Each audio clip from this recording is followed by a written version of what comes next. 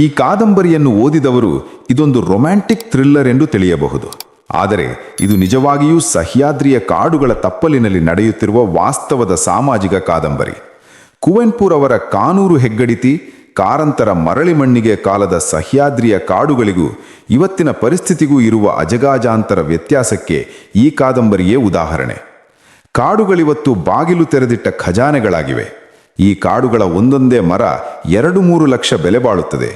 ಕಲ್ಲು ಕಳ್ಳರಿಗೆ, ಮರಗಳ್ಳರಿಗೆ, ಗಂಧ ಚೆಕ್ಕೆ ಕಳ್ಳ ಸಾಗಾಣಿಕೆ ಮಾಡುವ ಖದೀಮರಿಗೆ ಕಣ್ಣು ಹರಿಸಿದಲ್ಲೆಲ್ಲ ಹಣ ರಾಶಿ ಬಿದ್ದಿರುವಂತೆ ಕಾಣುತ್ತದೆ.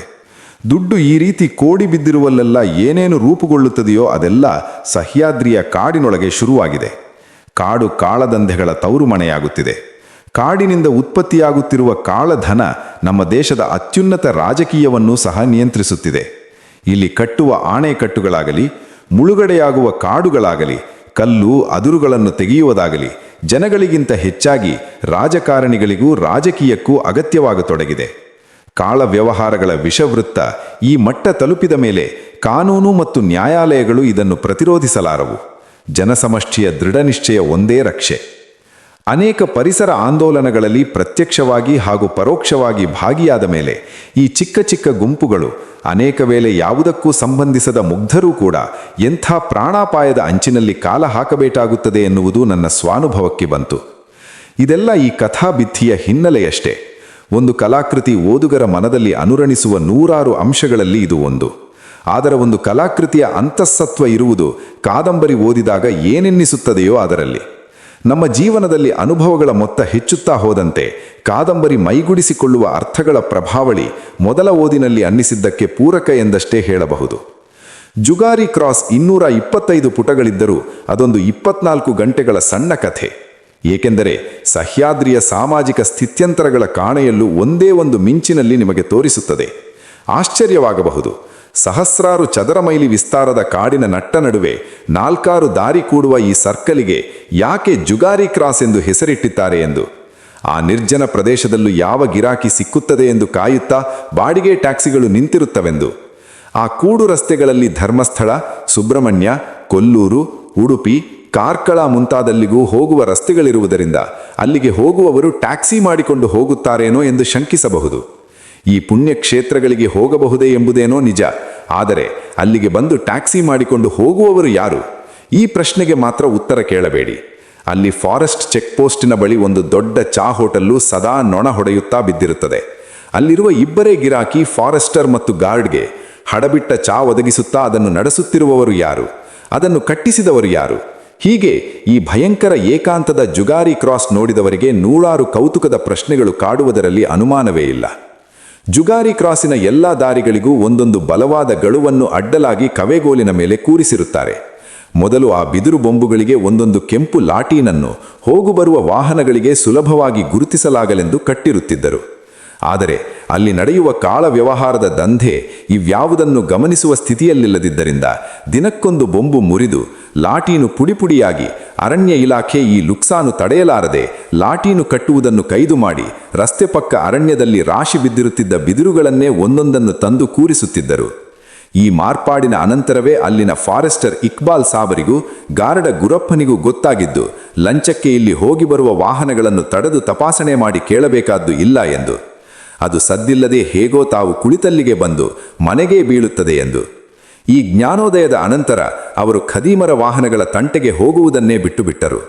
ಭತ್ತ, ಹುಲ್ಲು ಇತ್ಯಾದಿಗಳನ್ನು ಹೊತ್ತು ತರುವ ಚಿಲ್ಲರೆ ರೈತರ ಗಾಡಿಗಳಿಗೆ, ಅಂಟುವಾಳ ಸಾಗಿಸುವ ಬ್ಯಾರಿಗಳಿಗೆ, ಪುಡಿ ವ್ಯಾಪಾರಿಗಳಿಗೆ ಮಾತ್ರ ಕಾಟ ಕೊಡುತ್ತಿದ್ದರು.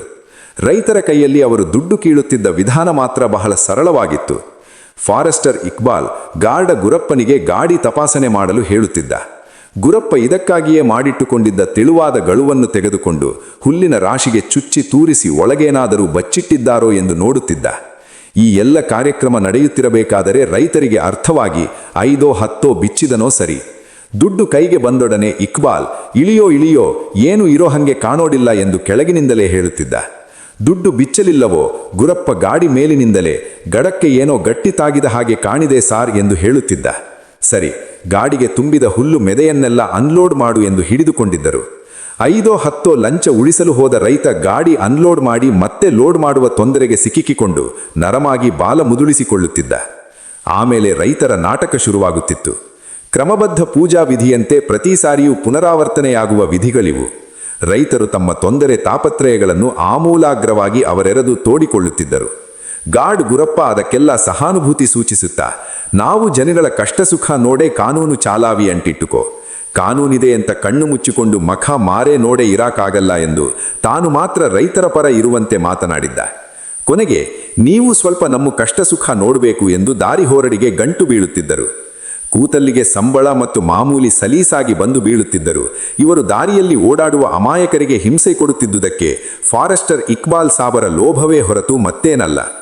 ತಮ್ಮ ಜಾತಿಯವನೊಬ್ಬ ಅರಣ್ಯ ಮಂತ್ರಿಯಾಗಿದ್ದಾಗ 60,000 ಲಂಚ ಕೊಟ್ಟು ಈ ಜಾಗಕ್ಕೆ ಹಾಕಿಸಿಕೊಂಡೆ, ಬೇರೆ ಕಡೆಗೆ ವರ್ಗಾಗುವುದಕ್ಕೆ ಮೊದಲು ನಾನು ಕೊಟ್ಟಿದ್ದಾದರೂ ಗಿಟ್ಟಬೇಡವೇ ಎಂದು ಆತನ ವಾದ. ಪ್ರತಿಯೊಬ್ಬರ ಬಳಿ ಲಂಚ ಕೇಳುವಾಗಲೂ ಅವನು ಇದನ್ನು ಘಂಟಾಘೋಷವಾಗಿ ಹೇಳುತ್ತಿದ್ದ. ಅಷ್ಟಲ್ಲದೆ ಪ್ರತಿ ತಿಂಗಳು ಮೇಲಿನವರಿಗೆ ಎಷ್ಟೆಷ್ಟು ಕಳಿಸಬೇಕು, ಅರಣ್ಯಾಧಿಕಾರಿಗಳು ಫಾರೆಸ್ಟ್ ಬಂಗಲೆಯಲ್ಲಿ ಉಳಿದುಕೊಂಡು ಮಜಾ ಮಾಡಿದ್ದಕ್ಕೆ ತನಗೆಷ್ಟು ಖರ್ಚು ಬಿದ್ದಿದೆ ಇತ್ಯಾದಿಗಳ ವಿವರಗಳನ್ನು ಕೊಡುತ್ತಿದ್ದ. ಹೀಗಿದ್ದವನ ಪುಂಗಿ ಹಠಾತ್ತಾಗಿ ಬಂದಾಗಿ ಅವನು ಆಫೀಸಿನಿಂದ ಹೊರಗೆ ಬರುವುದನ್ನೇ ಸಂಪೂರ್ಣ ತ್ಯಜಿಸಿದ್ದಕ್ಕೆ ಕೆಲವು ಕ್ಷುಲ್ಲಕ ಘಟನೆಗಳು ಕಾರಣವಾದವು. ಒಮ್ಮೆ ಬಿಳ್ಳೂರಿನಿಂದ ಹುಲ್ಲು ತುಂಬಿಕೊಂಡು ಬರುತ್ತಿದ್ದ ಗಾಡಿ ಸಾಲನ್ನು ತಡೆದು ಯಥಾಪ್ರಕಾರ ತಪಾಸಣೆಯ ನಾಟಕ ಪ್ರಾರಂಭ ಮಾಡಿದ್ದರು. ಗಾಡಿ ಸಾಲಿನಲ್ಲಿದ್ದ ಒಬ್ಬಿಬ್ಬರು ಹಸಿರು ಟವಲಿನ ರೈತರು ಯಾಕೋ ಒಳ್ಳೆ ಮೂಡಿನಲ್ಲಿರಲಿಲ್ಲ. ಜಗಳಪಗಳ ಆದರೆ ಅವರದೇ ಮೆಜಾರಿಟಿ ಇರುವುದನ್ನು ನೋಡಿದ ಮೇಲೆ ಅವರಿಗೆ ಕೊಂಚ ಧೈರ್ಯವೇ ಬಂದಿರಬೇಕು. ನಿನ್ನ ತಪಾಸಣೆ ಬೇಕಾದ್ದು ಮಾಡಿಕೋ, ಆದರೆ ಹುಲ್ಲು ಮಾತ್ರ ಕೆಳಗೆ ಹಾಕಿದ್ದನ್ನ ನೀವೇ ತುಂಬಿ ಲೋಡ್ ಮಾಡಿ ಕೊಡಬೇಕು ಎಂದು ರಾಂಗ್ ಮಾಡುತ್ತಾ ಕುಳಿತಿದ್ದರು. ಒಂದು ಗಾಡಿ ಹುಲ್ಲೆಲ್ಲ ಕೆಳಗೆ ಸುರುವಿ ಕುಳಿತಿದ್ದ ಇಕ್ಬಾಲ್ ಸಾಬಿಗೆ ರೇಗಿ ಹೋಯಿತು. ತನ್ನಂಥ ಆಫೀಸರಿಗೆ ಲೋಡ್ ಮಾಡಿಕೊಡು ಎಂದು ಆಜ್ಞಾಪಿಸುತ್ತಿದ್ದಾರಲ್ಲ ಗಾಂಚಳಿ ಸೂಳೆ ಮಕ್ಕಳು, ನಾನೇನು ಇವರ ಜವಾನಿಗೆ ಕೆಟ್ಟು ಹೋದನೆ ಎಂದುಕೊಂಡು ತನ್ನ ಬಳಿ ಜೋಡು ನಳಿಗೆ ತೋಟ ಕೋವಿ ಇದೆ ಎಂದು, ಫೈರಿಂಗಿಗೆ ಸಹ ತನಗೆ ಪರವಾನಿಗೆ ಇದೆ ಎಂದು ರೋಪ್ ಹಾಕಿ ಆಫೀಸಿನೊಳಗಿಂದ ಜೋಡು ನಳಿಗೆ ತೋಟ ಕೋವಿಯನ್ನು 2 ಕೆಂಪಣ್ಣದ LG ತೋಟಗಳನ್ನು ತಂದು ಸಹ ತೋರಿಸಿದ. ಆ ಒರಟು ರೈತರು ಕೋವಿಗೀವಿಗೆ ಬಗ್ಗುವ ಹಾಗೆ ಕಾಣಿಸಲಿಲ್ಲ. ಆ ಕಾಡಿನ ದಟ್ಟ ಏಕಾಂತದಲ್ಲಿರುವ ಈ ಇಬ್ಬರು ಕ್ಷುದ್ರ ಜೀವಿಗಳ ಬೆದರಿಕೆಗಳು ಅವರಿಗೆ ಭಯ ಹುಟ್ಟಿಸಲಿಲ್ಲ. ನಿನಗೇನಾದರೂ ಬುದ್ಧಿಗಿದ್ದಿ ಇದೆಯೇನಯ್ಯ? ಡಿಪಾರ್ಟ್ಮೆಂಟ್ನವರು ಕೊಟ್ಟಿರೋದು 2 ತೋಟ, ಅದರಾಗೆ ಎಷ್ಟು ಜನನಂತ ಸಾಯಿಸ್ತೀಯ? ತೋಟ ಖಾಲಿಯಾದ ಮೇಲೆ ನಿನ್ನತೆ ಖಾಲಿ ಕೋವಿ ಹಿಡಿಕೊಂಡು ಗುದ್ದಾಡ್ತೀಯ. ನಾವೆಷ್ಟು ಜನ ಇದ್ದೀವಿ, ನೀವೆಷ್ಟು ಜನ ಇದ್ದೀರಾ ಲೆಕ್ಕ ನೋಡಿದೀಯಾ ಎಂದು ತರಳೆ ತೆಗೆದದ್ದಲ್ಲದೆ ಗಾಡಿಗಳೆಲ್ಲ ಎರ್ರಾಬಿರ್ರಿ ರಸ್ತೆಯಲ್ಲಿ ನಿಲ್ಲಿಸಿ ಕೆಳಗೆ ಹಾಕಿದ ಹುಲ್ಲನ್ನು ಗಾಡಿಗೆ ತುಂಬಿಕೊಟ್ಟ ಹೊರತು ರಸ್ತೆ ಪೆರುವುದಿಲ್ಲ ಎಂದು ಹಠ ಹಿಡಿದು ಕುಳಿತಿದ್ದರು. ಆ ಕಡೆ ಈ ಕಡೆ ಬಸ್ಸುಗಳು ಲಾರಿಗಳು ಹಲವಾರು ಜಮಾಯಿಸಿದವು. ಒಬ್ಬಿಬ್ಬರು ಇಳಿದು ಬಂದು ಏನು ಸಮಾಚಾರ ಎಂದು ವಿಚಾರಿಸಿದರು. ಮಿಕ್ಕವರೆಲ್ಲ ವಾಹನಗಳೊಳಗೆ ಕುಳಿತುಕೊಂಡು ಪ್ಯಾ ಪ್ಯಾ ಪೀಪಿ ಎಂದು ಹಾರನ್ ಕೂಗಿಸಿ ಅಸಾಧ್ಯ ಗಡಿಬಿಡಿ ಎಬ್ಬಿಸಿದರು. ಫಾರಸರಿಗೆ ರೈತರ ಮೇಲೆ ನಖಶಿಕಾಂತ ಕೋಪ ಬಂದರು. ಜಮಾಯಿಸುತ್ತಿರುವ ಜನಗಳನ್ನು ತನ್ನ ಪರವಾಗಿಸಿಕೊಳ್ಳಲು, ನಿಮ್ಮ ಮಿನಿಸ್ಟರೇ ಮಾಡಿರೋ ಕಾನೂನು, ನಿಮ್ಮದೇ ಸರ್ಕಾರ, ಕಾನೂನು ಮೀರೋಕ್ಕಾಗತ್ತಾ? ನಾವು ಕಾನೂನು ತೆಗೆಸಿ ಹಾಕಿಬಿಡ್ರಿ, ನಾವಿಲ್ಲಿಂದ ಗುಡಾರ್ಕಿಟ್ಕೊಂಡು ಹೊರತೋಗ್ತೀವಿ, ನಮಗೂ ರಗಳೆ ಇರೋದಿಲ್ಲ, ನಿಮಗೂ ರಗಳೆ ಇರೋದಿಲ್ಲ ಎಂದು ಹುಸಿ ವಿನಯ ಮತ್ತು ಕಾನೂನು ಶ್ರದ್ಧೆ ನಟಿಸುತ್ತಾ ಅಲ್ಲಿದ್ದವರೆಲ್ಲರಿಗೂ ಬೇಜಾರು ಬರಿಸುವಂತೆ ಹೇಳುತ್ತಲೇ ಇದ್ದನ್ನೇ ಹೇಳುತ್ತಾ ಕಾಲ ಕಳೆಯುತ್ತಿದ್ದ. ಮರ್ಜಿ ನೋಡಿ ಆಶ್ಚರ್ಯದ ಜೊತೆಗೆ ತುಂಬ ಗಾಬರಿಯೂ ಆಯಿತು. ಸರ್ಕಾರಿ ಅಧಿಕಾರಿಯಾದ ಇವನನ್ನು ಇಷ್ಟೊಂದು ತುಚ್ಛವಾಗಿ ಬೈದರೆ ಫಾರೆಸ್ಟರ್ ರೇಗಿ ಖಂಡಿತ ಫೈರಿಂಗ್ ಮಾಡೇ ಬಿಡುತ್ತಾನೆ ಎಂದು ಹೆದರಿ ಹೋದರು. ಆದರೆ ಅಲ್ಲಿದ್ದವರೆಲ್ಲರೂ ಚಕಿತರಾಗುವಂತೆ ಫಾರೆಸ್ಟರ್ ಬಾಲ ಮೆಲ್ಲ ಮುದುಳತೊಡಗಿತು. ಆಯ್ತಪ್ಪ ಆಯಿತು, ಗಾಡಿಗೆ ನಾವೇ ಹುಲ್ಲು ತುಂಬಿ ಕೊಡುತ್ತೀವಿ, ಸರಿನಾ? ಎಲ್ಲಪ್ಪ, ಒಂದು ವಾರಿ ಹೋಗೋರಿಗೆ ದಾರಿ ಕೊಡ್ರಪ್ಪ. ಗೌಡ್ರೆ, ನೀವು ಆ ಗಾಡಿ ಆ ಕಡೆ ತಗೊಳ್ಳಿ. ಇನ್ಯಾಕ್ರಿ ಸಿಟ್ಟು? ಎಲ್ಲ ಸೆಟ್ ಆಯ್ತಲ್ಲ, ಹೋಗೋರೆಲ್ಲ ಹೋಗ್ಬಿಡ್ಲಿ, ದಾರಿ ಕೊಡ್ರಿ. ಮುಖ್ಯ ಸರ್ಕಾರದ ಕಾನೂನಿಗೆ ಪಬ್ಲಿಕ್ ಸಪೋರ್ಟ್ ಸಿಕ್ಕದೇ ಇದ್ರೆ ನಾವೇನ್ ಮಾಡೋಕ್ಕಾಗತ್ತೆ ಎಂದು ಮರ್ಯಾದೆ ಉಳಿಸಿಕೊಳ್ಳುವ ಸಲುವಾಗಿ ಸ್ವಗತ ಭಾಷಣ ಗೊಣಗುತ್ತಾ ಗಾರ್ಡ್ ಗುರಪ್ಪನಿಗೆ ಗಾಡಿಯಿಂದ ಕೆಳಗೆ ಹಾಕಿರುವ ಹುಲ್ಲನ್ನೆಲ್ಲ ಮತ್ತೆ ಗಾಡಿಗೆ ತುಂಬಿಕೊಡಲು ಹೇಳಿದ. ರೈತರು ಗಾಡಿ ಪಕ್ಕಕ್ಕೆ ತಗೊಂಡು ರಸ್ತೆ ತೆರವು ಮಾಡಿದರು. ಲಾರಿ ಬಸ್ಸುಗಳೆಲ್ಲ ಸರಸರ ಸಾಗಿದವು. ಹುಲ್ಲು ತುಂಬಿಕೊಂಡ ರೈತರ ಗಾಡಿಗಳು ಕಿಂಕಿಣಿ ನಾದದೊಂದಿಗೆ ಮತ್ತೆ ಸಾಲುಗಟ್ಟಿ ಮುಂದೆ ಸಾಗಿದವು. ಜುಗಾರಿ ಕ್ರಾಸ್ ಖಾಲಿಯಾಯಿತು. ಈ 3 ಕಾಸಿನ ಸೂಳೆ ಮಕ್ಕಳು ನಿಲ್ಲಿ ನೇಲೆ ಒಂದು ಕೇಳಬಾರದು ಸಾರ್ ಎಂದು ಗಾರ್ಡ್ ಗುರಪ್ಪ ಫಾರೆಸ್ಟರ್ಗೆ ಹೇಳಿದ. ಇಕ್ಸಾಲ್ ಗುರಪ್ಪನ ಮಾತಿಗೆ ಉತ್ತರಿಸಲಿಲ್ಲ. ಆ ಮಪ್ಪರ್ ಮುಖ ಉಗಿದ ಕೂಡಲೇ ಅವನು ಹಠಾತ್ತಾಗಿ ಭೀತನಾದದ್ದಕ್ಕೆ ಆ ಮುಖ ತಮಗೆ ಖಾಯಂ ಮಾಮೂಲಿ ಕೊಡುವ ಧಣಿಗಳೊಬ್ಬರ ಕಡೆಯವನಂತೆ, ಯಾವುದೋ ಒಂದು ಜಾಲದ ಸದಸ್ಯನಂತೆ ಅನ್ನಿಸಿತ್ತು. ಯಾವ ಕ್ಷಣದಲ್ಲಿ ಪರಮಾತ್ಮ ಯಾವ ರೂಪದಲ್ಲಿ ಅವತರಿಸಿ ಬರುತ್ತಾನೋ ಎಂದು ಸದಾ ಗುಮಾನಿನಲ್ಲಿ ನಿರೀಕ್ಷಿಸುವ ಭಕ್ತನಂತೆ ತಿಂಗಳು ತಿಂಗಳು ಬಂದು ಬೀಳುವ ಮಾಮೂಲಿ ಗಿಂಬಳ ಎಲ್ಲಿಂದ ಬರುತ್ತದೆ, ಯಾರಿಂದ, ಯಾಕಾಗಿ, ಎಂದು ಗೊತ್ತಿಲ್ಲದ ಇಕ್ಬಾಲ್ನಂಥ ಅನೇಕ ಸರ್ಕಾರಿ ಅಧಿಕಾರಿಗಳು ದುಡ್ಡು ನುಂಗಿದ ಸಂತೋಷದೊಡನೆ ಸದಾ ಸಂಶಯ, ಅನುಮಾನ, ಗೊಂದಲ ಮತ್ತು ಅದೃಶ್ಯ ಹಂಗದಲ್ಲಿ ಕಾಲದೂಡುತ್ತಿದ್ದರು. ಕಾರ್ಯಕಾರಣ ಸಂಬಂಧವಿಲ್ಲದ ಹಣ ಬಂದು ಜೇಬಿಗೆ ಬಿದ್ದೊಡನೆ ನಿರಂತರ ಭೀತಿಯ ನೆರಳಿಗೆ ಸಿಕ್ಕಿಕೊಳ್ಳುತ್ತಿದ್ದರು. ಇದಲ್ಲದೆ ಯಾರೋ ಎಲ್ಲೋ ಏತಕ್ಕೋ ತೆಗೆದುಕೊಂಡ ನಿರ್ಣಯದ ಫಲವಾಗಿ ಅನೇಕರು ಅಲ್ಲಿ ಹೆಣವಾಗುತ್ತಿದ್ದರು, ಇಲ್ಲವೇ ನಾಪತ್ತೆಯಾಗುತ್ತಿದ್ದರು. ಆದ್ದರಿಂದಲೇ ಇಕ್ಸಾಲಿಗೆ 6ನೇ ಇಂದ್ರವೊಂದು ಅತಿ ಜಾಗರೂಕತೆ ವಹಿಸುವಂತೆ ಎಚ್ಚರಿಕೆ ಕೊಟ್ಟಿರುವುದರಲ್ಲಿ ಆಶ್ಚರ್ಯವೇನಿರಲಿಲ್ಲ. ಅವತ್ತಿನಿಂದ ಇಕ್ಬಾಲ್ ಬೇರೆ ಸಿಸ್ಟಮ್ ಮಾಡಿದ. ರಸ್ತೆ ನಡುವಿನ ಅಡ್ಡಗಳುವಿಗೆ ಹಿಂದುಗಡೆ ಕಲ್ಲು ಕಟ್ಟಿ ತೂಕ ಹೇರಿದ. ಕಲ್ಲಿಗೆ ದಾರ ಕಟ್ಟಿ ಆಫೀಸಿನೊಳಗಿಂದಲೇ ದಾರ ಎಳೆದರೆ ಸಾಕು, ಚೆಕ್ಪೋಸ್ಟಿನ ಅಡ್ಡಮಿದುರು ಮೇಲೆದ್ದು ಬರುವ ವಾಹನಗಳಿಗೆ ದಾರಿ ಕೊಡುತ್ತಿತ್ತು. ವಾಹನಗಳ ನಿರ್ಗಮನದ ಅನಂತರ ಬಿದಿರುಗಳು ಕೆಳಗಿಳಿದು ಮತ್ತೆ ರಸ್ತೆ ಬಂದಾಗುತ್ತಿತ್ತು. ಇಕ್ಸಾಲಿಗೆ ಹೋಗಿ ತಪಾಸಣೆ ಮಾಡುವ ಪ್ರಮೇಯವೇ ತಪ್ಪಿತು. ಹೆದರು ಪುಕ್ಕಣನಾದ ಇಕ್ಸಾಲ್ ಅಡ್ಡಬಿದಿರುಗಳನ್ನು ಕಿತ್ತೆಸೆದು ರಸ್ತೆ ಕಂಪ್ಲೀಟ್ ಖುಲ್ಲಾ ಮಾಡಲು ತಯಾರಿದ್ದ. ಆದರೆ ಒಮ್ಮೊಮ್ಮೆ ಸ್ಟಿಕ್ಸ್ ಆಫೀಸರ್ಗಳು ಬರುತ್ತಾರೆ. ರೂಲ್ಸ್ ಪ್ರಕಾರ ಯಾಕೆ ನೀನಿಲ್ಲಿ ಗೇಟ್ ಬಂದ್ ಮಾಡಿಲ್ಲ ಎಂದು ನೋಟಿಸ್ ಕೊಟ್ಟೇ ಬಿಡ್ತಾರೆ. ಆಮೇಲೆ ಡಿಪಾರ್ಟ್ಮೆಂಟಿನ ಯಾವ್ಯಾವ ನಾಯಿ ನರಿಗಳಿಗೆಲ್ಲ ಕೈಕಾಲು ಹಿಡಿಬೇಕು. ಜುಗಾರಿ ಕ್ರಾಸ್ನವನು ಎಂದರೆ ಸಾಕು, ಎಲ್ಲ ಹೆಣಕ್ಕೆ ಮುತ್ತುವ ರಣಹದ್ದುಗಳಾಗುತ್ತಾರೆ. ಅಲ್ಲ, ಇಂಥ ಜಂಗ್ಲಿಯಲ್ಲಿ ಒಂದು ಜೋಡು ನಳಿಗೆ ತೋಟ ಕೋವಿ 2 LG ತೋಟ ಇಟ್ಕೊಂಡು ಇವರ ಕಾಡ್ ಕಾಯೋದಕ್ಕೆ ಬುದ್ಧಿ ಇದ್ದ ಸೂಳೆ ಮಗ ಯಾವನಾದ್ರೂ ಇಲ್ಲಿಗೆ ಬಾನ? ಅದು ಲಂಚ ಕೊಟ್ಟು 3 ಕಾಸಿನ ಸಂಬಳಕ್ಕೆ ಇವರ ಕಾನೂನಿಗೋಸ್ಕರ ಪ್ರಾಣ ಬಿಡ್ಬೇಕಾ ಎಂದೆಲ್ಲ ಎಷ್ಟೋ ಸಾರಿ ಇಕ್ಸಾಲ್ ಯೋಚಿಸಿದ್ದ. ಸುರೇಶನ ಹೆಂಡತಿ ಗೌರಿಯು ಒಂದು ದಿನ 50 kg ಏಲಕ್ಕಿ ಮೂಟೆ ಹೊತ್ಕೊಂಡು ಚೆಕ್ಪೋಸ್ಟಿನ ಬಳಿಯ ಮರದಡಿ ನೆರಳಿನಲ್ಲಿ ಇಟ್ಟು ಬಸ್ಸಿಗೆ ಕಾಯುತ್ತಾ ಕುಳಿತಾಗ ಫಾರೆಸ್ಟರು ಒಮ್ಮೆ ಪರಿಚಯದ ನಗು ಬೀರಿ ಸುಮ್ಮನಾದುದಕ್ಕೆ ಇದೇ ಕಾರಣ. ಮೊದಲಾಗಿದ್ರೆ ಆ ಮೂಟೆಯೊಳ ಇರುವುದೇನು, ಎಲ್ಲಿಂದ ತಂದೆ, ನೀನೇ ಬೆಳೆದಿದ್ದ, ಗ್ರಾಮ ಸೇವಕನ ಸರ್ಟಿಫಿಕೇಟು ಎಲ್ಲಿ ಇತ್ಯಾದಿ ತರಳೆ ತೆಗೆದು ಫಾರೆಸ್ಟರು ಕೊನೆ ಪಕ್ಷ 2 ಮುಷ್ಟಿ ಏಲಕ್ಕಿಯನ್ನಾದ್ರೂ ಮನೆ ಖರ್ಚಿಗೆ ಕೀಳದೆ ಬಿಡ್ತಿರ್ಲಿಲ್ಲ. ಏಲಕ್ಕಿ ರೇಟು ತಾರಾಮಾರಿ ಏರಿತ್ತು. ಸುರೇಶ ಇನ್ನೂ ಏಲಕ್ಕಿ ಮಾರದೆ ಇಟ್ಕೊಂಡಿದ್ದಕ್ಕೆ ಸಂತೋಷ ಪಡುತ್ತಾ ದೇವಪುರದ ಯಾವ ಮಂಡಿಗೆ ಹರಾಜಿಗೆ ಒಯ್ಯಲಿ, ಎಷ್ಟಕ್ಕೆ ಹೋಗಬಹುದು ಎಂದು ಕನಸು ಕಾಣುತ್ತಾ ಬಸ್ ಕಾಯುತ್ತಾ ಕುಳಿತ. ಸುರೇಶನ ಈವರೆಗಿನ ಎಲ್ಲ ಹುಚ್ಚಾಟಗಳನ್ನು ಸಹಿಸಿದ್ದ, ಅಕ್ಷರಶಃ ಸಹಧರ್ಮಿಣಿಯಾಗಿ ಸಂಗಾತಿಯಾಗಿದ್ದ ವಿಚಿತ್ರ ಹುಡುಗಿ ಗೌರಿ ಮಾತ್ರ ಏನನ್ನೂ ಯೋಚಿಸ್ತಿರ್ಲಿಲ್ಲ. ವರ್ಷಕ್ಕೆ 10 ಸಾರಿ ಪೇಟೆಗೆ ಹೋಗಲು ಸಿಕ್ಕುವ ಸದವಕಾಶದಿಂದಲೇ ಅವಳಿಗೆ ಸಾಕಷ್ಟು ಸಂತೋಷವಾಗಿತ್ತು. ಮಂಗಳೂರಿನಿಂದ ಬೆಂಗಳೂರಿನ ಕಡೆಗೆ ಹೊರಟರೆ 16 ಮೈಲು ಸಾಗುವುದರೊಳಗೆ ನಿಮಗೆ ದೂರ ದಿಗಂತದಲ್ಲಿ ಆಕಾಶದ ನೀಲಿಯಲ್ಲಿ ನೀಲಿಯಾಗಿ ಪರ್ವತ ಶ್ರೇಣಿಗಳು ಮುಗಿಲೆಸ್ತರದ ಗರಗಸದ ಹಲ್ಲುಗಳಂತೆ ಅಡ್ಡಗಟ್ಟಿ ನಿಂತಿರುವುದು ಕಾಣಿಸ್ತದೆ. ಕಡಲ ತೀರದಿಂದ ನೀವು ಯಾವ ದಾರಿಯನ್ನೇ ಹಿಡಿಯಿರಿ, ಈ ಗಿರಿ ತರಂಗಗಳು ನಿಮಗೆ ಇದಿರಾಗೆ ಆಗುತ್ತವೆ. ಶಿರಾಡಿ, ಆಗುಂಬೆ, ಚಾರ್ಮಾಡಿ, ಹುಲಿಕಲ್ಲು, ಬಿಸಲಿ, ಮಡಕೇರಿ, ಎಲ್ಲಿ ಯಾವ ಕಡೆಯಿಂದ ಮುಂದುವರಿದರೂ ಈ ಅಡ್ಡಗಟ್ಟಿ ನಿಂತ ಗಿರಿಶ್ರೇಣಿಗಳ ಕಿರಿದಾದ ಘಾಟಿ ರಸ್ತೆಯನ್ನು ಸುತ್ತಿ ಸುತ್ತಿ ಹತ್ತಬೇಕಾದದ್ದು ಅನಿವಾರ್ಯ. ಆದರೆ ಬಯಲು ಸೀಮೆ ಕಡೆಯಿಂದ ಕಡಲ ತಡಿಯ ಕಡೆಗೆ ಹೊರಟವರಿಗೆ ಪಶ್ಚಿಮ ಘಟ್ಟಗಳ ಪರ್ವತ ಶ್ರೇಣಿಗಳು ಈ ರೀತಿ ನಾಟಕೀಯವಾಗಿ ಇದಿರಾಗುವುದಿಲ್ಲ. ನಿಧಾನವಾಗಿ ಕುರುಚಲು ಕಾಡು ಪ್ರಾರಂಭವಾಗಿ ಆಮೇಲೆ ಮತ್ತಿ, ಹೊನ್ನೆ, ತೇಗ, ನಂದಿ ಮುಂತಾದ ಉದುರೆಲೆಯ ಮರಗಳ ಕಾಡಾಗಿ ಪರಿವರ್ತನೆಯಾಗಿ ಅನಂತರ ಪರ್ವತ ಶ್ರೇಣಿಗಳು ಎದುರಾಗುವ ಹೊತ್ತಿಗೆ ದಟ್ಟ ಹಸಿರಿನ ನಿತ್ಯ ಹರಿದ್ವರ್ಣದ ಕಗ್ಗಾಡು ಕವಿಯುತ್ತದೆ. ದೇವಪುರದಿಂದ ಮುಂದಿನ ದಾರಿಯಂತೂ ಮೈಲಿಯವರೆಗೆ ಪರ್ವತದ ಏರು ತಗ್ಗುಗಳಲ್ಲಿ ನಿಬಿಡವಾಗಿ ಮೆತ್ತಿಕೊಂಡಿರುವ ಕಾಡಿನೊಳಗೆ ನುಸಿದು ಹೋಗುತ್ತದೆ. ಯಾರಿಗಾದರೂ ಒಮ್ಮೆಲೆ ಅನಾಥರಾದಂತೆನ್ನಿಸುವ ವಿಚಿತ್ರ ಪರಿಸರ ಅದು. ದೇವಪುರದಿಂದ 3 ಮೈಲು ಹೋಗುವುದರೊಳಗೆ ಕೊನೆಯ ಕಾಫಿ ತೋಟದ ಬೇಲಿಯೂ ಮುಗಿಯುತ್ತದೆ. ಅನಂತರ ಹೆಣೆದುಕೊಂಡಂತೆ ಕವಿದಿರುವ ಕಾಡಿನ ಅಡಿ ವಾಹನಗಳು ಇರುವೆ ತವಳಿದಂತೆ ಮುಂದುವರಿಯಬೇಕು. ಈ ದಾರಿಯ ಎಡ ಬಲದ ಪಾತಾಳದ ಕಣವೆಗಳಲ್ಲಿ ಎಂದೂ ಬತ್ತದ ಅನೇಕ ಜೀವನದಿಗಳು ಸ್ಫಟಿಕ ಶುಭ್ರವಾದ ನೀಲಿಯ ನೀರಿನ ಹೊನಲುಗಳಾಗಿ ಬಂಡೆಯಿಂದ ಬಂಡೆಗೆ ಬೆಳ್ತರೆ ಕಾರುತ್ತಾ ಹಾರುವುದನ್ನು ನೋಡಬಹುದು. ರಸ್ತೆ ಸಮುದ್ರ ಮಟ್ಟಕ್ಕೆ ಆ ಹಳ್ಳಗಳ ಸಮತಲಕ್ಕೆ ಇಳಿಯುವ ಮೊದಲೇ ಆ ಹಳ್ಳಗಳೆಲ್ಲ ಒಂದಕ್ಕೊಂದು ಸೇರಿಕೊಳ್ಳುತ್ತಾ ದೊಡ್ಡ ಭೋರ್ಗರೆವ ನದಿಯಾಗುತ್ತದೆ. ಆದರೂ ಇದು ಪಶ್ಚಿಮದ ಕಡಲ ಕಡೆಗೆ ಹರಿಯುವುದರಿಂದ ಸಮುದ್ರದ ಪಾರಾವಾರ ಸೇರಲು ಹೆಚ್ಚೇನೂ ದೂರ ಹರಿಯಬೇಕಿಲ್ಲ. ಇಷ್ಟು ನಿರ್ಜನವಾದ ಈ ರಸ್ತೆಯಲ್ಲೂ ಅಲ್ಲಲ್ಲಿ ಎಲ್ಲೋ ಒಂದೊಂದು ಮಂಕು ಹಿಡಿದ ಮನೆಗಳು, 4-6 ಅಡಿಕೆ ಮರಗಳು ಕಣಿವೆಯ ತಿರುವಿನಲ್ಲಿ ಹಠಾತ್ತಾಗಿ ಕಾಣಿಸಿಕೊಂಡು ಮರೆಯಾಗುತ್ತವೆ. ಅವುಗಳಲ್ಲಿ ಆ ಕಾಡಿನ ನಡುವಿನ 10ನೇಯದೋ 12ನೇಯದೋ ತಿರುವು ದಾಟಿದ ಕೂಡಲೇ ಬಲಕ್ಕೆ ಕಾಣುವ 4-6 ಜೋಪಡಿಗಳ ಹಾಳೂರು ನೋಡಿದವರ ನೆನಪಿನಲ್ಲಿ ಕೆಲಕಾಲ ಉಳಿದು ಕೊರೆಯುತ್ತದೆ. ಅಲ್ಲಿ ಮಲಗಿರುವ 1-2 ಕಂತ್ರಿ ನಾಯಿಗಳಂಗು ಬಿಟ್ಟರೆ ಬಹುಶಃ ಅಲ್ಲಿ ನಿಮಗೆ ಇನ್ನೊಂದು ಮಾನವಾಕೃತಿ ಕಾಣಲಾರದು.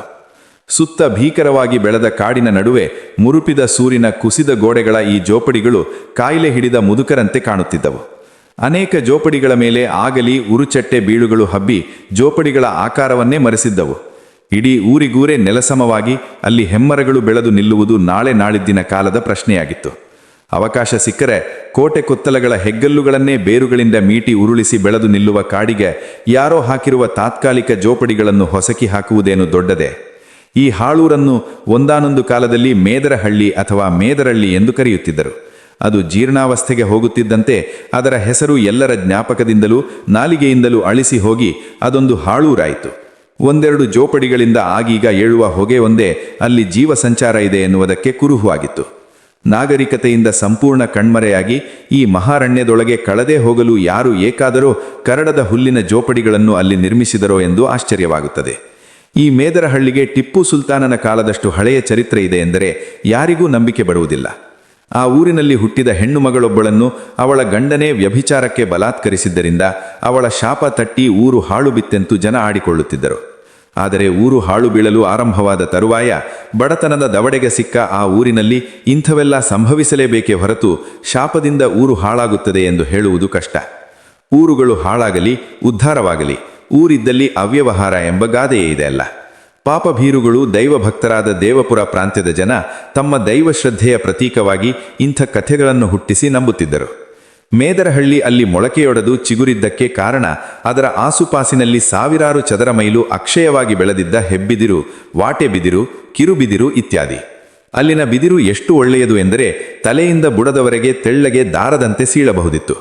ಸಿಂಗಾಪುರದ ಬೆತ್ತದ ಹಾಗೆ ಬೆಳ್ಳಗೆ ಹೊಳೆಯುವ ಈ ಬಿದಿರು ಬೇಕಾದ ಆಕಾರಕ್ಕೆ ಬಗ್ಗಿಸಿದರೂ ಮುರಿಯದೆ ಸಿಬಿರೆಳದೆ ಹೇಳಿದ ಹಾಗೆ ಕೇಳುತ್ತಿತ್ತು. ಮೇದರಹಳ್ಳಿಯಲ್ಲಿ ಮಾಡಿದ ಭತ್ತದ ತಡಿಕೆಗಳು, ಬುಟ್ಟಿ, ಮೊರ, ಕೂಣಿಗಳು ಕರ್ನಾಟಕದಾದ್ಯಂತ ಹೆಸರುವಾಸಿಯಾಗಿದ್ದವು. ಆದರೆ ಈ ಹಳ್ಳಿ ನಿಜಕ್ಕೂ ಪ್ರವರ್ಧಮಾನಕ್ಕೆ ಬಂದಿದ್ದು ಯುರೋಪಿಯನ್ನರ ಕಾಲದಲ್ಲಿ. ಕಾಫಿ ತೋಟದ ದೊರೆಗಳಿಗೆ ಕಾಫಿ ಸಸಿಗಳನ್ನು ಬೆಳೆಸಲು ಬೇಕಾದ ಬಿದಿರಿನ ಚಿಕ್ಕ ಚಿಕ್ಕ ಕುಕ್ಕೆಗಳು ಮೇದರಹಳ್ಳಿಯಿಂದಲೇ ಸರಬರಾಜಾಗುತ್ತಿದ್ದವು. ದೊಡ್ಡ ದೊಡ್ಡ ಯುರೋಪಿಯನ್ ದೊರೆಗಳೆಲ್ಲ ಮೇದರಹಳ್ಳಿಗೆ ಭೇಟಿ ಕೊಟ್ಟು ಮುಂಗಡ ಹಣ ಕೊಟ್ಟು ಲಕ್ಷಾಂತರ ಕಾಫಿ ಕುಕ್ಕೆಗಳಿಗೆ ಆರ್ಡರ್ ಬುಕ್ ಮಾಡುತ್ತಿದ್ದರು. ಕಾಫಿ ತೋಟಗಳು ವಿಸ್ತರಿಸುತ್ತಾ ಹೋದಂತೆ ಮೇದರಹಳ್ಳಿಯ ವ್ಯವಹಾರಗಳು ವಿಸ್ತರಿಸುತ್ತಾ ಹೋದವು. ಸ್ವಾತಂತ್ರ್ಯಾನಂತರ ಬ್ರಿಟಿಷರೆಲ್ಲ ಭಾರತದಿಂದ ನಿರ್ಗಮಿಸಿದ ಮೇಲೂ ಮೇದರಹಳ್ಳಿಯ ವ್ಯವಹಾರವೇನೂ ಕಡಿಮಾಗಲಿಲ್ಲ. ಮೇದರಹಳ್ಳಿಯ ಮೇದರಿಗೆಲ್ಲ ಕಾಫಿ ತೋಟಗಳಿರುವ ಎಡೆಗಳಲ್ಲಿ ಬಹುವಚನದ ಮರ್ಯಾದೆಯೇ ಸಿಗುತ್ತಿತ್ತು. ಹಾಗಾದರೆ ಏಕೆ ಈ ಹಳ್ಳಿ ಹಾಳೂರಾಯಿತು? ಏಕೆ ಕೋಟೆ ಕೊತ್ತಲೆಗಳು ಏಳುತ್ತವೆ, ನಾಶವಾಗುತ್ತವೆ? ಸೂರ್ಯ ಮುಳುಗುವ ಸಾಮ್ರಾಜ್ಯಗಳು, ಚಕ್ರಾಧಿಪತ್ಯಗಳು ನಿಧಾನವಾಗಿ ಚರಿತ್ರೆಯ ಪುಟಗಳಲ್ಲಿ ಅಸ್ತಂಗತವಾಗುತ್ತವೆ. ತಲೆ ಎತ್ತಿದ್ದು ಮತ್ತೆ ಧರೆಗುರುಳಲೇಬೇಕೆಂಬ ಜಡ ನಿಯಮವೋ, ಅಥವಾ ಕಾರ್ಯಕಾರಣ ಸಂಬಂಧಗಳ ಕ್ರಿಯಾವಳಿಯೋ, ಅಥವಾ ಪತಿವ್ರತೆಯರ ಶಾಪವೋ? ಮೇದರಹಳ್ಳಿಯ ಮಟ್ಟಿಗಾದರೂ ಇತಿಹಾಸದ ಈ ರಹಸ್ಯವನ್ನು ತಿಳಿಯಲು ಸಾಧ್ಯವೇ? ನಾಗರಿಕತೆಯೊಳಗೆ ಪ್ಲಾಸ್ಟಿಕ್ ಕಾಲಿಟ್ಟಾಗ ಈ ತೆಳ್ಳಗೆ ಪಾರದರ್ಶಕವಾಗಿ ಮಿಂಚುವ ಮೋಹಿನಿಯ ವಿಶ್ವರೂಪ ಯಾರಿಗೂ ಗೊತ್ತಿರಲಿಲ್ಲ. ಅನೇಕ ಹಳ್ಳಿ, ಮನೆತನ, ಹುಡಕಟ್ಟುಗಳ ನಿರ್ಮಾಣವಾಗಲಿದೆ ಎಂದು ಯಾರೂ ಕನಸು ಮನಸ್ಸಿನಲ್ಲೂ ಊಹಿಸಿರಲಿಲ್ಲ. ಖಾಲಿ ಜಾಗಗಳ ಸಂದುಗೊಂದುಗಳೊಳಗೆಲ್ಲ ಹಬ್ಬಿ ಆಕ್ರಮಿಸುವ ಪಾರ್ಥೇನಿಯಂ, ಯುಪಿಟೋರಿಯಂ ಕಳೆಗಳಂತೆ ಪ್ಲಾಸ್ಟಿಕ್, ಪಾಲಿಯುರೇಥೇನ್, ಪಾಲಿಫೈಬರ್, ಪಾಲಿಮಾರ್ ಹೀಗೆ ನಾನಾ ಅವತಾರಗಳನ್ನೆತ್ತಿ ಮಾರುಕಟ್ಟೆಯ ಎಲ್ಲ ಕ್ಷೇತ್ರಗಳಿಗೆ, ಎಲ್ಲ ಅವಕಾಶಗಳಿಗೆ ಮುತ್ತಿಗೆ ಹಾಕಿತು. ನಿಧಾನವಾಗಿ ಕಾಫಿ ಮೊಳಕೆಗಳನ್ನು ನೆಡುವ ಬಿದಿರಿನ ಕುಕ್ಕೆಗಳಿಗೆ ಬದಲಾಗಿ ಪ್ಲಾಸ್ಟಿಕ್ ಚೀಲಗಳು ಬಂದವು. ಗಾಳಿ, ಮಳೆ, ಬಿಸಿಲು ಇವು ಯಾವುದಕ್ಕೂ ಜಗ್ಗದ ಈ ತೆಳ್ಳಗೆ ಕಾಗದದಂಥ ಪ್ಲಾಸ್ಟಿಕ್ ಚೀಲಗಳು ಕಾಫಿ ಪ್ಲಾಂಟರ್ಗಳ ಮನಗೆಲ್ಲಲು ಕೆಲವೇ ವರ್ಷಗಳು ಸಾಕಾದವು. ಮೇದರಹಳ್ಳಿಯ ಬಿದಿರಿನ ಕುಕ್ಕೆಗಳನ್ನಾದರೂ ಸಾವಿರಗಟ್ಟಲೆ ಸಾಗಿಸುವುದೇ ದೊಡ್ಡ ಗೋಳು. ಅವುಗಳನ್ನು ಪ್ಲಾಸ್ಟಿಕ್ ಚೀಲಗಳಂತೆ ಮಡಚಿ ತುರುಕಲು ಆಗುವಿಲ್ಲ. ಬಿದಿರಿನ ಬುಟ್ಟಿಗಳಿಗೆ ಮಣ್ಣು ತುಂಬಿ ಕಾಫಿ ಸಸಿಗಳನ್ನು ನೆಡುವ ಮೊದಲು ಅವಕ್ಕೆ ಗೆದ್ದಲು ಹಿಡಿಯದಂತೆ ಮೈಲು ತುತ್ತಿನ ನೀರಿನಲ್ಲಿ ಕುದಿಸಬೇಕು. ಎಲ್ಲಕ್ಕಿಂತ ಲಕ್ಷಗಟ್ಟಲೆ ಬೇಕಾದಾಗ ಮೇದರ ಹೆಂಗಸರು ಮಕ್ಕಳಾದಿಯಾಗಿ ಎಲ್ಲ ಬುಟ್ಟಿ ಹೆಣೆಯಲು ಕುಳಿತರೂ ಸಕಾಲಕ್ಕೆ ಸಾಕಷ್ಟು ದೊರೆಯುತ್ತಿರಲಿಲ್ಲ. ಪ್ಲಾಸ್ಟಿಕ್ ಹಾಗಲ್ಲ. ಒಂದು ಚಿಕ್ಕ ಪ್ಯಾಕೆಟಿನಲ್ಲಿ 1,00,000 ಚೀಲಗಳಿರ್ತವೆ. ತೆಳ್ಳಗೆ ಬಟ್ಟೆಯಂತಿರುವ ಅವುಗಳಲ್ಲಿ ಮಣ್ಣು ತುಂಬಿ ಪಾತಿಗಳಲ್ಲಿ ಕೂರಿಸಿದರೆ ಅವಕ್ಕೆ ತುಕ್ಕು ಹಿಡಿಯುವುದಿಲ್ಲ, ಗೆದ್ದಲು ಹತ್ತಿರ ಸುಳಿಯುವುದಿಲ್ಲ, ಮಳೆ ಗಾಳಿಗೆ ಕುಂಬಾಗುವುದೂ ಇಲ್ಲ. ಬೇಕೆಂದಾಗ ಬೇಕಷ್ಟು ದೊರೆಯುತ್ತದೆ.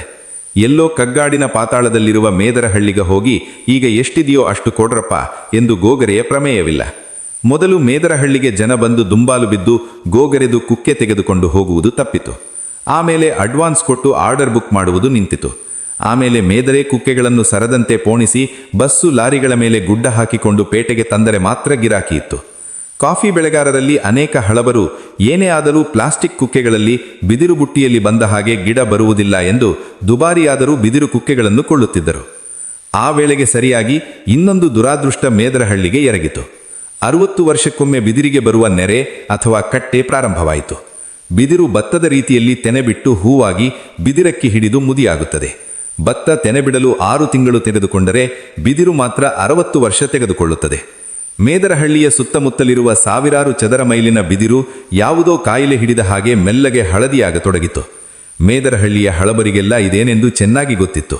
ಇನ್ನೆಲ್ಲೋ ಇದ್ದ ಅವರು ಹಿಂದೊಮ್ಮೆ ಅಲ್ಲಿಗೆ ಬಂದು ಹಳ್ಳಿ ಕಟ್ಟಿಕೊಂಡಿದ್ದಕ್ಕೂ ಇದೇ ಕಾರಣ ಅಂತೆ. ಕೆಲವೇ ಕಾಲದೊಳಗೆ ಪ್ರತಿಯೊಂದು ಬಿದಿರಿನ ಕವಲು ಕೊಂಬೆಗಳ ತುದಿಗಳಿಂದೆಲ್ಲ ಗೋಧಿಯ ತೆನೆಗಳಂತ ದೊಡ್ಡ ದೊಡ್ಡ ತೆನೆಗಳು ಹೊರಟವು. ತೆನೆಗಳೊಳಗಿನ ಬಿದಿರಕ್ಕಿಯ ಭಾರದಲ್ಲಿ ಬಲವಾದ ಹೆಬ್ಬಿದಿರುಗಳು ಕೂಡ ನೆಲಮುಖವಾಗಿ ಬಾಗಿ ಜೋಲತೊಡಗಿದವು. ಅಲ್ಲಿಗೆ ಆ ಬಿದಿರಿನ ಆಯುಸ್ಸು ಮುಗಿದ ಹಾಗೆ. ಇನ್ನು ಅವುಗಳಿಂದ ಉದಿರುವ ಬೀಜಗಳಿಂದ ಮತ್ತೆ ಬಿದಿರು ಮೊಳಕೆಯೊಡೆದು ಹುಟ್ಟಿ ಮೇಲೆದ್ದು ಬುಟ್ಟಿ ಹೆಣೆಯಲು ಬಿದಿರು ದೊರಕಬೇಕಾದರೆ ಕೆಲವು ಕಾಲವೇ ಬೇಕು. ಬಿದಿರು ಅಲ್ಲೊಂದಿಲ್ಲೊಂದು ಹಣ್ಣಾಗಿ ಅಕ್ಕಿ ಬಿಡುವುದಿಲ್ಲ. ಭತ್ತದ ಗದ್ದೆಗಳಂತೆ ಇಡೀ ಕಾಡಿಗೆ ಕಾಡೇ ಹಣ್ಣಾಗಿ ತೆನೆ ಬಿಟ್ಟು ಸತ್ತು ಹೋಗುತ್ತವೆ. ಬಿದಿರು ಹಿಂಡಿಲಿನ ಕೆಳಗೆ ನೆಲವನ್ನೆಲ್ಲ ಗುಡಿಸಿ ಸೆಗಣಿ ಸಾರಿಸಿ ಉದಿರುವ ಬಿದಿರಕ್ಕಿಯನ್ನೆಲ್ಲ ಮೇದರ ಹೆಂಗಸರು ಹಿಂದೆ ದಾಸ್ತಾನು ಮಾಡುತ್ತಿದ್ದರು. ಒಂದೊಂದು ಬಿದಿರಿನ ಅಡಿಯಲ್ಲೂ ಕಡಿಮೆ ಎಂದರೆ 1 ಟನ್ ಬಿದಿರಕ್ಕಿ ಬೀಳುತ್ತದೆ. ಮೇದರಹಳ್ಳಿಯ ಆಸುಪಾಸಿನ ಬಿದಿರಕ್ಕಿಯನ್ನೆಲ್ಲ ಗುಡಿಸಿದ್ದರೆ ಮೇದರಹಳ್ಳಿಗೆ ಇನ್ನೂ 60 ವರ್ಷಕ್ಕಾಗುವಷ್ಟು ಬಿದಿರಕ್ಕಿ ಇತ್ತೇನೋ. ಆದರೆ ಆ ಬಿದಿರು ಕಾಡಿನ ಸಮುದ್ರದಲ್ಲಿ ಯಾರಿಗೆ ಎಷ್ಟು ಎಂದು ಒಟ್ಟು ಮಾಡಲು ಸಾಧ್ಯವೇ? ಜೊತೆಗೆ ತಮ್ಮ ಕಸುಬಿಗೆ ಶಾಶ್ವತವಾದ ನೆರೆ ಬಂದಿದೆ ಎಂದು ಮೇದರ ಒಳಮನಸ್ಸಿಗೆ ಚೆನ್ನಾಗಿ ಗೊತ್ತಿತ್ತು. ನಿರುತ್ಸಾಹಿ ಭವಿಷ್ಯದಲ್ಲಿ ನಿರುತ್ಸಾಹಿಗಳಾದ ಮೇದರಿಗೆ ಬೆಳಗ್ಗೆ ಎದ್ದು ಮುಖ ತೊಳೆದುಕೊಳ್ಳಲು ಸಹ ಉತ್ಸಾಹವಿರುತ್ತಿರಲಿಲ್ಲ. ಇನ್ನು ಬಿದಿರಕ್ಕಿ ಸಂಗ್ರಹಿಸಲು ಕಾಡು ಪ್ರಾಣಿಗಳ ಜೊತೆ ಪೈಟಿಗೆ ಯಾಕೆ ಹೋಗಾರು? ಬಿದಿರಿಗೆ ಕಟ್ಟೆ ಬರುತ್ತಿದ್ದಂತೆ ಮೇದರಹಳ್ಳಿಯ ಉತ್ಪನ್ನಗಳು ಪೇಟೆಗೆ ಬರುವುದು ನಿಂತು ಹೋಯಿತು. ಬಿದಿರಿನ ಬುಟ್ಟಿಗಳಿಗೆ ಜೋತು ಬಿದ್ದಿದ್ದ ಅಳಿದುಳಿದ ಸಂಪ್ರದಾಯಸ್ಥ ಗಿರಾಕಿಗಳು ಅನಿವಾರ್ಯವಾಗಿ ಪ್ಲಾಸ್ಟಿಕ್ ಅನ್ನೇ ಆಶ್ರಯಿಸಿದರು. ಮೇದರಹಳ್ಳಿಯ ಹೆಂಗಸರು ಅತ್ಯಾಕರ್ಷಕವಾಗಿ ಕುಸುರಿ ಕೆಲಸ ಮಾಡಿ ಕಲಾಕೃತಿಗಳಂತೆ ಹೆಣೆದ ಬುಟ್ಟಿಗಳು, ಮೊರಗಳು ಮಾರ್ಕೆಟಿನಿಂದ ಅದೃಶ್ಯವಾದವು. ಮೇದರಹಳ್ಳಿಯ ಸುತ್ತಮುತ್ತಲೆಲ್ಲಿ ನೋಡಿದರೂ ಆಯುಸ್ಸು ಮುಗಿದು ಸತ್ತು ನಿಂತಿದ್ದ ದೊಡ್ಡ ದೊಡ್ಡ ರಾಕ್ಷಸಾಕಾರದ ಬಿದಿರು ಹಿಂಡಿಲುಗಳು ಕೆಲವು ಕುಂಬಾಗಿ ಕುಸಿಯುತ್ತಿದ್ದರೆ, ಕೆಲವು ಮಳೆಗಾಳಿಗಳ ತುಯ್ದಾಟದಲ್ಲಿ ಅಡ್ಡಡ್ಡಲಾಗಿ ಬುಡ ಸಮೇತ ಮಗುಚಿ ಬಿದ್ದಿದ್ದವು. ಮೇದರಹಳ್ಳಿಯ ಅವನತಿಯು ಅಷ್ಟೇ ವೇಗವಾಗಿ ಕ್ಷಿಪ್ರವಾಗಿ ಸಂಭವಿಸಿತು. ಅವರಿದ್ದ ಕಗ್ಗಾಡಿನಲ್ಲಿ ಬೇರಾವುದೇ ಹೊಟ್ಟೆಪಾಡಿನ ಉದ್ಯೋಗಾವಕಾಶಗಳು ಇಲ್ಲದೆ ಅಲ್ಲಿದ್ದವರೆಲ್ಲ ಹೇಳ ಹೆಸರಿಲ್ಲದೆ ಊರು ಬಿಟ್ಟು ಚಲ್ಲಾಪಿಲ್ಲಿಯಾದರು. ಮತ್ತೆ ಬಿದಿರು, ಲಂಟಾನ, ಕೆಂಜಿಗೆ ಜಿಗ್ಗಿನೊಳಗಿಂದ ತಲೆ ಎಟ್ಟುವುದರೊಳಗೆ ಅಲ್ಲಿ ಯಾರೂ ಇರಲಿಲ್ಲ. ಬುಟ್ಟಿ ಹೆಣೆಯಲು ಮೇದರೂ ಇರಲಿಲ್ಲ, ಕೊಳ್ಳಲು ಗಿರಾಕಿಗಳೂ ಇರಲಿಲ್ಲ. ಮೇದರಹಳ್ಳಿಯ ಅವಸಾನದೊಂದಿಗೆ ಅದಕ್ಕೂ ಇದಕ್ಕೂ ಯಾವ ಸಂಬಂಧವೂ ಇಲ್ಲದಿದ್ದರೂ ಆ ಇಡೀ ಪ್ರಾಂತ್ಯ ಅನೇಕಾನೇಕ ಕಾಳದಂಧೆಗಳ ತವರುಮನೆಯಾಯಿತು. ಗಂಧ ಕದ್ದು ಕೇರಳಕ್ಕೆ ಸಾಗಿಸುವುದೋ, ಕಳ್ಳಭಟ್ಟಿ ಇಳಿಸುವುದೋ, ಕುಳುಮಾವಿನ ಚಕ್ಕೆ ತೆಗೆಯುವುದೋ, ಯಾರಿಗೂ ಇಲ್ಲಿ ಇಂಥದ್ದೇ ನಡೆಯುತ್ತಿದೆ ಎಂದು ಹೇಳಬರುವುದಿಲ್ಲ. ಈ ದಂಧೆಯಲ್ಲಿ 4-6 ಜನ ಮೇದರು ಸೇರಿಕೊಂಡಿರಬಹುದೇನೋ, ಆದರೆ ಅವರೇ ಇದಕ್ಕೆ ಕಾರಣರೆಂದಂತೂ ಹೇಳಲಾಗುವುದಿಲ್ಲ. ಇಂಥ ಕಾಳದಂಧೆಗಳಿಗೆ ಬೇಕಾದ ವಿಸ್ತೃತ ಜಾಲವನ್ನಾಗಲಿ ಹಣಕಾಸನ್ನಾಗಲಿ ಹೊಂದಿಸಿಕೊಳ್ಳಲು ಅವರಿಂದಂತೂ ಸಾಧ್ಯವೇ ಇರಲಿಲ್ಲ. ಆದರೆ ಕಸದ ತೊಟ್ಟಿಗಳಿಂದ ಗುಜರಿ ಸಾಮಾನು ಸಂಗ್ರಹಿಸುವ ಕೆಲಸಕ್ಕೆ ಇಳಿದು ಕೆಲವು ಮೇದರ ಹುಡುಗರು ಬಾಂಬೆಯವರೆಗೂ ಅಡ್ಡಾಡಿ ಮಾದಕ ವಸ್ತು ಸಾಗಾಣಿಕೆ ಜಾಲದೊಳಕ್ಕೆ ಸೇರಿಬಿಟ್ಟರೆಂದು ಹಲವರು ಹೇಳುತ್ತಾರೆ. ಈ ಅಗಮ್ಯ ಕಾಡೊಳಗೆ ಎಲ್ಲೆಲ್ಲೋ ಗಾಂಜಾ ಬೀಜಗಳನ್ನೆಲ್ಲ ಬಿತ್ತಿ ಎರಚಾಡಿ ಗಾಂಜಾ ಉತ್ಪಾದಿಸಿ ಇಲ್ಲಿಂದ ದೇಶ ವಿದೇಶಗಳಿಗೆಲ್ಲ ಅದು ರವಾನೆಯಾಗುತ್ತೆ ಎಂದು ವದಂತಿಯುಂಟು. ಇಲ್ಲದಿದ್ದರೆ ಬರಿಯ ಹೆಸರು ಹೇಳಿದರೆ ಜನ ಹೆದರಿ ಬಿಳಿಚಿಕೊಳ್ಳುವಂತಹ ಬೊಂಬಾಯಿಯ ಭಯಾನಕ ಖೇಡಿಗಳೆಲ್ಲ ಏಕೆ ಏಲಕ್ಕಿ ವ್ಯಾಪಾರದ ನೆವದಲ್ಲಿ ದೇವಪುರಕ್ಕೆ ಬಂದು ಆಗಾಗ ಠಿಕಾಣ ಹಾಕುತ್ತಾರೆ? ವಿಶ್ವಸಂಸ್ಥೆಯ ಮಾದಕ ವಸ್ತು ಜಾಲದ ಮ್ಯಾಪಿನಲ್ಲಿ ಜುಗಾರಿ ಕ್ರಾಸ್ ಸಹ ಏಕೆ ಗುರುತಿಸಲ್ಪಟ್ಟಿದೆ? ಇದಕ್ಕೆಲ್ಲ ಸುಲಭದ ಉತ್ತರವಂತೂ ಸಿಗುವುದಿಲ್ಲ. ಉತ್ತರ ಹುಡಕ ಹೊರಟವರೆಲ್ಲ ಹೆಣವಾಗಿದ್ದನ್ನು ನೋಡಿದ ಮೇಲೆ ಜನ ಸಹ ಈಗ ಪ್ರಶ್ನೆ ಕೇಳುವುದೂ ಇಲ್ಲ, ನಿರೀಕ್ಷಿಸುವುದೂ ಇಲ್ಲ. ದೇವಪುರದ ಕಂಬಳಿ ವ್ಯಾಪಾರಿ ಸಿದ್ದಪ್ಪ ಫೋನ್ ಎಳೆಸಿಕೊಂಡಿದ್ದೇ ಒಂದು ದುರಂತ ಕಥೆಯ ಮುನ್ನುಡಿಯಾಗಿ ಅವನು ಸತ್ತಿದ್ದೋ, ಆತ್ಮಹತ್ಯೆ ಮಾಡಿಕೊಂಡಿದ್ದೋ ಅಥವಾ ನಾಪತ್ತೆಯಾಗಿದ್ದೋ ಏನೋ ಒಂದಾಯ್ತೆಂದರೆ ದೇವಪುರವನ್ನು ನಿಯಂತ್ರಿಸುತ್ತಿರುವ ಅದೃಶ್ಯ ಶಕ್ತಿಗಳು, ಅಶರೀಯ ಹಸ್ತಗಳು ಯಾವ ರೀತಿಯವು ಎಂದು ಊಹಿಸಲು ಸಾಧ್ಯವೇ? ಸಾಧ್ಯವಿಲ್ಲ ಬಿಡಿ. ದೇವಪುರವನ್ನು ನೋಡಿದರೆ ಅದೇನು ಕಟ್ಟಿದ ಊರಿನ ಹಾಗೆ ಕಾಣುತ್ತಿರಲಿಲ್ಲ. ಗುಡ್ಡದ ಮೇಲೆ ನೆಲದ ಅಂಕುಡೊಂಕುಗಳಿಗೆ ಅನುಗುಣವಾಗಿ ಇದ್ದ ಆ ಕೊಂಪೆ ನೋಡುವುದಕ್ಕೆ ನೆಲದೊಳಗಿಂದ ಹುಟ್ಟಿದ ಹುತ್ತದ ರೀತಿ ಕಾಣುತ್ತಿತ್ತು. ಉದ್ದೇಶಪೂರ್ವಕ ವಿನ್ಯಾಸಗಳೇ ಇಲ್ಲದ ಆ ಊರು ನೋಡಿದವರ ಮನಸ್ಸಿನಲ್ಲಿ ಭಗ್ನ ಪ್ರತಿಮೆಗಳ ದೊಡ್ಡ ಗೋಜಲಿನಂತೆ ದಾಖಲಾಗುತ್ತಿತ್ತು. ಏಲಕ್ಕಿ ವ್ಯಾಪಾರ ಒಂದನ್ನು ಬಿಟ್ಟರೆ ದೇವಪುರದಲ್ಲಿ ಹೆಸರು ಹೇಳುವುದಕ್ಕೆ ಸಹ ಇನ್ನೊಂದು ವಹಿವಾಟು ಇರಲಿಲ್ಲ. ಹೆಚ್ಚು ಕಡಿಮೆ ಜುಗಾರಿ ಕ್ರಾಸಿನಂತೆಯೇ ಕಾಡಿನ ವಜ್ರಬಂಧದಲ್ಲಿ ಸಿಕ್ಕಿ ಗೊಡ್ಡು ಬಿಟ್ಟಿತ್ತು ಅದು. ಇತಿಹಾಸದ ಕೆಲವು ಆಕಸ್ಮಿಕಗಳಿಲ್ಲದಿದ್ದರೆ ಮೇದರಹಳ್ಳಿಯ ಗತಿಯೇ ಅದಕ್ಕೂ ಕಾದಿತ್ತೋ ಏನೋ. ದೇವಪುರದ ಅದೃಷ್ಟವೋ ದುರಾದೃಷ್ಟವೋ, ಬೆಂಗಳೂರಿನಿಂದ ಮಂಗಳೂರಿಗೆ ಹೋಗುವ ರೈಲು ಮಾರ್ಗದಲ್ಲಿ ಅದಿದ್ದಿದ್ದು. ಮಂಗಳೂರಿಗೆ ಎಸ್ಟಿಡಿ ಕನೆಕ್ಷನ್ ಕೊಡಲು ದೇವಪುರದ ಪಕ್ಕದಿಣ್ಣೆಯಲ್ಲಿ ಒಂದು ಎಸ್ಟಿಡಿ ಗೋಪುರದ ನಿರ್ಮಾಣ ಅನಿವಾರ್ಯವಾಗಿದ್ದು. ಹೀಗೆ 108 ಚಿಲ್ಲರೆ ಆಕಸ್ಮಿಕಗಳು ಒಂದಕ್ಕೊಂದು ಸೇರಿ ದೇವಪುರಕ್ಕೂ ದೆಸೆ ಕೂಡಿ ಬಂತು. ಯಾವ ದೆಸೆ ಎಂದು ಮಾತ್ರ ನಾವು ನಿರ್ಣಯಿಸುವುದು ಕಷ್ಟ. ಶುಕ್ರ ದೆಸೆಯೋ ಶನಿ ದೆಸೆಯೋ, ಅದೆಲ್ಲ ಯಾವಾಗಲೂ ನಿರ್ಣಯಿಸುವವರು ಹೇಗೆ ನೋಡುತ್ತಾರೋ ಹಾಗೆ ಕಾಣುತ್ತದೆ. ಫೋನ್ ಬರುವ ಮೊದಲು ಎಲ್ಲ ಸಲೀಸಾಗಿ ಸಾಗುತ್ತಿದ್ದ ಊರಿನಲ್ಲಿ ಈಗ ಫೋನ್ ಒಂದು ದಿನ ಕೆಟ್ಟರೂ ಆಕಾಶವೇ ತಲೆಯ ಮೇಲೆ ಬಿತ್ತೆನ್ನುವಂತೆ ಗಲಭೆ ಗಡಿಬಿಡಿಯಾಗುತ್ತದೆ. ರಾತ್ರಿಯಾದ ಹಾಗೆ ಏಲಕ್ಕಿ ವ್ಯಾಪಾರಿಗಳೆಲ್ಲ ಹೈದರಾಬಾದು, ಲಕ್ಷ್ಮಿ, ಕಾನ್ಸುರ, ದಿಲ್ಲಿಗಳಿಗೆಲ್ಲ ಫೋನ್ ಹೊಡೆದು ಏಲಕ್ಕಿ ತೇಜಿಯ ಯೋಗಕ್ಷೇಮ ಕೇಳಿಕೊಳ್ಳುತ್ತಾರೆ. ಫೋನ್ ಬಂದ ಮೇಲೆ ಏಲಕ್ಕಿ ಮಂಡಿಯವರ ದೆಸೆ ಕೊಂಚ ಕುಲಾಯಿಸಿದ್ದೇನೋ ನಿಜ. ಆದರೆ ಏಲಕ್ಕಿಗೆ ಒಂದು ಶಾಪ ಇದೆಯಂತೆ. ಅದನ್ನು ಬೆಳೆದವನಾಗಲಿ ಕೊಂಡವನಾಗಲಿ ಮಾರಿದವನಾಗಲಿ ಯಾವತ್ತೂ ಉದ್ಧಾರ ಆಗಕೂಡದು ಅಂತ. ಅದಕ್ಕೆ ದೇವಪುರದ ಪ್ರಮುಖ ಏಲಕ್ಕಿ ವ್ಯಾಪಾರಿ ಮಾರ್ವಾಡಿ ಜೈನ್ ಏಲಕ್ಕಿ ವ್ಯಾಪಾರ ಮಾಡಿ ಬರ್ಕಾತಾದವನ್ನ ಒಬ್ಬೇ ಒಬ್ಬನ ತೋರಿಸಿದರೆ ನಾನು ಜಾತಿ ಬಿಟ್ಟಿಡ್ತೀನಿ ಎಂದು ಎಲ್ಲರೆದುರು ಆಗಾಗ ಚಾಲೆಂಜ್ ಹಾಕುತ್ತಾ ಇರುತ್ತಾನೆ. ಏನೋ ಅವನ ಅಪ್ಪನ ಕಾಲದಲ್ಲಿ ಒಂದು ಗಿರವಿ ಅಂಗಡಿ ತೆರೆದು ಮೂಗುಬೆಟ್ಟು ಬೆಂಡೋಲೆ, ಕಾಸಿನ ಸರ ಅಡುವಿಟ್ಟುಕೊಂಡು ಚಿನ್ನ ಮಾಡಿಕೊಂಡಿದ್ದರಿಂದ ಇವತ್ತಿಗೂ ಅವನು ವ್ಯಾಪಾರದ ವಹಿವಾಟು ನಡೆಸುತ್ತಾ ಇದ್ದಾನಂತೆ.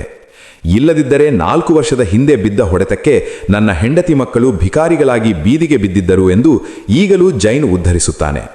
ಇಷ್ಟೆಲ್ಲ ಅನಾಹುತ ಅವಾಂತರ ಕಂಡರೂ ಏಲಕ್ಕಿ ಮಂಡಿ ಇಟ್ಟವನೊಬ್ಬನೂ ಮುಚ್ಚಿದ್ದು ಸರಿಯಾಗಿ ಯಾರೂ ನೋಡಿಲ್ಲ. ಅದೇ ಎಲ್ಲರಿಗೂ ಸೋಜಿಗೋ. ಏಲಕ್ಕಿ ವಹಿವಾಟಿನಲ್ಲಿರುವ ಜುಗಾರಿ ಅಂಶವೇ ದೇವಪುರದಲ್ಲಿ ಏಲಕ್ಕಿ ವ್ಯಾಪಾರ ಚಿರಂಜೀವಿಯಾಗಿರುವುದಕ್ಕೆ ಕಾರಣವೆಂದು ಕಾಣುತ್ತದೆ. ಏಕೆಂದರೆ 4 ವರ್ಷದ ಹಿಂದೆ ಏಲಕ್ಕಿ ಬೆಲೆ ಗಗನಕ್ಕೇರಿ 800 ಮುಟ್ಟಿದಾಗ ಕೊಂಡುಕೊಂಡು ಟನ್ಗಟ್ಟಲೆ ಏಲಕ್ಕಿ ಸ್ಟಾಕ್ ಮಾಡಿದ ಮಾರ್ವಾಡಿಗಳೆಲ್ಲ 15 ದಿನಕ್ಕೆ ಮತ್ತೆ ಏಲಕ್ಕಿ ಬೆಲೆ 120 ರೂಪಾಯಿಗೆ ಕುಸಿದು ತಲೆ ಎತ್ತಲಾರದ ಹಾಗೆ ಪಾಪರಾಗಿ ಊರು ಬಿಟ್ಟು ಹೋದವರು ಹೋದ ಹಣ ಮತ್ತೆ ಸಂಪಾದಿಸಬೇಕಾದರೆ ಏಲಕ್ಕಿ ಬಿಟ್ಟರೆ ಬೇರೆ ಗತಿಯೇ ಇಲ್ಲವೆಂದು ತೀರ್ಮಾನ ತೆಗೆದುಕೊಂಡು ಹಿಂದಿರುಗಿ ದೇವಪುರಕ್ಕೆ ಶರಣಾಗಿದ್ದರು. ಒಂದು ಸಾರಿ ಏಲಕ್ಕಿಗೆ ಕೈ ಹಾಕಿದವನು ಪಿಶಾಚಿ ಕೈಗೆ ಸಿಕ್ಕಿಕೊಂಡ ಹಾಗೆ ಸರಿ. ಹೋದ ದುಡ್ಡು ಮತ್ತೆ ಬರುತ್ತದೆಂದೋ, ಬಂದ ದುಡ್ಡು ದ್ವಿಗುಣಗೊಳ್ಳುತ್ತದೆಂದೋ, ಅಥವಾ ಯಾರಿಗೋ ಅದೆಷ್ಟು ದುಡ್ಡು ಸಿಕ್ಕಿತೆಂದೋ 108 ತರಹದ ಆಸೆ ತೋರಿಸಿ ಏಲಕ್ಕಿ ಸಿಕ್ಕಿಬಿದ್ದವನ ಜುಟ್ಟು ಹಿಡಿದು ಕುಣಿಸಲು ಪ್ರಾರಂಭಿಸುತ್ತದೆ. ಈ ಜುಗಾರಿಯ ಪಿತ್ತ ಏರಿ ಈಗ ತರತರದ ಜುಗಾರಿಗಳು, ತರತರದ ಜುಗಾರಿ ಮಾರ್ಗಗಳು ಅಲ್ಲಿ ಹುಟ್ಟಿಕೊಂಡಿವೆ. ಏಕೆಂದರೆ ಫೋನು ಕೆಟ್ಟರೆ ಅಲ್ಲಿ ರೇಗಾಡುವವರು ಬರಿಯ ಏಲಕ್ಕಿ ವ್ಯಾಪಾರಿಗಳಲ್ಲ. ಯಾವ್ಯಾವೋ ಗುರುತು ಪರಿಚಯವಿಲ್ಲದ ಮುಖಗಳೆಲ್ಲ ಟೆಲಿಫೋನ್ ಎಕ್ಸ್ಚೇಂಜ್ಗೆ ಹೋಗಿ ರೇಗಾಡುವುದು ಕಾಣಬಹುದು. ಓಸಿ, ಮಟ್ಕಾ, ನ್ಯೂಯಾರ್ಕ್ ಕಾಟನ್, ಯಾವ್ಯಾವುದೋ ಬಂಪರ್ ಲಾಟರಿಯವರು, ಹೀಗೆ ನಮೂನೆಯ ಜನ ಅಲ್ಲಿ ಬರಬೇಕಾದ ನಂಬರು, ಸಿಗಬೇಕಾದ ಸಿಗ್ನಲ್ಲೋ ಸಿಗಲಿಲ್ಲವೆಂದು ಸಿಡಿಮಿಡಿಗೊಂಡು ನುಗ್ಗಾಡುತ್ತಾರೆ. ಎಲ್ಲೋ ಯಾರೋ ಒಬ್ಬ ಬಾಸ್ ಕುಳಿತುಕೊಂಡು ತಮ್ಮ ಹಣೆಬರಹವನ್ನು ನಿಯಂತ್ರಿಸುತ್ತಿರುವ ಎಲ್ಲದರಲ್ಲೂ ಇಲ್ಲಿರುವವರಿಗೆ ಅಪಾರ ಶ್ರದ್ಧೆ. ರಾಜಕಾರಣಿಗಳಿಗೂ ಕೂಡ. ಮಂಡಲ ಪಂಚಾಯಿತಿಯವರು, ಜಿಲ್ಲಾ ಪರಿಷತ್ತಿನವರು, ಹೀಗೆ ಯಾರನ್ನು ಬೇಕಾದರೂ ತೆಗೊಳ್ಳಿ. ಎಲ್ಲೋ ಡೆಲ್ಲಿಯಲ್ಲಿರುವ ಮುಖವೂ ನೋಡದ ಹೆಸರೂ ಕೇಳದ ಯಾರೋ ಬಾಸ್ನಿಂದ ಲಕೋಟೆಯಲ್ಲಿ ಹುಕುಂ ಬರಲಿಲ್ಲವೆಂದು ಕಾಯುತ್ತಾ ಇರುತ್ತಾರೆ. ಡೆಲ್ಲಿಗೆ ಫೋನ್ ಬುಕ್ ಮಾಡಿಕೊಂಡು ಕಲ್ಲಾಗಿ ಕಾದ ಗೌತಮ ಋಷಿಯ ಹೆಂಡತಿ ಅಹಲ್ಯೆ ಥರ ತಮಗೆ ತಾವೇ ವಿಧಿಸಿಕೊಂಡ ಗೃಹಬಂಧನದಲ್ಲಿ ಇಡೀ ಆಯುಷ್ಯ ಕಳೆದಿದ್ದಾರೆ. ದಿನ ಕಳೆದ ಹಾಗೆ ದೇವಪುರದ ಹಣೆಬರಹದ ಪಗಡೆದಾಳು ಉರುಳಿಸುವ ಬಾಸ್ ದೂರವಾಗಿ ಪರೋಕ್ಷವಾಗಿ ಹೋದ. ಸಕಲೇಶಪುರದಲ್ಲಿ ಎಷ್ಟು, ಬೋಧಿನಾಯಕನೂರಿನಲ್ಲಿ ಎಷ್ಟು, ಮಡಕೇರಿಯಲ್ಲೇನಾಯಿತು ಎಂದು ಪಿಸುಮಾತಿನಲ್ಲಿ ವಿಚಾರ ತಿಳಿದುಕೊಂಡು ತಮ್ಮ ಅವತ್ತಿನ ನಸೀಬು ಲೆಕ್ಕ ಹಾಕಿಕೊಳ್ಳುತ್ತಿದ್ದ ದೇವಪುರದ ಜುಗಾರಿ ಮಂದಿಗೆ ಡೆಲ್ಲಿಯಿಂದ, ನ್ಯೂಯಾರ್ಕಿನಿಂದ, ಲಂಡನ್ನಿನಿಂದ, ಚಂದ್ರಮಂಡಲದಿಂದ, ವಿಶ್ವದ ಅಗಾಧ ಶೂನ್ಯದಿಂದ ಆಗಾಗ ಕನೆಕ್ಷನ್ ಸಿಕ್ಕಿ ಹುಕುಮುಗಳು ಬರತೊಡಗಿದಾಗ ಹಠಾತ್ತಾಗಿ ಒಮ್ಮೊಮ್ಮೆ ಗಾಬರಿಯಾಗುತ್ತಿತ್ತು. ತಾವು ಯಾರು? ಯಾಕೆ ಹೀಗಾಡುತ್ತಿದ್ದೇವೆ? ತಾವು ಹಿಡಿದಿರುವ ದಾರಿಯ ಕೊನೆ ಯಾವುದು? ಗೌತಮ ಬುದ್ಧನ ರೀತಿ ಒಂದೇ ಒಂದು ಕ್ಷಣ ಚಿಂತಾಕ್ರಾಂತರಾಗುತ್ತಿದ್ದರು. ಆದರೆ ಅವರಾರಿಗೂ ತಮ್ಮ ಮನದಲ್ಲಿ ಒಂದು ಕ್ಷಣ ಮಿಂಚುವ ಕಳವಳಕ್ಕೆ ಸಮಾಧಾನ ಹುಡುಕಿ ಹೊರಡುವ ಎದೆಗಾರಿಕೆ ಇರಲಿಲ್ಲ. ಸಾವನ್ನೋ ಅಥವಾ ಸಾವಿನಷ್ಟೇ ಕಠೋರ ಸತ್ಯವನ್ನೋ ದಿಟ್ಟಿಸಿ ನೋಡಲು ಪ್ರಾಣದ ಮೇಲಿನ ಆಸೆ ಸಂಪೂರ್ಣ ಬಿಡಬೇಕೋ ಏನೋ. ಹಾಗಾದರೆ ಈ ಎಲ್ಲೆಲ್ಲಿಂದಲೋ ದಾರಿ ತಪ್ಪಿದಂತೆ ಎಸ್ಟಿಡಿಯಲ್ಲಿ, ತಂತಿಯಲ್ಲಿ, ಪಿಸುಮಾತಿನಲ್ಲಿ, ದೇಶಾವರಿ ಉದ್ಗಾರಗಳ ರೂಪದಲ್ಲಿ ಬರುವ ಸಂದೇಶಗಳ ಅರ್ಥವೇನು? ಹಾಗಾದರೆ ಇವರ ಜುಗಾರಿಗಳನ್ನು ಮೀರಿದ ಮತ್ಯಾವ ಸೂಪರ್ ಜುಗಾರಿಗಳು, ಕೇವಲ ತೆರಿಗೆ ತಪ್ಪಿಸುವುದಕ್ಕಿಂತ ಮಿಗಿಲಾದ ಮತ್ಯಾವ ಕರಾಳ ಕಾಳ ವ್ಯವಹಾರಗಳು ಇಲ್ಲಿ ನಡೆಯುತ್ತಿರಬಹುದು? ಸಿದ್ದಪ್ಪ ಆ ಊರಿನವನಲ್ಲ, ಅಥವಾ ದೇವಪುರ ಕಾಳದಂಧೆಗಳ ತೀರ್ಥಕ್ಷೇತ್ರ ಎಂದು ಅಲ್ಲಿಗೆ ಬಂದವನಲ್ಲ. ಪ್ರತಿ ಮಳೆಗಾಲಕ್ಕೂ ಮೊದಲು ಅವನು ಲೋಡುಗಟ್ಟಲೆ ಕಂಬಳಿಗಳನ್ನು ಚಿತ್ರದುರ್ಗದಿಂದ ತಂದು ದೇವಪುರದ ಸುತ್ತಮುತ್ತಲಿನ ಕಾಫಿ ಪ್ಲಾಂಟರ್ಗಳಿಗೆ ಸಪ್ಲೈ ಮಾಡುತ್ತಿದ್ದ. ಮಳೆಗಾಲದಲ್ಲಿ ತಲೆಯ ಮೇಲೆ ಕಂಬಳಿ ಕೊಪ್ಪೆ ಇಲ್ಲದಿದ್ದರೆ ಆಳುಗಳು ತೋಟದಲ್ಲಿ ಕೆಲಸ ಮಾಡಲು ಸಾಧ್ಯವಿಲ್ಲ. ಮಳೆಯಲ್ಲಿ ನೆನೆದು ಚಳಿ ಹಿಡಿದು ಮನುಷ್ಯರು 4 ದಿನಕ್ಕೆ ಕೈಕಾಲು ಸೆಟೆದುಕೊಂಡು ಸತ್ತೇ ಹೋಗುತ್ತಾರೆ. ದೇವಪುರಕ್ಕೆ ಮಳೆಗಾಲದಲ್ಲಿ 24 ಗಂಟೆಯೂ ಮಂಜು ಮುಸುಗೆ ಇರುವುದರಿಂದ ಜನ ಕಂಬಳಿ ಕವುಚಿಕೊಂಡು ದೆವ್ವಗಳಂತೆ ರಸ್ತೆಯಲ್ಲಿ ಓಡಾಡುವುದನ್ನು ನೋಡಬಹುದು. ಸಿದ್ದಪ್ಪ ಮೊದಲು ಪ್ರತಿ ಮಳೆಗಾಲಕ್ಕೂ ಮುಂಚೆ ದೇವಪುರದಲ್ಲಿ ತಾತ್ಕಾಲಿಕ ಮಳಿಗೆ ತೆರೆದು ವ್ಯಾಪಾರ ಮಾಡುತ್ತಿದ್ದವನು ವ್ಯಾಪಾರ ಕೊಂಚ ಕುದುರಿದ ಮೇಲೆ ತಾತ್ಕಾಲಿಕ ಮಳಿಗೆಯನ್ನೇ ಶಾಶ್ವತವಾಗಿ ಬಾಡಿಗೆ ಹಿಡಿದು ದೇವಪುರದ ಖಾಯಂ ನಿವಾಸಿಯಾದ. ಮಳೆಗಾಲ ನಿಂತು ಕಂಬಳಿ ಸೀಸನ್ ಮುಗಿದುತ್ತಿದ್ದಂತೆ ಕಾಫಿ ಹಣ್ಣಾಗಲು ಶುರುವಾಗುತ್ತಿತ್ತು. ಆಗ ಬಯಲು ಸೀಮೆಯ ಲಂಬಾಣಿ ತಾಂಡಾಗಳಿಂದ ಜನ ಕರೆದುಕೊಂಡು ಬಂದು ತೋಟಗಳಿಗೆಲ್ಲ ಕಮಿಷನ್ ಮೇಲೆ ಸಪ್ಲೈ ಮಾಡುತ್ತಿದ್ದ. ವಾಸ್ತವವಾಗಿ ಸಿದ್ದಪ್ಪನ ವಹಿವಾಟಿಗೆ ಫೋನ್ ಅನಾವಶ್ಯಕವೆಂದೇ ಹೇಳಬಹುದು. ಆದರೆ ಫೋನ್ ಇಟ್ಟುಕೊಂಡು ವ್ಯವಹಾರ ಶುರು ಮಾಡಿದ್ದ ಎಂದರೆ ಕಂಬಳಿ ವ್ಯಾಪಾರದ ಜೊತೆಗೆ ಇನ್ನು ಯಾವ ದಂಧೆಗೆ ಇವನು ಕೈ ಹಾಕಿದ್ದನೋ ಯಾರಿಗೂ ಗೊತ್ತು. ಅವನ ಮನೆ ಕಡೆಗೆ ಬರುತ್ತಿದ್ದ ಫೋನ್ ಕಂಬದ ಗೈವೈರಿಗೆ ಎಮ್ಮೆ ಬೆನ್ನು ತಿಕ್ಕಿದ್ದರಿಂದ ತಂತಿಗಳೆಲ್ಲ ಅಲ್ಲಾಡಿ ಒಂದಕ್ಕೊಂದು ಸುತ್ತುಕೊಂಡು ಯಾರಿಗೋ ಹೋದಬೇಕಾದ ಫೋನ್ ಕರೆ ಸಿದ್ದಪ್ಪನಿಗೆ ಸಿಕ್ಕಿತು. ಸಿದ್ದಪ್ಪ ಫೋನ್ ಆಲಿಸುತ್ತಿದ್ದ ಹಾಗೆ ಬಾಯಿ ಕಳೆದುಕೊಂಡು ಬಿಡುಗಣ್ಣಾದನಂತೆ.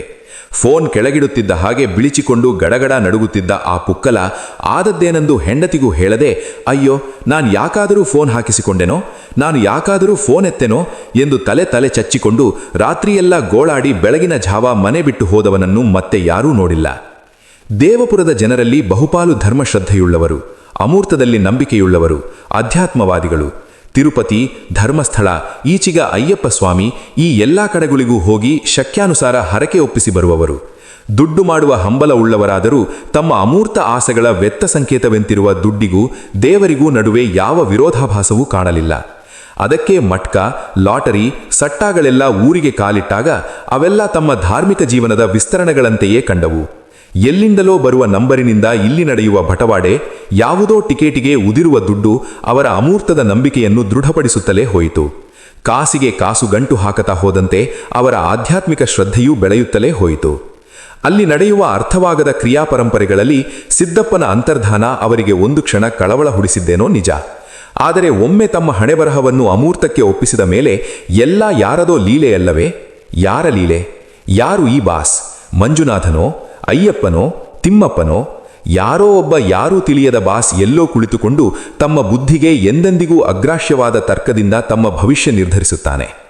ಅವರ ಪಾಲಿಗೆ ಕೋರ್ಟು ಕಚೇರಿ, ಕಾನೂನು ಇವೆಲ್ಲ ತಮ್ಮ ಬದುಕಿನ ಅಂತಿಮ ಶೂನ್ಯವನ್ನು ಮರೆಯುವ ಪ್ರಯತ್ನ ಅಷ್ಟೇ. ಹೆದರು ಪುಕ್ಕಳ ಸೂಳೆ ಮಗ ಸಿದ್ದಪ್ಪ ಬರೇ ಒಂದು ಫೋನ್ ಕೇಳಿದ್ದಕ್ಕೆ ತಲೆ ತಪ್ಪಿಸಿಕೊಂಡು ಓಡೋಗಿದ್ದಾನಲ್ಲ. ಫೋನ್ ಆಚೆ ತುದಿಯಲ್ಲಿ ಯಾರಿದ್ರು? ಅಂಥ ಯಮದೂತರು ನಮ್ಮೂರಾಗೆ ಯಾರಿದ್ದಾರೆ? ಫೋನ್ ಅಂದರೆ ಆಚೆ ತುದಿ ನಮ್ಮೂರಾಗೆ ಇರಬೇಕಂటే ಏನಿದೆ? ಕನೆಕ್ಷನ್ ಸಿಕ್ಕಿದ್ರೆ ಬೆಂಗಳೂರೋ, ಮದ್ರಾಸೋ, ಬೊಂಬಾಯೋ, ಕೈಲಾಸವೋ, ವೈಕುಂಠವೋ, ಬುಲಾವ್ ಎಲ್ಲಿಂದ ಬೇಕಾದರೂ ಬರ್ಬೋದು. ಏನ್ ಮಾತಾಡ್ತೀಯೋ ನೀನು? ಅವನಿಗೆ ಬೆದರಿಕೆ ಹಾಕಿದವರು ಇಂಥವ್ರೊಬ್ರು ಅಂತ ಇಲ್ಲ ಅಂದ್ರೆ ಯಾವುದಯ್ಯ ಈ ತಂತಿ ಬಲೆಯೊಳಗೆ ಆಚೆ ತುದಿ? ಆಚೆ ತುದಿ ಅಂತ ಒಂದು ಇರಬೇಕು ಅಂತಿದೆಯಾ? ಈ ಥರ ಜನ 4 ದಿನ ಒಟಗುಟ್ಟಿದಂತೆ ಮಾತನಾಡಿದರು. ಆಮೇಲೆ ಸಿದ್ದಪ್ಪನ ಹೆಂಡತಿಗೆ ಕೂತು ತಿನ್ನುವಷ್ಟು ಯಾರೋ ಕೊಟ್ಟರಂತೆ ಎಂದು ಗುಸುಗುಸು ಸುದ್ದಿ ಹಬ್ಬಿ ಅದು ಸುಳ್ಳೋ ನಿಜವೋ ಎಂದು ತಿಳಿಯ ಹೋಗದೆ ಆ ಬಗ್ಗೆ ಮಾತಿರಲಿ ಯೋಚನೆಯೂ ಬರದ ಹಾಗೆ ಎಚ್ಚರ ವಹಿಸಿ ಬಾಯಿಗೆ ಬೀಗ ಹಾಕಿಕೊಂಡು ಜನ ಗಪ್ಚಿಪ್ಪಾದರು. ಸರ್ವ ಚರಾಚರ ವಸ್ತುವಿನಲ್ಲಿಯೂ ಇರುವ ಸರ್ವಾಂತರ್ಯಾಮಿಯಾದ ಸರ್ವಗುಣ ಸಂಪನ್ನ ಸರ್ವಶಕ್ತ ಆ ಬಾಸ್ಗೆ ಗೊತ್ತಾದರೆ ಇವರೆಲ್ಲರ ಮಾತಿನ ಅಂತಿಮ ವ್ಯಕ್ತಿ ಅಥವಾ ಶಕ್ತಿ ಅಥವಾ ಅಮೂರ್ತ ಮೂರ್ತಿ ಯಾರಿರಬಹುದು? ಯಾರಾದರೂ ಆಡಿರಲಿ, ಎಲ್ಲ ದೇವರು ಒಂದೇ ಅಲ್ಲವೇ? ಸಾಬರೋ, ಬ್ರಾಹ್ಮಣರೋ, ಲಿಂಗಾಯತರೋ, ಒಕ್ಕಲಿಗರೋ, ಕಳ್ಳರೋ, ಖದೀಮರೋ, ಎಲ್ಲರ ಬಾಸ್ ಕೊನೆಗೆ ಒಬ್ಬನೇ. ಎಲ್ಲ ಧರ್ಮಗಳು ಸೇರುವುದು ಕೊನೆಗೆ ಒಂದೇ ಬಾಸ್ ಹತ್ತಿರ. ಯಾರು ಕೊಲೆ, ಖೂನಿ, ದಾನ ಧರ್ಮ ಇತ್ಯಾದಿ ಯಾವ ಕಾರ್ಯಕ್ಕೂ ಯಾರಿಗೂ ಸಮಜಾಯಿಷಿ ಕೊಡಬೇಕಾಗಿಲ್ಲವೋ ಅವನೇ ಆ ಬಾಸ್. ಅವನ ಪ್ರೀತ್ಯರ್ಥ ಕೆಲವರು ಉರುಳು ಸೇವೆ, ಕೆಲವರು ಕೊರಳು ಸೇವೆ, ಕೆಲವರು ರಕ್ತ ಬಲಿ, ಕೆಲವರು ನರಬಲಿ, ಹೀಗೆ 108 ತರಹದ ನೈವೇದ್ಯ ನೀಡಬಹುದು. ಎಲ್ಲ ಅವರವರ ನಂಬಿಕೆ, ನಿಷ್ಠೆ ಅಷ್ಟೇ. ನಂಬಿಕೆ ಬಾಸ್ಗಿಂತ ಮುಖ್ಯ. ಏಕೆಂದರೆ ನಂಬಿಕೆ ಬಾಸ್ನ ಸೃಷ್ಟಿಸುತ್ತದೆ, ರೂಪಿಸುತ್ತದೆ. ಮೇದರಹಳ್ಳಿಯ ದ್ಯಾವಮ್ಮ ಮೂಕಿ. ಹಾಗಾಗಿ ಅವಳ ಭಾವಾಭಿವ್ಯಕ್ತಿ ಎಲ್ಲ ಕೇವಲ ಕೈ ಸನ್ನೆ, ಬಾಯಿ ಸನ್ನೆಗಳಿಗೆ ಸೀಮಿತ. ಇಡೀ ಮೇದರಹಳ್ಳಿಯ ಅವಸಾನವನ್ನು, ಮೇದರ ಜನಾಂಗವೆಲ್ಲ ದಿಕ್ಕುಗೆಟ್ಟು ಚೆದುರಿ ಚೆಲ್ಲಾಪಿಲ್ಲಿಯಾದುದನ್ನು ಕಂಡಿದ್ದ ಅವಳಿಂದ ಶೂನ್ಯ ಮೌನವನ್ನಲ್ಲದೆ ಇನ್ನೇನನ್ನು ತಾನೇ ನಿರೀಕ್ಷಿಸಲು ಸಾಧ್ಯ? ಹಾಳು ಬಿದ್ದಿದ್ದ ಮೇದರಹಳ್ಳಿಯೊಳಗೆ 1-2 ಗುಡಿಸಿಲುಗಳೊಳಗಿಂದ ಇನ್ನೂ ಹೊಗೆಯಾಡಲು ಅವಳೇ ಸ್ಫೂರ್ತಿ ಎಂದು ಹೇಳಬಹುದು. ಅಲ್ಲಿ ಇನ್ನೂ ಒಬ್ಬಿಬ್ಬರು ಮುದುಕರು ದಿಕ್ಕುಗೆಟ್ಟವರು ಅಡ್ಡಾಡಿಕೊಂಡಿದ್ದರೂ ದ್ಯಾವಮ್ಮ ಮೇದರಹಳ್ಳಿಯಿಂದ ನಿರ್ಗಮಿಸಿದ್ದರೆ ಬಹುಶಃ ಮೇದರಹಳ್ಳಿಯಲ್ಲಿ ಅದೂ ನಿಲ್ಲುತ್ತಿತ್ತೋ ಏನೋ. ಬಿದಿರಿಗೆ ಕಟ್ಟೆ ಬಂದ ಮೇಲೆ ದ್ಯಾವಮ್ಮನೆ ಗಂಡ ಹೊಟ್ಟೆಪಾಡಿಗೆ ಅದೂ ಇದೂ ಮಾಡಿ ಯಾವುದೂ ಕೈಗೆ ಹತ್ತದೆ ಕೊನೆಗೆ ದುಡ್ಡು ಸಂಪಾದಿಸುವ ಕ್ಷಿಪ್ರ ಮಾರ್ಗ ಹುಡುಕುತ್ತಾ ಕಾಡೊಳಗಿನ ಗಂಧ ಕಡಿದು ಕೇರಳಕ್ಕೆ ಸಾಗಿಸುವವರ ಜೊತೆ ಬಿದ್ದು ಊರು ಬಿಟ್ಟ. ಆಮೇಲಿಂದ ಅವನ ಸುಳಿವೇ ಯಾರಿಗೂ ಸಿಕ್ಕಿಲ್ಲ. ಕಾದು ಕಾದು ಕೊನೆಗೆ ಅವನು ದಿವಂಗತನಾದನೆಂದೇ ತೀರ್ಮಾನಿಸಿ ದ್ಯಾವಮ್ಮ ತನ್ನ ಹೊಟ್ಟೆಪಾಡು ತಾನು ನೋಡಿಕೊಳ್ಳತೊಡಗಿದಳು. ಮೇದರಹಳ್ಳಿಯ ಗಂಡಸರು ಹಠಾತ್ ಕೊಲೆಯಾಗುವುದೋ ನಾಪತ್ತೆಯಾಗುವುದೋ ಅವಳಿಗೆ ಹೊಸ ಸಂಗತಿ ಏನಾಗಿರಲಿಲ್ಲ. ಅಲ್ಲಿನ ಸುಮಾರು ಜನ ಹೆಂಗಸರು ಬೆಳೆದ ಮಕ್ಕಳಿದ್ದರೆ ಅವರೊಡನೆಯೋ ಅಥವಾ ಕಂಡ ಗಂಡಸರನ್ನು ಕಟ್ಟುಕೊಂಡೋ ಯಾವ್ಯಾವುದೋ ಪೇಟೆ ಊರುಗಳನ್ನು ಸೇರಿದ್ದರು. ಹಲವರು ದೇವಪುರದ ಬಳಿಯ ಸಂತೆಮಾಳದ ಹತ್ತಿರವೇ ಒಕ್ಕಲಾಗಿದ್ದರು. ದ್ಯಾವಮ್ಮನಿಗೂ ಈ ಕಾಡಿನ ಕೂತ್ಕೊಂಡು ಏನ್ ಮಾಡ್ತೀಯಾ, ಇಲ್ಲಿ ಸತ್ಯ ಇದೆಯಾ ಅಂತ ಕೇಳೋರ್ ಸುತ ಯಾರೂ ಇಲ್ಲ, ಈ ಹಾಳೂರಾಗೆ ಪಿಚಾಚಿ ಹಿಂಗೆ ಬದುಕೋದ್ರ ಬದ್ದು ಪ್ಯಾಟೆ ಕಡಿಗಾದ್ರೂ ಬಾ, ಬಡವರಿಗೆಲ್ಲ ಸರ್ಕಾರದವರು ಸೈಟ್ ಕೊಡ್ಬೇಕಂತಿದ್ದಾರಂತೆ ಎಂದು ಹಲವು ಹಿತೈಷಿ ಹೆಂಗಸರು ಹೇಳಿ ಕರೆದಿದ್ದರು. ಮೂಕಿ ದ್ಯಾವಮ್ಮನ ಕಣ್ಣಿಂದ 2 ತೊಟ್ಟು ಕಂಬಣಿ ಬಿಟ್ಟರೆ ಮತ್ತೇನೂ ಉತ್ತರ ಬಂದಿರಲಿಲ್ಲ. ಅವಳಿಗೆ ಎಲ್ಲಿಗೂ ಹೋಗಲು ಮನಸ್ಸಿರಲಿಲ್ಲ. ಕಾರು ಬಸ್ಸುಗಳ ಓಡಾಟ ಇದ್ದ ಮಾತ್ರಕ್ಕೆ ಅಲ್ಲಿನ ಜನ ಬಂದು ಇದೆಯಾ ಸತ್ಯ ಅಂತ ಕೇಳುತ್ತಾರೆಂಬುದು ಸುಳ್ಳು ಎಂದು ಅವಳಿಗೆ ಚೆನ್ನಾಗಿ ಗೊತ್ತಿತ್ತು. ಹಾಳು ಬಿದ್ದು ಕೊನೆಯುಸಿರೆಳೆಯುತ್ತಿದ್ದ ಮೇದರಹಳ್ಳಿಯಲ್ಲಿ ಇದ್ದಷ್ಟು ನೆಮ್ಮದಿ ಅಲ್ಲಿ ಇರುವುದಿಲ್ಲವೆಂದು ಅವಳಿಗೆ ಅನಿಸಿತ್ತು. ಅವಳು ಮೇದರಹಳ್ಳಿಯಲ್ಲಿ ಉಳಿದಿದ್ದಕ್ಕೆ ಎಲ್ಲರಿಂದಲೂ ತಿಳಿದಂತೆ ಆ ಊರಿನ ವ್ಯಾಮೋಹವೂ ಅಲ್ಲ, ಅಥವಾ ಅವಳ ಗಂಡ ಒಂದಲ್ಲ ಒಂದು ದಿನ ಬಂದಾನೆಂಬ ದೂರದ ಹಂಬಲವೂ ಅಲ್ಲ, ಅಥವಾ ಬೇರೆ ಕಡೆ ಬದುಕುವ ಅವಕಾಶಗಳ ಕೊರತೆಯೂ ಅಲ್ಲ. ಅವಳು ಅಲ್ಲಿದ್ದಿದ್ದು ಕೇವಲ ಮಾನವೀಯ ಗಾಂಭೀರ್ಯದಿಂದ, ಜೀವನದ ದುರಂತ ರೌದ್ರತೆಯನ್ನು ಅಂಜದೆ ನೋಡುವ ಧೈರ್ಯದಿಂದ, ಆತ್ಮಗೌರವದಿಂದ. ಇದನ್ನು ಎಲ್ಲಿ ಯಾರಿಗೂ ಅರ್ಥ ಮಾಡಿಕೊಳ್ಳಲು ಸಾಧ್ಯವಾಗಿರಲಿಲ್ಲ. ದ್ಯಾವಮ್ಮ ಈಗಲೂ ಬುಟ್ಟಿ ಹಣೆಯುತ್ತಿದ್ದಳು. ಹಣದ ಬುಟ್ಟಿಗಳೆಲ್ಲ ದಾರಿ ಬದಿಯಲ್ಲಿ ಒಂದರ ಮೇಲೊಂದು ಪೇರಿಸಿಟ್ಟು ದಾರಿಯಲ್ಲಿ ಹೋಗಿ ಬರುವ ಪ್ರಯಾಣಿಕರಿಗೆ ಮಾರುತ್ತಿದ್ದಳು. ದ್ಯಾವಮ್ಮ ಬಿದಿರನ್ನು ಸಣ್ಣಗೆ ಸಿಗಿದು 2 ಎಳೆಗಳಲ್ಲಿ ಹಣದ ಬುಟ್ಟಿಗಳು ನಿಜಕ್ಕೋ ಆಕರ್ಷಕವಾಗಿರುತ್ತಿದ್ದವು. ನೀರನ್ನು ಸಹ ಅದರಲ್ಲಿ ಒಯ್ಯಬಹುದಾದಷ್ಟು ಬಿಗಿಯಾಗಿರುತ್ತಿದ್ದ ಬುಟ್ಟಿಗಳನ್ನು ತೆಗೊಂಡವರೆಲ್ಲ ಪ್ರಶಂಸಿಸುತ್ತಿದ್ದರು. ಅವಳ ಬುಟ್ಟಿಗಳನ್ನು ಮೊರಗಳನ್ನು ಕೊಳ್ಳಲು ದಾರಿಯಲ್ಲಿ ಹೋಗುವ ಟೂರಿಸ್ಟ್ ಬಸ್ಸುಗಳು ಸಹ ಅನೇಕ ವೇಳೆ ನಿಂತು ಮುಂದೆ ಹೋಗುತ್ತಿದ್ದವು. ಅಕಸ್ಮಾತ್ ಬುಟ್ಟಿಗಳು ಮೊರಗಳು ಖರ್ಚಾಗದೆ ಉಳಿದು ಹೋದರೆ ದೇವಪುರದ ಸಂತೆಗೆ ಒಯ್ದು ಮಾರಿ ಬರುತ್ತಿದ್ದಳು. ದ್ಯಾವಮ್ಮನ ಗಂಡ ಅವಳನ್ನು ಅಗಲಿದಾಗ ಅವಳಿಗೊಬ್ಬಳು ಚಿಕ್ಕ ಮಗಳಿದ್ದಳು. ಇನ್ನೂ ಸರಿಯಾಗಿ ಓಡಾಡಲು ಸಹ ಬರದ ಆ ಚಿಕ್ಕ ಕೂಸನ್ನು ಹೇಗೋ ಹೋರಾಡಿ ಈವರೆಗೂ ದ್ಯಾವಮ್ಮ ಸಾಕಿ ಸಲಹ ಬಿದ್ದಳು. ದುರದೃಷ್ಟವೆಂದರೆ ಆ ಮಗುವಿಗೂ ಮಾತು ಬರುತ್ತಿರಲಿಲ್ಲ. ದ್ಯಾವಮ್ಮ ಮೂಕಿಯಾದ್ದರಿಂದ ಆ ಮಗುವಿಗೊಂದು ಹೆಸರಿಟ್ಟು ಕರೆಯಲೂ ಸಹ ಆಗದೆ ಆ ಹುಡುಗಿ ಹೆಸರಿಲ್ಲದ ಬಾಲೆಯಾಗಿ ಬೆಳೆಯಬೇಕಾಯಿತು. ಯಾರೊಡನೆ ಮಾತಿಲ್ಲದೆ ಮಾತಾಡುವ ಅಗತ್ಯವೂ ಇಲ್ಲದೆ ಆ ಹುಡುಗಿಯೂ ಮೂಕಿಯಾಗೇ ಬೆಳೆದಿತು. ತಾಯಿಗೆ ಬಾಯಿ ಬರದುದರಿಂದ ಇದೂ ಹಾಗೆ ಮೂಕಿ ಎಂದು ಎಲ್ಲರೂ ತಿಳಿದಿದ್ದರು. ಕೆಲವು ದಿನಗಳ ಹಿಂದೆ ದೇವಪುರದಲ್ಲಿದ್ದ ದೂರದ ಸಂಬಂಧಿಯೊಬ್ಬರ ಮನೆಗೆ ದ್ಯಾವಮ್ಮನ ಜೊತೆ ಹೋಗಿ ಬಂದಾಗಲಿಂದ ಆ ಹುಡುಗಿ ಇದ್ದಕ್ಕಿದ್ದ ಹಾಗೆ ಮಾತಾಡತೊಡಗಿದಳು. ದ್ಯಾವಮ್ಮನಿಗೆ ಪವಾಡವನ್ನೇ ಕಂಡಷ್ಟು ಸಂತೋಷವಾಗಿತ್ತು. ನಂಟರ ಮನೆಯ ಚಿಕ್ಕ ಹುಡುಗರು ಬೆಳಗ್ಗೆಯೇ ಎದ್ದು ರಂಜದ ಹೂವುಗಳನ್ನು ಹೆರಕಿ ಮಾಲೆ ಕಟ್ಟಿ ರಸ್ತೆ ಬದಿಯಲ್ಲಿ ನಿಂತು ಹೋಗಿ ಬರುವ ವಾಹನಗಳಿಗೆ ಹೂವು ಮಾರುತ್ತಿದ್ದರು. ವಾಹನಗಳಿಗೆ ಮಾಲೆ ಎತ್ತಿ ತೋರಿಸಿ ಮಾರಿ 6 ಕಾಸು 3 ಕಾಸು ತೆಗೊಳ್ಳುವಾಗ ದ್ಯಾವಮ್ಮನ ಮಗಳು ಅವರೊಡನೆ ನಿಂತು ಅವಳಿಗೂ ಅದೇ ಗೀಳು ಹಿಡಿದುಬಿಟ್ಟಿತ್ತು. ಮಿಕ್ಕಿದ್ದೆಲ್ಲ ಮರೆತೇ ಹೋದರೂ ಇದೊಂದು ಮಾತ್ರ ಎಲ್ಲವನ್ನೂ ಮರೆಸಿ ನಿಂತಿತ್ತು. ಮೇದರಹಳ್ಳಿಯ ಸುತ್ತಮುತ್ತ ರಾಶಿ ರಾಶಿ ಉದುರುತ್ತಿರುವ ರಂಜದ ಹೂವುಗಳೆಲ್ಲವನ್ನೂ ಒಟ್ಟು ಮಾರಿ ಮಾಲೆ ಕಟ್ಟಿ ಮಾರಬೇಕೆಂಬುದೊಂದೇ ಅವಳ ಹಠ. ಮನೆಗೆ ಬಂದ ಮೇಲೆ ಅವಳಿಗೆ ತನಗೆ ತಂದ ಹೊಸ ಬಟ್ಟೆ ಬರೆ ಯಾವುದರ ಮೇಲೂ ಕುತೂಹಲವಿರಲಿಲ್ಲ.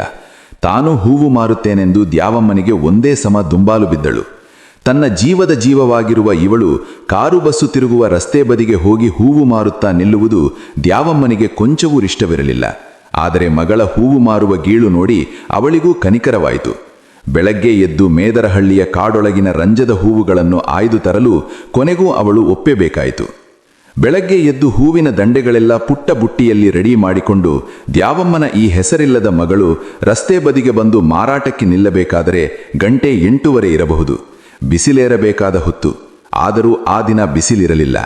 ಚಳಿಗಾಲದಲ್ಲೂ ಒಮ್ಮೊಮ್ಮೆ ಹಿಡಿದು ಬಿಡುವ ಹಿಂಗಾರು ಮಳೆಯ ಸೂಚನೆಯಂತೆ ಸಣ್ಣಗೆ ಥಂಡಿ ಗಾಳಿ ಬೀಸುತ್ತಿತ್ತು. ಆಕಾಶದಲ್ಲಿ ತೇಲಿಕೊಂಡಿದ್ದ ಬಿಳಿ ಮೋಡಗಳು ನಿಧಾನವಾಗಿ ದಟ್ಟವಾಗುತ್ತಾ ಕಪ್ಪಗಾಗುತ್ತಿದ್ದವು. ದ್ಯಾವಮ್ಮನ ಜೀವವೆಲ್ಲ ಮಗಳೊಡನಿದ್ದರೂ ಹೊಟ್ಟೆಪಾಡಿಗೆ ಬುಟ್ಟಿ ಹಣೆಯಲೇಬೇಕಾದ್ದರಿಂದ ಬಟ್ಟಗತ್ತಿ ತಗೊಂಡು ಬಿದಿರು ಸೀಳಲು ಕಾಡೊಳಗೆ ಹೋಗಿದ್ದಳು. ಆ ಪುಟ್ಟ ಹುಡುಗಿ ಹೂವು ಮಾರಲು ರಸ್ತೆ ಬದಿ ನಿಂತಷ್ಟೇ. ಅದಕ್ಕೆ ಹೇಗೆ ಮಾರಬೇಕು ಎಂದು ಸಹ ಗೊತ್ತಿರಲಿಲ್ಲ. ಎಷ್ಟು ದುಡ್ಡು ಕೇಳಬೇಕೆಂದೂ ಗೊತ್ತಿರಲಿಲ್ಲ. ಒಟ್ಟಿನಲ್ಲಿ ರಸ್ತೆ ಬದಿ ಹೂವು ಹಿಡಿದು ನಿಲ್ಲುವ ರೋಮಾಂಚನವೇ ಅವಳಿಗೆ ಆ ಕ್ಷಣದಲ್ಲಿ ಮುಖ್ಯವಾಗಿತ್ತು. ಒಂದೊಂದು ಬಸ್ಸು ಕಾರು ಭರಭರನೆ ಧೂಳೆಬ್ಬಿಸಿಕೊಂಡು ಹೋದ ಹಾಗಾಗೂ ನಾನಾ ಭಂಗಿಗಳಲ್ಲಿ ನಿಂತು ಹೂವಿನ ಮಾಲೆಯನ್ನು ವಾಹನಗಳಲ್ಲಿ ಹೋಗಿ ಬರುವವರ ಕಣ್ಣಿಗೆ ಕಾಣುವಂತೆ ಎತ್ತೆತ್ತಿ ಹಿಡಿದು ಮಾರಾಟದ ಮಹತ್ಸಾಹಸ ಮುಂದುವರಿಸಿದ್ದಳು. ತಾನು ಚಿಕ್ಕ ಹುಡುಗಿಯಾದ್ದರಿಂದ ವಾಹನಗಳವರಿಗೆ ಸರಿಯಾಗಿ ಕಾಣುತ್ತಿಲ್ಲವೇನೋ ಎಂದು ಆದಷ್ಟು ಎತ್ತರಕ್ಕೆ ಎತ್ತಿ ಹಿಡಿದು 2 ಹೆಜ್ಜೆ ಮುಂದಕ್ಕೆ ಹೋಗಿ ರಸ್ತೆಯೊಳಗೆ ನಿಂತು ತೋರಿಸಿದಳು. ಯಾವ ಕಾರೂ ನಿಲ್ಲಲಿಲ್ಲ, ಯಾವ ಬನ್ನೂ ಬ್ರೇಕ್ ಹಾಕಲಿಲ್ಲ. ಬಹುಶಃ ಇಷ್ಟು ಪುಟ್ಟ ಹುಡುಗಿಯ ಹತ್ತಿರ ವ್ಯಾಪಾರ ಮಾಡುವುದು ಹೇಗೆ ಎಂದು ಅವರೆಲ್ಲ ಹಿಂದೆ ತೆಗೆದರೋ ಎಂದು, ಅಥವಾ ಯಾರಿಗೂ ನಿಂತುಕೊಳ್ಳುವ ವ್ಯವಧಾನವಿರಲಿಲ್ಲವೋ ಎಂದು.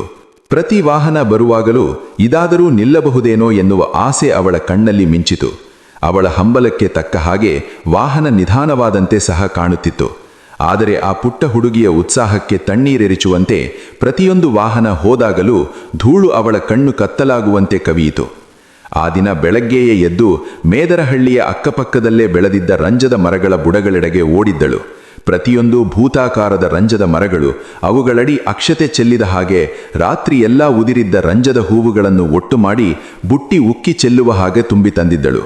ಹಳ್ಳದ ತಂಪಿನಲ್ಲಿ ಬೆಳೆದು ಕಾಡಾಗಿದ್ದ ಕರಿಬಾಳೆ ಸರಳಿಗೆ ಹೋಗಿ ಬಾಳೆ ಪಟ್ಟೆ ತಂದು ಅಮ್ಮನಿಗೆ ಮೊದಲು ಮಾಲೆ ಕಟ್ಟಿಕೊಡು ಎಂದು ಅಟ್ಟಿತ್ತ ಹಂದಾನ ಭಾಗಿ ಜೋತು ಬಿದ್ದಿದ್ದಳು.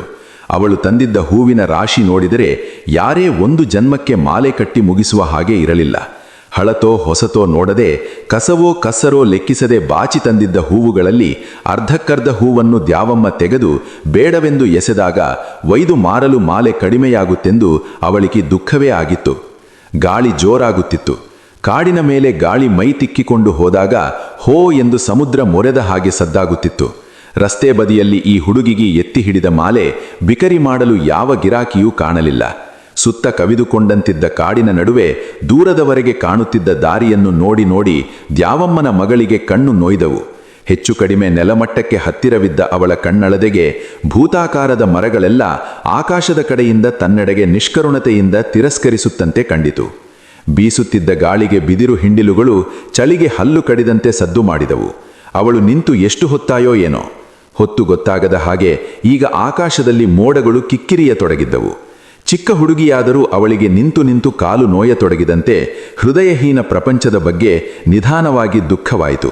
ಹೋಗಿ ಬರುವ ವಾಹನಗಳ ಧೂಳು ಮುಸುಗಿ ಕೈಯಿದ್ದ ಮಾಲೆ ರಂಜದ ಹೂವುಗಳೆಲ್ಲ ಮಂಕು ಹಿಡಿದು ಬಾಡುತ್ತಾ ಬಂದು ಅದನ್ನು ಹಿಡಿದು ನಿಲ್ಲಲು ಅವಳಿಗೇ ಅಸಹ್ಯವಾಯಿತು. ಅದನ್ನು ದೂರ ಎಸೆದು ಬುಟ್ಟಿಯೊಳಗಿಂದ ಇನ್ನೊಂದನ್ನು ತೆಗೆದಳು.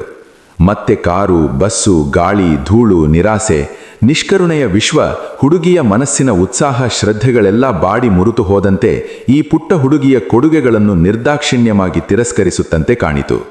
ಹೂವುಗಳೊಡನೆ ಹುಡುಗಿಯ ಮನಸ್ಸಿನ ಉತ್ಸಾಹ ಶ್ರದ್ಧೆಗಳೆಲ್ಲ ಬಾಡಿದವು. ಕೈಯಿದ್ದ ಮಾಲೆಗಳು ಬಿಸಿಲಿಗೆ ಬಾಡಿ ಹಾಗೂ ಎಸೆದು ಒಂದೊಂದಾಗಿ ತೆಗೆದುಕೊಂಡು ಬುಟ್ಟಿಯೊಳಗಿದ್ದ ಮಾಲೆಗಳೆಲ್ಲ ಮುಗಿಯುತ್ತಾ ಬಂದವು. ಅಷ್ಟರಲ್ಲಿ ದೂರದಲ್ಲಿ ಒಂದು ಕರಿಯ ಅಂಬಾಸಿಡರ್ ಕಾರೊಂದು ಕಾಡೊಳಗಿಂದ ಬಂದ ಹಾಗೆ ರಸ್ತೆ ಬದಿಯಿಂದ ಮೆಲ್ಲಗೆ ಮೇನ್ ರೋಡಿಗೆ ದಾಟುಕೊಂಡಿದ್ದು ಹುಡುಗಿಯ ಕಣ್ಣಿಗೆ ಬಿತ್ತು. ಆ ಕಾರು ತುಂಬಾ ಹೊತ್ತಿನ ಮುಂಚೆಯೇ ಅಲ್ಲಿ ಬಂದು ರಸ್ತೆ ಬದಿ ಕಾಡಿನ ದಟ್ಟಣೆಯಲ್ಲಿ ಹುದುಗಿ ನಿಂತಿದ್ದು ಹುಡುಗಿಯ ಕಣ್ಣಿಗೆ ಬಿದ್ದಿರಲಿಲ್ಲ. ಕಾರು ಮೆಲ್ಲಗೆ ಮೇನ್ ರೋಡಿನಲ್ಲಿ ಹುಡುಗಿಯತ್ತ ಮುಂದುವರಿತು. ಹುಡುಗಿ ಬೆಳಗ್ಗಿನಿಂದ ಮಾಡಿದ ಅಭ್ಯಾಸ ಬಲದಿಂದಲೋ ಎಂಬಂತೆ ತನ್ನ ಕೈಲಿದ್ದ ಮಾಲೆಯನ್ನು ಬರುತ್ತಿದ್ದ ಕಾರಿನತ್ತ ಎತ್ತಿ ಹಿಡಿದಳು. ಮೆಲ್ಲಗೆ ತಳ್ಳಿದಂತೆ ತನ್ನ ಕಡೆಗೆ ಬರುತ್ತಿದ್ದ ಅದನ್ನು ನೋಡಿ ಇದಾದರೂ ನಿಲ್ಲಬಹುದೇನೋ ಎನ್ನುವ ಆಸೆ ಅವಳ ಕಣ್ಣಲ್ಲಿ ಮಿಂಚಿತು. ಆ ಅಂಬಾಸಿಡರ್ ಕಾರಿನಲ್ಲಿದ್ದ ಇಬ್ಬರಲ್ಲಿ ಒಬ್ಬ ದೌಲತ್ ರಾಮ್. ಬೆಂಗಳೂರಿನ ನರ್ಸಿಂಗ್ ಹೋಮ್ ಒಂದರಲ್ಲಿ ವೈದ್ಯನಾಗಿ ಕೆಲಸ ಮಾಡಿಕೊಂಡಿದ್ದ ದೌಲತ್ ರಾಮ್ ನಕಲಿ ಸರ್ಟಿಫಿಕೇಟ್ ಮೇಲೆ ಡಾಕ್ಟರ್ ಕೆಲಸ ಮಾಡುತ್ತಿದ್ದರೂ ಅಸಲಿ ಸರ್ಟಿಫಿಕೇಟ್ ವೈದ್ಯರಿಗಿಂತ ಹೆಚ್ಚು ದುಡ್ಡು ಮಾಡಿದ್ದ. ಸುಳ್ಳು ದಾಖಲೆಗಳೊಂದಿಗೆ ವೈದ್ಯ ವೃತ್ತಿ ಮಾಡುತ್ತಿದ್ದ ಹಲವಾರು ಜನ ಸಿಕ್ಕಿಬಿದ್ದು ದೊಡ್ಡ ಗುಲ್ಲೆದ್ದು ಸರ್ಕಾರ ತನಿಖೆ ಶುರು ಮಾಡಿದಾಗ ದೌಲತ್ ರಾಮ್ ಹೇಳದೆ ಕೇಳದೆ ತಲೆ ತಪ್ಪಿಸಿಕೊಳ್ಳಬೇಕಾದ್ದು ಅನಿವಾರ್ಯವಾಯಿತು. ದುಡ್ಡು ಸುಲಿಯಲು ಇನ್ನದ ಕಾಯಿಲೆಗಳನ್ನು ಸೃಜಿಸಿ ಬೆಂಗಳೂರಿಗೆ ಓದಲು ಬಂದಿದ್ದ ಇರಾನಿಗಳಿಗೆ, ಸಾವೂದಿಗಳಿಗೆ ಸರಿಯಾಗಿ ಬೋಳಿಸಿದ್ದ ದೌಲತ್ ರಾಮನಿಗೆ ಮಾದಕ ಔಷಧಿಗಳ ಭೂಗತ ಲೋಕ ಪರಿಚಯವಾಗಿದ್ದು ಇರಾನಿಗಳಿಂದಲೇ. ಅವನ ಮೇಲಿದ್ದ 108 ಪುಕಾರುಗಳ ದೆಸೆಯಿಂದ ಅವನೇನಾದರೂ ನಕಲಿ ದಾಖಲೆಗಳ ಡಾಕ್ಟರ್ ಎಂದು ಸಿಕ್ಕಿಬಿದ್ದಿದ್ದರೆ ರೋಗಿಗಳು ಸತ್ತ ಕೇಸುಗಳೆಲ್ಲ ಖುನಿ ಕೇಸುಗಳಾಗಿ ಅವನಿಗೆ ಮರಣದಂಡನೆಯೇ ಗತಿಯಾಗುತ್ತಿತ್ತು. ಹಾಗಾಗಿಯೇ ವೈದ್ಯರ ದಾಖಲೆಗಳ ತನಿಖೆ ಪ್ರಾರಂಭವಾಗುತ್ತಿದ್ದಂತೆಯೇ ಅವನು ಭೂಗತನಾಗಿ ಕಳ್ಳ ಸಾಗಾಣಿಕೆ ಜಾಲ ಸೇರಿದ. ಇವತ್ತು ನಾಳೆಯಲ್ಲಿ ಉತ್ತರ ಭಾರತದ ಕಡೆಗೆ ಹೊರಟು ಹೋಗಬೇಕೆಂದೇ ಹಂಗಾಮಿಯಾಗಿ ಕೆಲಸ ಮಾಡುತ್ತಿದ್ದ ಅವನಿಗೇ ತಿಳಿಯದಂತೆ ಭೂಗತ ಪ್ರಪಂಚದ ಆಳಕ್ಕಿಳಿದ. ಇದ್ದಕ್ಕಿದ್ದಂತೆ ಒಂದು ದಿನ ಅವನಿಗೆ ತನಗೆ ಇಲ್ಲಿಂದ ಎಂದೆಂದೂ ಬಿಡುಗಡೆಯೇ ಇಲ್ಲೆಂದು ಗೊತ್ತಾಯಿತು.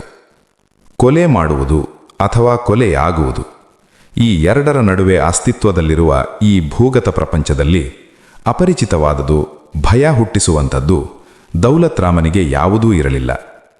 ಈಗ ಯೋಚಿಸಿದರೆ ಎಷ್ಟೋ ಜನ ಅಸಲಿ ಸರ್ಟಿಫಿಕೇಟುಗಳೊಡನೆ ನಡೆಸುವ ವೈದ್ಯ ವೃತ್ತಿ ಸಹ ಭೂಗತ ವ್ಯವಹಾರದಂತೆಯೇ ಕಾಣುತ್ತಿತ್ತು. ಅದು ಕೊಲ್ಲಿ ರಾಷ್ಟ್ರಗಳಿಂದ ವೈದ್ಯೋಪಚಾರಕ್ಕೆ ಬರುವ ಖಾಯಿಲೆಗಳ ಕೂಪಗಳಂತಿರುವ ಶ್ರೀಮಂತ ಶೇಕ್ಗಳನ್ನು ಸುಲಿಯಲು ನರ್ಸಿಂಗ್ ಹೋಮ್ನವರೆಲ್ಲ ಸೇರಿ ರಚಿಸಿಕೊಂಡಿರುವ ಕೂಟ, ಅವರು ನಡೆಸುವ ಮಸಲತ್ತು, ಇವೆಲ್ಲ ದೌಲತ್ ರಾಮನಿಗೆ ಭೂಗತ ಜಗತ್ತಿನ ಸಾಕ್ಷಾತ್ ಪ್ರತಿರೂಪದಂತೆಯೇ ಕಾಣುತ್ತಿತ್ತು. ಕಾರಿನೊಳಗಿದ್ದ ಇನ್ನೊಬ್ಬ ಕರುಣಾಕರ ಕುಟ್ಟಿ. ಹೆದರು ಪುಕ್ಕಲನಾದರೂ ಕಾರು ಲಾರಿ ನಡೆಸುವುದರಲ್ಲಿ ನಿಸ್ಸಿಮ. ಕೆಲವೇ ದಿನಗಳ ಹಿಂದೆ ಅವನ ಲಾರಿಯನ್ನು ಬೆನ್ನು ಹತ್ತಿದ ಅರಣ್ಯ ಇಲಾಖೆ ಜೀಪಿನ ಜನಗಳನ್ನು ಅವನು ಮುಗಿಸಿದ ರೀತಿ ಹೇಗಿತ್ತೆಂದರೆ ಇವತ್ತಿಗೂ ಯಾರಿಗೂ ಅದು ಅಪಘಾತವೋ ಆತ್ಮಹತ್ಯೆಯೋ ಕೊಲೆಯೋ ಎಂದು ನಿರ್ಧರಿಸಲಾಗದೆ ತನಿಖೆ ಅರ್ಧದಲ್ಲೇ ನಿಂತಿದೆ. ಕುಟ್ಟಿಯ ಲಾರಿ ಎಷ್ಟೇ ಆದರೂ ಡೀಸೆಲಿನ ಬೆಂಜ್ ಗಾಡಿ, ಜೀಪಿನ ವೇಗದಲ್ಲಿ ಓಡಲಾರದೆ ಇನ್ನೇನು ಸಿಕ್ಕಿ ಬೀಳುವುದರಲ್ಲಿತ್ತು. ಕುಟ್ಟಿ ಸ್ಟೇರಿಂಗ್ ಬಲಗಡೆ ಕನ್ನಡಿಯಲ್ಲಿ ಬೆನ್ನಟ್ಟಿ ಬರುತ್ತಿದ್ದ ಜೀಪು ನೋಡಿಕೊಂಡೇ ಬಿಡುತ್ತಿದ್ದವ, ಜೀಪು ನಾಲ್ವೇ ಮಾರು ಇದೆ ಎನ್ನಬೇಕಾದರೆ ವೇಗವಾಗಿ ಹೋಗುತ್ತಿದ್ದ ಲಾರಿಯ ಏರ್ ಬ್ರೇಕನ್ನು ಲಪ್ಪನೆ ಮುಂದುಗಡೆ ಕುಳಿತಿದ್ದ ದೌಲತ್ ರಾಮ್ ಮುಗ್ಗುರಿಸಿ ಮುಸುಡಿಗೆ ಸರಿಯಾಗಿ ಪೆಟ್ಟು ಮಾಡಿಕೊಳ್ಳುವಂತೆ ಒದ್ದ. ಜೀಪಿನಲ್ಲಿ ಬೆನ್ನಟ್ಟಿದ್ದ ಇಬ್ಬರಿಗೂ ಲಾರಿ ಮೀರಿಸಿ ಮುಂದೆ ಹೋಗಿ ಇವರನ್ನು ಬಲಿ ಹಾಕಬೇಕೆಂಬುದೊಂದೇ ಮನಸ್ಸಿನಲ್ಲಿದ್ದಿದ್ದು. ಮುಂದೆ ದೌಡಾಯಿಸುತ್ತಿದ್ದ ಲಾರಿ ಸಟ್ಟನೆ ನಿಂತಾಗ ಅದನ್ನು ಕನಸು ಮನಸ್ಸಿನಲ್ಲಿಯೂ ಊಹಿಸದಿದ್ದ ಡಿಪಾರ್ಟ್ಮೆಂಟಿನ ಜೀಪು ನೆಟ್ಟಗೆ ಲಾರಿಯಡಿ ನುಗ್ಗಿ ಚಾಸಿ ನಡುವೆ ಡಿಫರೆನ್ಸಿಯಲ್ಲಿಗೆ ಹೊಡೆಯಿತು. ಜೀಪು ಲಾರಿಯಡಿ ನುಗ್ಗಿದಾಗಲೇ ಎದೆ ಮಟ್ಟಕ್ಕಿದ್ದ ಲಾರಿಯ ಬಾಡಿ ಜೀಪಿನ ರುಂಡ ಅಪ್ಪಚ್ಚಿ ಮಾಡಿ ಮುಗಿಸಿತ್ತು. ಮುಗಿಸಿತೋ ಇಲ್ಲವೋ ನೋಡಹೋದವರಾದರೂ ಯಾರು? ಲಾರಿ ಹಿಂಭಾಗದಲ್ಲಿ ಜೀಪು ಅಪ್ಪಚ್ಚಿಯಾದ ಸದ್ದು ಕೇಳಿಸಿಕೊಂಡೇ ಲಾರಿಯೊಳಗಿನ ಇಬ್ಬರೂ ಸಹ ಸಮಾಧಾನದಿಂದ ತಲೆಯಾಡಿಸುತ್ತಾ ಹಿಂದಿರುಗಿಯೂ ನೋಡದೆ ತಣ್ಣಗೆ ಲಾರಿ ಬಿಟ್ಟುಕೊಂಡು ತಮ್ಮ ಪಾಡಿಗೆ ತಾವು ಹೋಗಿದ್ದರು. ಲಾರಿಯ ಹಿಂಭಾಗಕ್ಕೆ ಕೊಂಚವೂ ಜಖಮಾಗಿರಲಿಲ್ಲ.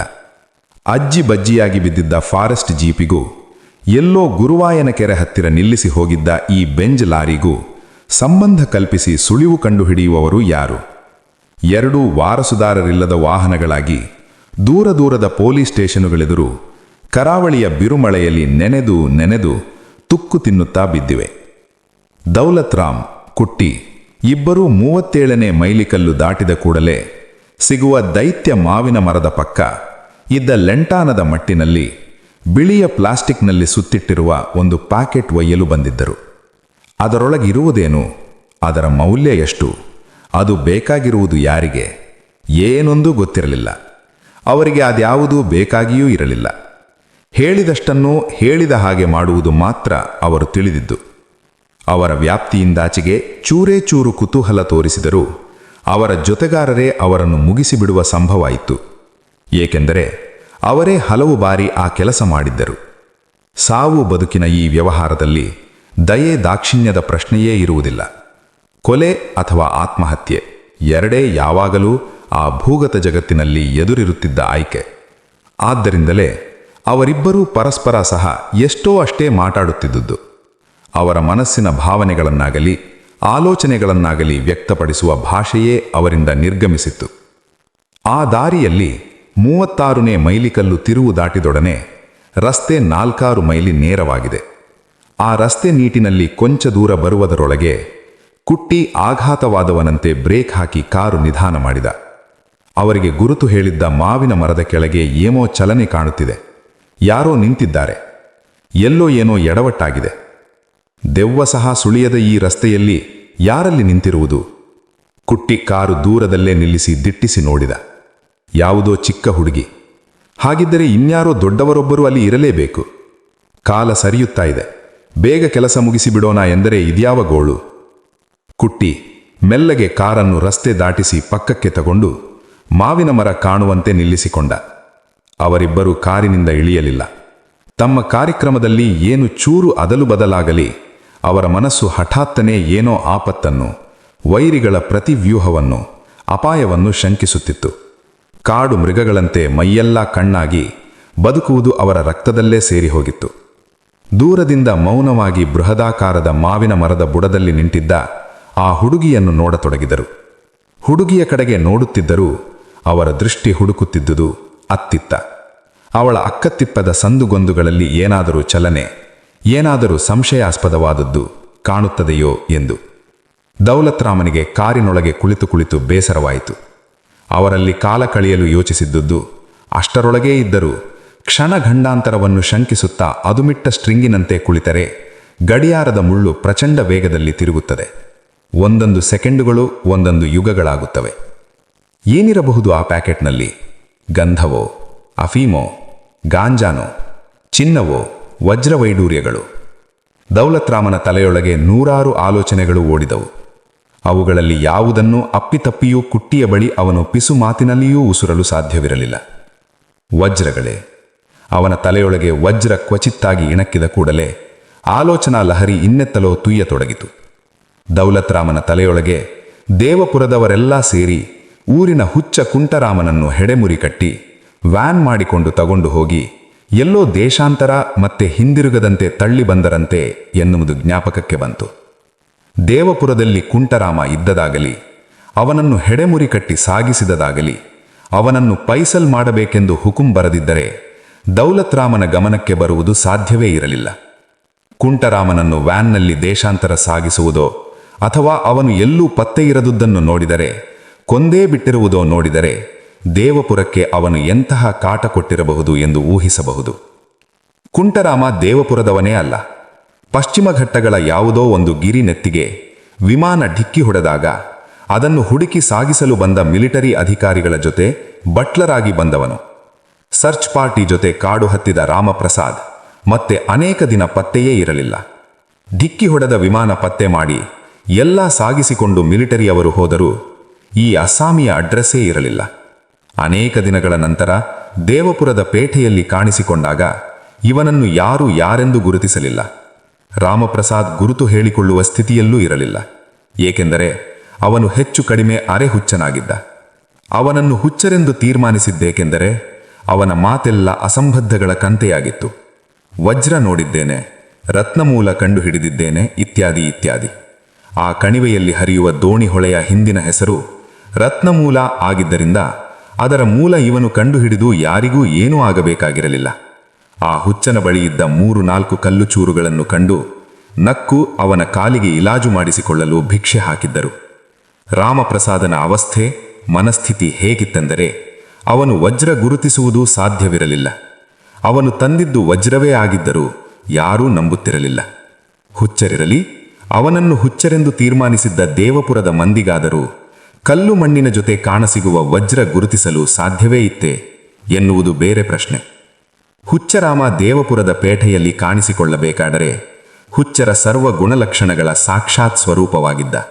ಮೈಗೆ ಸುತ್ತಿದ ಹರುಕು ಚಿಂದಿ, ಕಂಕುಳಲ್ಲೊಂದು ಮುರುಕಲು ಕೋಲು, ಎಡಗಾಲಿಗೆ 4-6 ಕಡೆ ಬೀಳು ಬಿಗ್ಗಿಕೊಂಡು ಬಂದವ. ಕಾಡಿನಲ್ಲಿ ಮಂಡಲದ ಹಾವು ಹೆಬ್ಬೆರಳಿಗೆ ಕಚ್ಚಿದೆ ಎಂದು, ವಿಷ ಮೇಲಕ್ಕೇರದಂತೆ ಬೀಳು ಬಿಗ್ಗಿದ್ದೇನೆ ಎಂದು ಹೇಳಿದ. ಅದು ನಿಜವೋ ಏನೋ?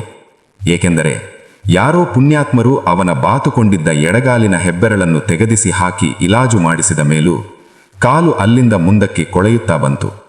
ಹುಚ್ಚರಾಮನನ್ನು ಹೆಡೆಮುರಿ ತಟ್ಟಿ ಊರಿಂದ ಸಾಗಿಸಬೇಕಾಗಿ ಬಂದಿದ್ದು ಈ ಕಾರಣಕ್ಕಲ್ಲ.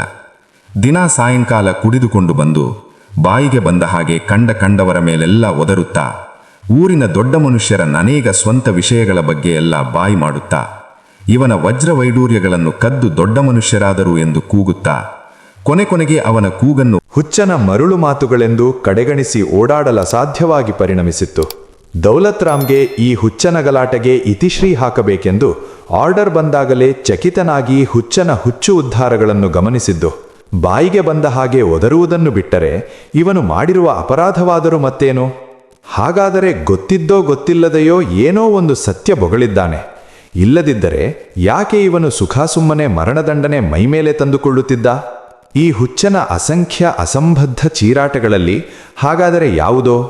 ಕಾಡಿನ ನೀರವದಲ್ಲಿ ಕಾರಿನಲ್ಲಿ ಕುಳಿತು ದೌಲತ್ ರಾಮ್ ಕಾಲ ಕಳೆಯಲು ಯೋಚಿಸಿದ. ಅವನಿಗೇನು ಹಣ ಮಾಡಬೇಕೆಂಬ ಹಂಬಲವೂ ಇರಲಿಲ್ಲ. ಏಕೆಂದರೆ ಭೂಗತ ಲೋಕದಲ್ಲಿ ಎಷ್ಟು ಖರ್ಚು ಮಾಡಬಹುದೋ ಅಷ್ಟೂ ಅವನ ಬಳಿ ಇತ್ತು. ಅದರಿಂದಾಗಿಯೇ ಈ ರಹಸ್ಯ ತಿಳಿಯುವ ಕುತೂಹಲವೂ ಅವನಲ್ಲಿರಲಿಲ್ಲ. ತನ್ನ ಮೇರೆ ಮೀರಿ ಪ್ರಾಣಾಪಾಯಕ್ಕೆ ತುತ್ತಾಗುವುದೂ ಅವನಿಗೆ ಬೇಕಿರಲಿಲ್ಲ. ಸುಮ್ಮನೆ ಕುಳಿತು ಮಾಡುವುದೇನೆಂದು ಮಾತ್ರ ಅವನು ಯೋಚಿಸುತ್ತಿದ್ದುದಿರಬೇಕು. ಕುಟ್ಟಿ ಒಂದು ಸಾರಿ ವಾಚ್ ನೋಡಿಕೊಂಡ. ಕಾಲ ಮೀರುತ್ತಾ ಇದೆ. ಈ ಕಗ್ಗಾಡಿನಲ್ಲಿ ಇದೊಂದು ಬೀದಿ ಬೊಮ್ಮಟಿ ಸುಮ್ಮನೆ ಹೂವಿನ ಮಾಲೆ ಎತ್ತಿ ಹಿಡಿದು ಅದೇ ಜಾಗದಲ್ಲಿ ಆಗಿನಿಂದ ನಿಂತಿರುವುದರ ಅರ್ಥವೇನು? ಅವನ ಗುಮಾನಿ, ಸಂಶಯ, ಅನುಮಾನಗಳ ಜಗತ್ತಿನಲ್ಲಿ ಪ್ರತಿಯೊಂದೂ ಶಕುನಗಳಂತೆ ಕಾಣುತ್ತಿದ್ದವು. ಆದರೆ ಅವಳು ಎತ್ತಿ ಹಿಡಿಯುವ ಮಾಲೆಗಳಿಗೆ ಯಾವ ಗಿರಾಕಿಯೂ ಇಲ್ಲ. ಒಂದೇ ಒಂದು ಕಾರೂ ನಿಂತಿದ್ದನ್ನು ನೋಡಲಿಲ್ಲ. ಹಾಗಾದರೆ ಯಾಕೆ ನಿಂತಿದೆ ಈ ಭಿಕಾರಿಯಲ್ಲಿ? ನಮ್ಮ ದಂಧೆ ಇನ್ನೊಂದು ನರಕ್ರಿಮಿಗೆ ಗೊತ್ತಾಗಬಾರದು. ಹುಡುಗಿ ಇರಲಿ, ಮಗುವಿರಲಿ, ಅಥವಾ ಹೊಟ್ಟೆ ಒಳಗಿನ ಭ್ರೂಣ ಇರಲಿ. ಇನ್ನು 10 ನಿಮಿಷ, ಅದರ ನಸೀಬು ಇನ್ನು 10 ನಿಮಿಷ. ಅಸಹನೆಯಿಂದ ಹಲ್ಲು ಕಡಿಯುತ್ತಾ ಮೂತ್ರಕ್ಕೆ ಅವಸರವಾದವರ ರೀತಿ ಗೊಣಗಿನ ಕುಟ್ಟಿ. ರೈಟ್ ಎಂದ ದೌಲತ್ ರಾಮ್. ಮತ್ತೆ ಅದರ ಅಪ್ಪನೋ ಅವ್ವನೋ ಅಕ್ಕಪಕ್ಕ ಇದ್ರೆ ಅದನ್ನು ರೈಟ್. ಇಂಥದ್ದೇ ಒಂದು ಮಗು ಕೋರ್ಟಿನಲ್ಲಿ ಹೌದು ಅಂತ ತಲೆ ಆಡಿಸಿದಕ್ಕೆ ಬೋಕರುಣ್ಣಿ 12 ವರ್ಷ ಒಳಗೋದ, ಗೊತ್ತಲ್ಲ? ರೈಟ್. ಕುಟ್ಟಿ ಮತ್ತೆ ಮಾತಾಡಲಿಲ್ಲ. ದೌಲತ್ ರಾಮ್ ರೈಟ್ ಎಂದರೆ ಏನರ್ಥ, ಹೋಲ್ಡ್ ಆನ್ ಎಂದರೆ ಏನರ್ಥ ಎಂದು ಅವನಿಗೆ ಗೊತ್ತಿತ್ತು. ಇಬ್ಬರೂ ಮೌನವಾಗಿ 10 ನಿಮಿಷ ಗಡು ಕೊಟ್ಟುಕೊಂಡು ಕಾಯತೊಡಗಿದರು. 10 ನಿಮಿಷ ಎಂದರೆ 10 ವರ್ಷ ಅವರ ಪಾಲಿಗೆ. ಕೊಲೆಗಡುಕರು ಎಂದರೆ ವಿಶಿಷ್ಟ ವ್ಯಕ್ತಿಗಳೆಂದು, ಕೊಲೆಯನ್ನು ಒಂದು ಮಹಾ ಸಾಹಸದಂತೆ ಅವರ ಜರುಗಿಸುತ್ತಾರೆಂದು ಊಹಿಸುವುದು ತಪ್ಪು. ಅದು ಈ ಭೂಗತ ವಂಚಕ ಪ್ರಪಂಚದಲ್ಲಿ ಕೊಲ್ಲದಿದ್ದರೆ ಪರಿಣಾಮ ತಾನು ಸಾಯಬೇಕಾಗುತ್ತದೆ ಎಂದಾದಗಲಂತೂ ಜೀವಿಸುವುದಕ್ಕಾಗಿ ಬದುಕಿರುವವನು ಉಸಿರಾಡುವ ಹಾಗೆ ಇವೆಲ್ಲ ನಡೆಯುತ್ತದೆ. ದೌಲತ್ ರಾಮ್ ಯಾರನ್ನಾದರೂ ಖತಂ ಮಾಡಬೇಕೆಂದಿದ್ದರೆ ಆ ಪ್ರಾಣಿಯ ಕಣ್ಣುಗಳನ್ನು ಮಾತ್ರ ನೋಡುತ್ತಿರಲಿಲ್ಲ. ಅದು ಮನುಷ್ಯರಾಗಲಿ ಕುರಿ ಕೋಳಿಯಾಗಲಿ ಅದರ ಕಣ್ಣುಗಳನ್ನು ಮಾತ್ರ ನೋಡಬೇಡ. ಇದೊಂದು ಸರಳ ಸೂತ್ರವನ್ನು ಮಾತ್ರ ಅವನು ಅನುಸರಿಸುತ್ತಿದ್ದ.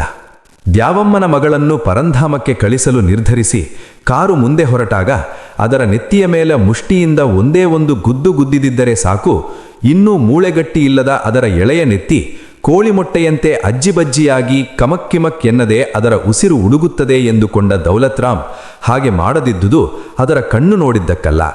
ಹುಡುಗಿಯ ಹತ್ತಿರ ಕಾರು ನಿಲ್ಲಿಸಿದಾಗ ದೌಲತ್ ರಾಮ್ ಕಾರು ಬಾಗಿಲು ತೆಗೆಯುವುದಕ್ಕೂ ಮೊದಲೇ ದೂರದಲ್ಲೆಲ್ಲೋ ಕಾರೋ ಬಸ್ಸೋ ಬರುವ ಸದ್ದಾಯಿತು. ಮುಂದೇನೋ ಎಂದು ಮಿಂಚಿನಂತೆ ಯೋಚನೆ ಮಾಡಿದ ದೌಲತ್ ರಾಮ್ ಚಕ್ಕನೆ ಒಂದು ನೋಟು ತೆಗೆದು ಹುಡುಗಿ ಕೈಗೆ ಕೊಟ್ಟು ಕೈಯಲ್ಲಿದ್ದ ಬುಟ್ಟಿ ಕಿತ್ತುಕೊಂಡಂತೆ ತೆಗೆದುಕೊಂಡು ಹೋಗು ಹೋಗು ಎಂದು ಗದರಿ ಹೇಳಿದ. ಬೆಳಗ್ಗಿನಿಂದ ನಿಂತು ನಿಂತು ಪ್ರತಿಯೊಂದು ವಾಹನ ಬಂದಾಗಲೂ ಪ್ರತೀಕ್ಷೆಯಿಂದ ಕಾದು ಕಾದು ಹತಾಶೆಯಲ್ಲಿ ದುಃಖದಲ್ಲಿ ತನ್ನ ಕೈಯಲ್ಲಿ ಒಣಗುತ್ತಿದ್ದ ಕೊನೆಯ ಹೂಮಾಲೆಯನ್ನು ಎತ್ತಿ ಹಿಡಿದ ದ್ಯಾವಮ್ಮನ ಮಗಳಿಗೆ ದೌಲತ್ ರಾಮನ ವರ್ತನೆ ಎಷ್ಟು ದುಃಖ ತಂದಿತೆಂದರೆ ನೆತ್ತಿಯ ಮೇಲೆ ಮುಷ್ಟಿಯಿಂದ ಅಪ್ಪಳಿಸಿದ ಹಾಗೆ ಆಯಿತು. ಮರಗಳೆಲ್ಲ ಹುಚ್ಚರ ಹಾಗೆ ತಲೆ ಕೆದರಿಕೊಂಡು ಗಾಳಿಗೆ ತೂರಾಡಿ ಹೀಯಾಳಿಸಿ ನಗುವಂತೆ, ನೋಡಿದಷ್ಟುದ್ದಕ್ಕೂ ಹಾಸಿ ಬಿದ್ದಿರುವ ರಸ್ತೆ ಕಠೋರ ಜೀವನವೆಂತೂ ಮೋಡ ಕಿಕ್ಕಿರಿಡಿದ್ದ ಆಕಾಶ ಅವಳನ್ನು ಮುಚ್ಚಿ ಕೂಡಿ ಹಾಕಿದ ಡಬ್ಬಿ ಮುಚ್ಚಲದಂತೆ ಅಸಹನೀಯವಾಗಿ ಕಂಡಿತು. ಬೆಳಗ್ಗೆ ಬರುತ್ತಾ ಬುಟ್ಟಿಯ ತುಂಬ ಮಾಲೆಗಳೊಂದಿಗೆ ಹೊತ್ತು ತಂದಿದ್ದ ಅವಳ ಕಿನ್ನರ ಕನಸುಗಳೆಲ್ಲ ಧೂಳು ಹಿಡಿದು ಮುರುಟಿ ದುರ್ಭರವಾದವು. ಹುಡುಗಿಯ ಕಣ್ಣೊಳಗೆ ನೀರು ತುಂಬಿ ಪ್ರಪಂಚವೆಲ್ಲ ಮಂಜು ಮಂಜಾಯಿತು. ಆ ಹುಡುಗಿ ಹುಲ್ಲಿನ ಮಧ್ಯ ಬೈತಲೆ ಎಳೆದಂತಿದ್ದ ಕಾಲುದಾರಿಯಲ್ಲಿ ಮೌನವಾಗಿ ಮಾನವದನದಲ್ಲಿ ತಿರುಗಿ ಮಾತೇ ಆಡದೆ ಹೊರಟು ಹೋದಳು. ಬಂದಿದ್ದ ಮಾತು ಮತ್ತೊಮ್ಮೆ ಶಾಶ್ವತವಾಗಿ ನಿರ್ಗಮಿಸಿತ್ತು. ದುಡ್ಡು ಕೊಟ್ಟಿದ್ದಕ್ಕೆ ಕಣ್ಣೀರು ಹಾಕುತ್ತಾ ಹುಡುಗಿ ಹೊರಟು ಹೋದಳೇಕೆಂದು ಆಶ್ಚರ್ಯಪಡಲು ದೌಲತ್ ರಾಮ್ಗೆ ಪುರುಸತ್ತೂ ಇರಲಿಲ್ಲ. ಅವನದನ್ನು ಗಮನಿಸಲೂ ಇಲ್ಲ. ಈ ಹಾಳು ಹುಡುಗಿಯ ದೆಸೆಯಿಂದ ತಮಗೆ ವೃಥಾ ಕಾಲಹರಣವಾದಲ್ಲ ಎಂದಷ್ಟೇ ಅವನು ಯೋಚಿಸಿದ್ದು. ಪಾಕೆಟ್ ತಗೊಂಡು ಕಾರಿನಲ್ಲಿ ಕುಳಿತಾಗ ಕುಟ್ಟಿ ದೌಲತ್ ರಾಮ್ ಮಾಡಿದ್ದು ಸರಿಯೋ ತಪ್ಪೋ ಎಂದು ಯೋಚಿಸುತ್ತಿದ್ದ. ಅವನು ಇನ್ನೇನು ಮಾಡಬಹುದಿತ್ತು ಎಂದು ಯೋಚಿಸಿದ. ಆದರೆ ಆ ಬಗ್ಗೆ ಒಂದು ಮಾತನ್ನೂ ಆಡಲಿಲ್ಲ. ಕಾರು ರಿವರ್ಸ್ ತೆಗೆಯಲು ಎಲ್ಲೋ ಬರುತ್ತಿದ್ದ ಬಸ್ಸೋ ಲಾರಿಯೋ ಹೋಗಲಿ ಎಂದು ಕೊಂಚ ಹೊತ್ತು ಕಾದರೂ ಏನೂ ಬರಲೇ ಇಲ್ಲ. ಅವನು ಕಾರು ತಿರುಗಿಸಿ ವಾಪಸ್ ಹೊರಟ ಮೇಲೂ ಇಬ್ಬರಿಗೂ ಏನೋ ಗುಮಾನಿ. ತಾವು ಕೇಳಿದ್ದ ಸದ್ದು ಯಾವುದು? ಎಲ್ಲಿ ಹೋಯಿತು ಆ ವಾಹನ? ಹಲವು ಮೈಲಿ ಹೋಗಿದ್ದರಷ್ಟೇ ಹಿಂದಿನಿಂದ ಹಾರ್ನ್ ಶಬ್ದ. ಒಂದು ಪೊಲೀಸ್ ಜೀಪು ಭರಾಟದಿಂದ ಧೂಳೆಬ್ಬಿಸಿ ಇವರನ್ನು ಮೀರಿ ಮುಂದೆ ಹೋಯಿತು. ಅದರ ಹಿಂದೆಯೇ ಇನ್ನೊಂದು ಕಾರು. ರಸ್ತೆಯಲ್ಲಿ ಅವು ಎಬ್ಬಿಸಿದ ಧೂಳು ಅಡಗಿದ ಮೇಲೆ ಕಾರನ್ನು ನಿಧಾನ ಪಕ್ಕಕ್ಕೆ ನಿಲ್ಲಿಸಿ ಇಬ್ಬರು ಮುಖಾಮುಖಿ ನೋಡಿಕೊಂಡರು. ಟೈಗರ್ಗಳು ಪುತ್ತೂರಿನ ಹತ್ತಿರ ಸಿಲೋನಿಗಳ ಕ್ಯಾಂಪಿಗೆ ಬಂದಿದ್ದಾರೆ ಅಂತ ವರ್ತಮಾನ ಇತ್ತು ಕುಟ್ಟಿ. ಅದಕ್ಕೆ ಇರಬೇಕು ಓಡಾಟ. ನೀನು ನಡಿ ಎಂದ ದೌಲತ್ರಾಮ್. ನಟ್ಟ. ಈ ಕಾರು ಮಾಲೀಕ ಕಂಪ್ಲೇಂಟ್ ಕೊಟ್ಟಿರೋಲ್ಲವಾ? ಕುಟ್ಟಿ ಪ್ರಶ್ನೆ ಕೇಳಿ ನಕ್ಕ. ಕಾರು ಲಿಫ್ಟ್ ಮಾಡಿರೋದು ಕಣ್ಣಾನೂರಿನಲ್ಲಿ.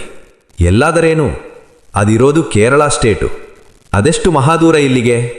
ಸ್ಟೇಟಿಂದ ಸ್ಟೇಟಿಗೆ ಅಂದರೆ ಸರ್ಕಾರಗಳಿಗೆ ದೂರಾನೆ. ಅದೆಲ್ಲ ಸರ್ಕಾರಗಳ ಜ್ಯೂರಿಸ್ಟಿಕ್ಷನ್ ಮೇಲಿದೆ. ನಿನ್ನ ಪುರಾಣನೆಲ್ಲ ಯಾವನಾದರೂ ನಸೀಬ್ ಕೆಟ್ಟವನಿದ್ರೆ ಹೇಳು. ಅದ್ಯಾಕದೆಲ್ಲ ಮಾತು? ಏನು ಮಾಡೋಣ ಈಗ? ಅಷ್ಟು ಹೇಳು.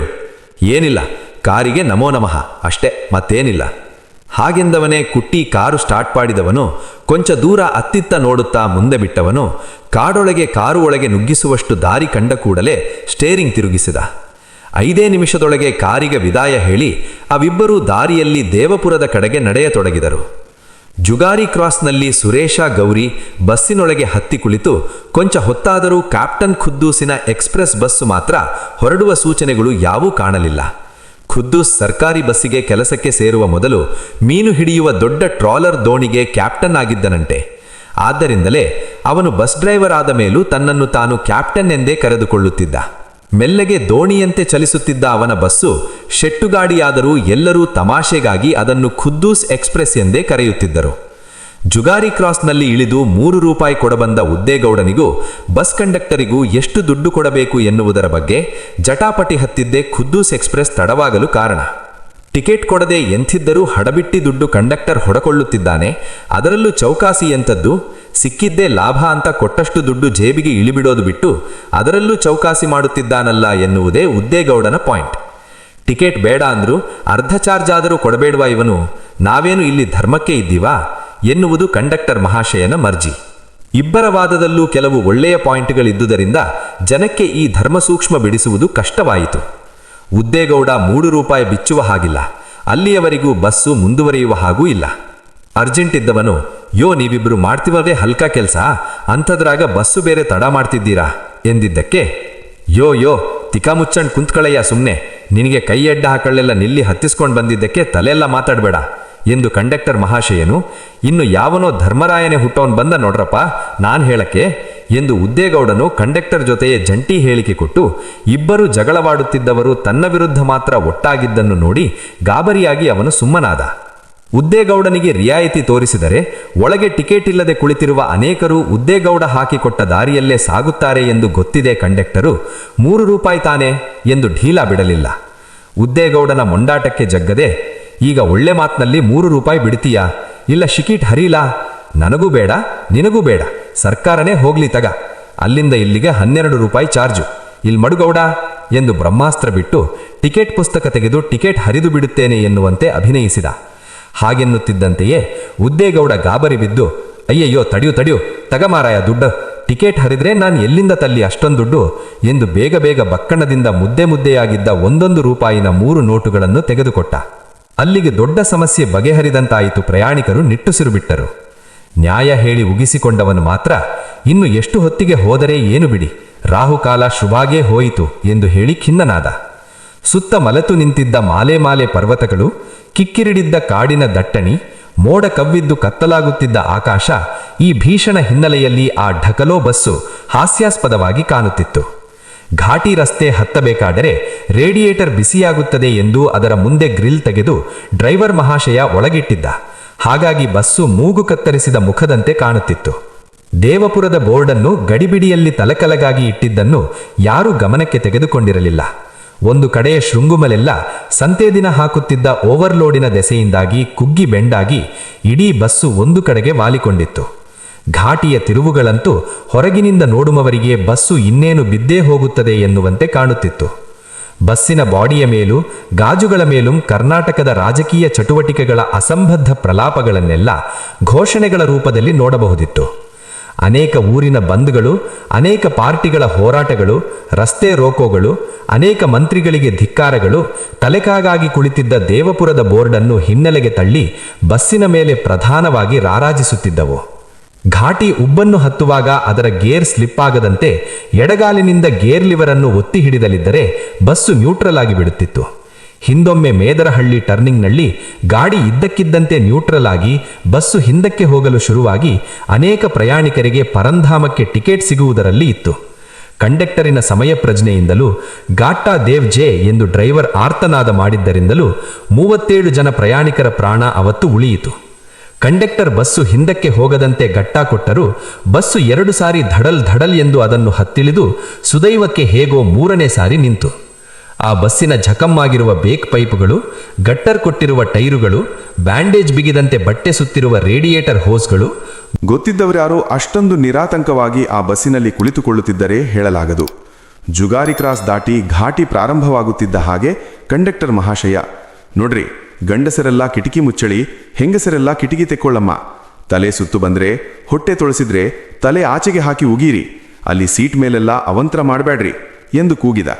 ಹೆಂಗಸರು ವಾಂತಿ ಮಾಡಿದ್ದು ಹಿಂದೆ ಕುಳಿತಿರುವ ಗಂಡಸರ ಮೂತಿಗೆಲ್ಲ ಬಿದ್ದು ಗಲಾಟೆಗಳಾಗದೇ ಇರಲೆಂದೇ ಅವನು ಈ ಮುಂಜಾಗ್ರತಾ ಕ್ರಮ ಕೈಗೊಂಡಿದ್ದು. ಅವನ ಕಡೆ ಕೊಂಕು ನೋಟ ಬೀರಿದ ಒಂದಿಬ್ಬರು ಗಂಡಸರತ್ತ ತಿರುಗಿ, ಏನ್ ಮಾಡ್ತೀರಾ, ದೇವಸ್ಥಾನದ ಊಟ ಧರ್ಮಕ್ಕೆ ಸಿಗುವಂತ ತಾರಾಮಾರಿ ತಿನ್ಹಿಡ್ತಾರೆ ಎಂದು ವ್ಯಂಗ್ಯವಾಡಿ ಹೇಳಿ ಸುರೇಶನಿಗೆ 2 ಟಿಕೆಟ್ ಹರಿದು ಕೊಡುತ್ತಾ ಚಿಲ್ಲರೆ ವಾಪಸ್ ಕೊಡದೆ ಅವನ 2 ಮೂಟೆಗಳ ಲಗೇಜ್ ಚಾರ್ಜು ಎಂದು ದಬಾಯಿಸಿದ. ಸುರೇಶ ಜಗಳ ಮಾಡುವ ಮೂಡಿನಲ್ಲಿರಲಿಲ್ಲ. ಅಲ್ಲದೆ ಕೆಲವೇ ಕ್ಷಣಗಳ ಹಿಂದೆ ಉದ್ದೇಗೌಡನ ಜೊತೆ ಕಂಡಕ್ಟರ್ ಜಗಳವಾಡಿದ್ದನ್ನು ನೋಡಿದ ಯಾವನೂ ಅವನೊಡನೆ ತರಳೆಗೆ ಇಳಿಯಲು ಇಷ್ಟಪಡುತ್ತಿರಲಿಲ್ಲ. ಅವರೇ ಹಂಕಲ್ ಹತ್ತಿರ ಒಂದು ಮ್ಯಾರೇಜ್ ಪಾರ್ಟಿ ಕೈಯಡ್ಡ ಹಾಕಿ ಬಸ್ಸಿನ ತುಂಬ ತುಂಬಿಕೊಂಡರು. ಮುಂದೆ ಜಾಗ ಇದೆಯೋ ಇಲ್ಲವೋ ಒಂದನ್ನೂ ಲೆಕ್ಕಿಸದೆ ಹೋಗ್ರಿ ಮುಂದೆ, ಹೋಗ್ರಿ ಮುಂದೆ ಎಂದು ಹೆಂಗಸರು ಮಕ್ಕಳೆಂದು ನೋಡದೆ ಎಲ್ಲರ ಮುಖಳಿಗೂ ಕೈ ಹಚ್ಚಿ ಬುಟ್ಟಿಗ ಸಾಮಾನು ತುರುಕಿದಂತೆ ಕಂಡಕ್ಟರ್ ಅವರನ್ನು ತುರುಕಿದ. ಜರಬರ ಎನ್ನುತ್ತಿದ್ದ ಹೊಸ ಸೀರೆ ಪಂಚಗಳನ್ನು ಉಟ್ಟುಕೊಂಡಿದ್ದ ಗಂಡಸರು ಹೆಂಗಸರು ಎಲ್ಲ ಒಬ್ಬರ ಮೇಲೊಬ್ಬರು ಬಿದ್ದು, ಒಬ್ಬರ ಕಾಲು ಒಬ್ಬರು ತುಳಿದು, ಗಂಡಸರ ಮೇಲೆ ಹೆಂಗಸರು, ಹೆಂಗಸರ ಮೇಲೆ ಗಂಡಸರು ಕಿಸಿ ಕಿಸಿ ರೇಗಾಡಿದರು. ಮೇದರಹಳ್ಳಿ ದಾಟಿ 1 ಮೈಲಿ ಹೋಗಿ ಎಡಕ್ಕೆ ತಿರುಗಿದ ಕೂಡಲೇ ಇಬ್ಬರು ಅಪರಿಚಿತ ಪ್ಯಾಂಟ್ಧಾರಿ ವ್ಯಕ್ತಿಗಳು ಬಸ್ಸಿಗೆ ಕೈಯಡ್ಡ ಹಾಕಿ ಬಸ್ ಹತ್ತಿಕೊಂಡರು. ಅವರನ್ನು ಹತ್ತಿಸಿಕೊಳ್ಳುವಾಗ, ಇನ್ನು ಮುಂದೋಗೋ ಮುಂದೋಗೋ, ಎಲ್ಲಿಗಂತ ಹೋಗೋದೋ, ಇವನಪ್ಪನ ಮನೆಗೆ ಎಂದು ಮುಂದೆ ಹೋಗಲು ಜಾಗವಿಲ್ಲವೆಂದು ಗೊಣಗಿದ ಒಬ್ಬ ಮ್ಯಾರೇಜ್ ಪಾರ್ಟಿಯವನಿಗೆ, ಕೈಕಾಲು ಚಾಚ್ಕೊಂಡು ಕೂತೋಬೇಕಂತಿದ್ರೆ ಅಲ್ಲೆಲ್ಲ ಮಾವನ ಮನೇಲಿರ್ಬೇಕಿತ್ತೋ, ಬಸ್ಸಿಗೆ ಯಾಕಯ್ಯ ಹತ್ತಿದೆ, ಇದೊಳಗೆ ನಾ ಹೇಳಂಗೆ ಕೇಳಬೇಕು ಎಂದು ಕಂಡಕ್ಟರ್ ಕೂಗಿದ. ಯಾರೂ ಕಂಡಕ್ಟರ್ ಮಾತನ್ನು ಗಂಭೀರವಾಗಿ ಪರಿಗಣಿಸಿ ಜಗಳವಾಡಿಲ್ಲ. ಕೂತು ಕೂತು ಬೇಜಾರಾಗಿ ಬೋರಾದ ಎಲ್ಲ ಪ್ರಯಾಣಿಕರಿಗೂ ಕಂಡಕ್ಟರ್ ಮಾತುಗಳು ಲಘು ಮನೋರಂಜನೆಯನ್ನು ಒದಗಿಸುತ್ತಿದ್ದಷ್ಟೇ. ಮೊದಲೇ ಕುಳಿತಿದ್ದವರು ಕಂಡಕ್ಟರ್ ವಾಗ್ದಾನಗಳಿಗೆ ಹೊಸದಾಗಿ ಹತ್ತಿದವರು ತುತ್ತಾಗುವುದನ್ನು ನೋಡಿ ಆನಂದಿಸುತ್ತಿದ್ದರು. ಆದರೆ ಹೊಸದಾಗಿ ಹತ್ತಿದ ಈ ಇಬ್ಬರ ಮೇಲೆ ಮಾತ್ರ ಕಂಡಕ್ಟರನ ಯಾವ ವಾಗ್ದಾನಗಳೂ ಹೋಗಲಿಲ್ಲ. ಅವರ ಮುಖದಲ್ಲಿ ಕಾಣುತ್ತಿದ್ದ ಕಾಠಿಣ್ಯವೋ ಕ್ರೌರ್ಯವೋ ಅಥವಾ ಅವರ ಅಪರಿಚಿತ ಮುಖಗಳು ಏನೋ ಒಂದು ಕಂಡಕ್ಟರನ ನಾಲುಗೆಗೆ ತಡೆ ಹಾಕಿತ್ತು. ಕೂರಲು ಜಾಗವಿಲ್ಲದೆ ನುಗ್ಗಾಡಿಕೊಂಡು ಬಂದು ಸುರೇಶನಿಗೂ ಏಲಕ್ಕಿ ಮೂಟೆಗೂ ನಡುವೆ ನಿಂತ ಅವರನ್ನೊಮ್ಮೆ ಸುರೇಶ ನೋಡಿದ. ತೀರಾ ಅಪರಿಚಿತವಾಗಿ ಕಂಡ ಅವರ ಬಗ್ಗೆ ಅವನಿಗೇನು ಅನ್ನಿಸಲೇ ಇಲ್ಲ. ಆ ರಸ್ತೆಯಲ್ಲಿ ಅಪರಿಚಿತ ಮುಖಗಳಿಗೇನು ಕೊರತೆ ಇರಲಿಲ್ಲ. ಬಸ್ಸಿನ ಜಗ್ಗಾಟದಲ್ಲಿ ತೂರಾಡಿ ಕೊನೆಗೆ ಅವರಿಬ್ಬರೂ ಅವನ ಮೂಟೆಗಳ ಮೇಲೆಯೇ ಕುಳಿತುಮಿಟ್ಟರು.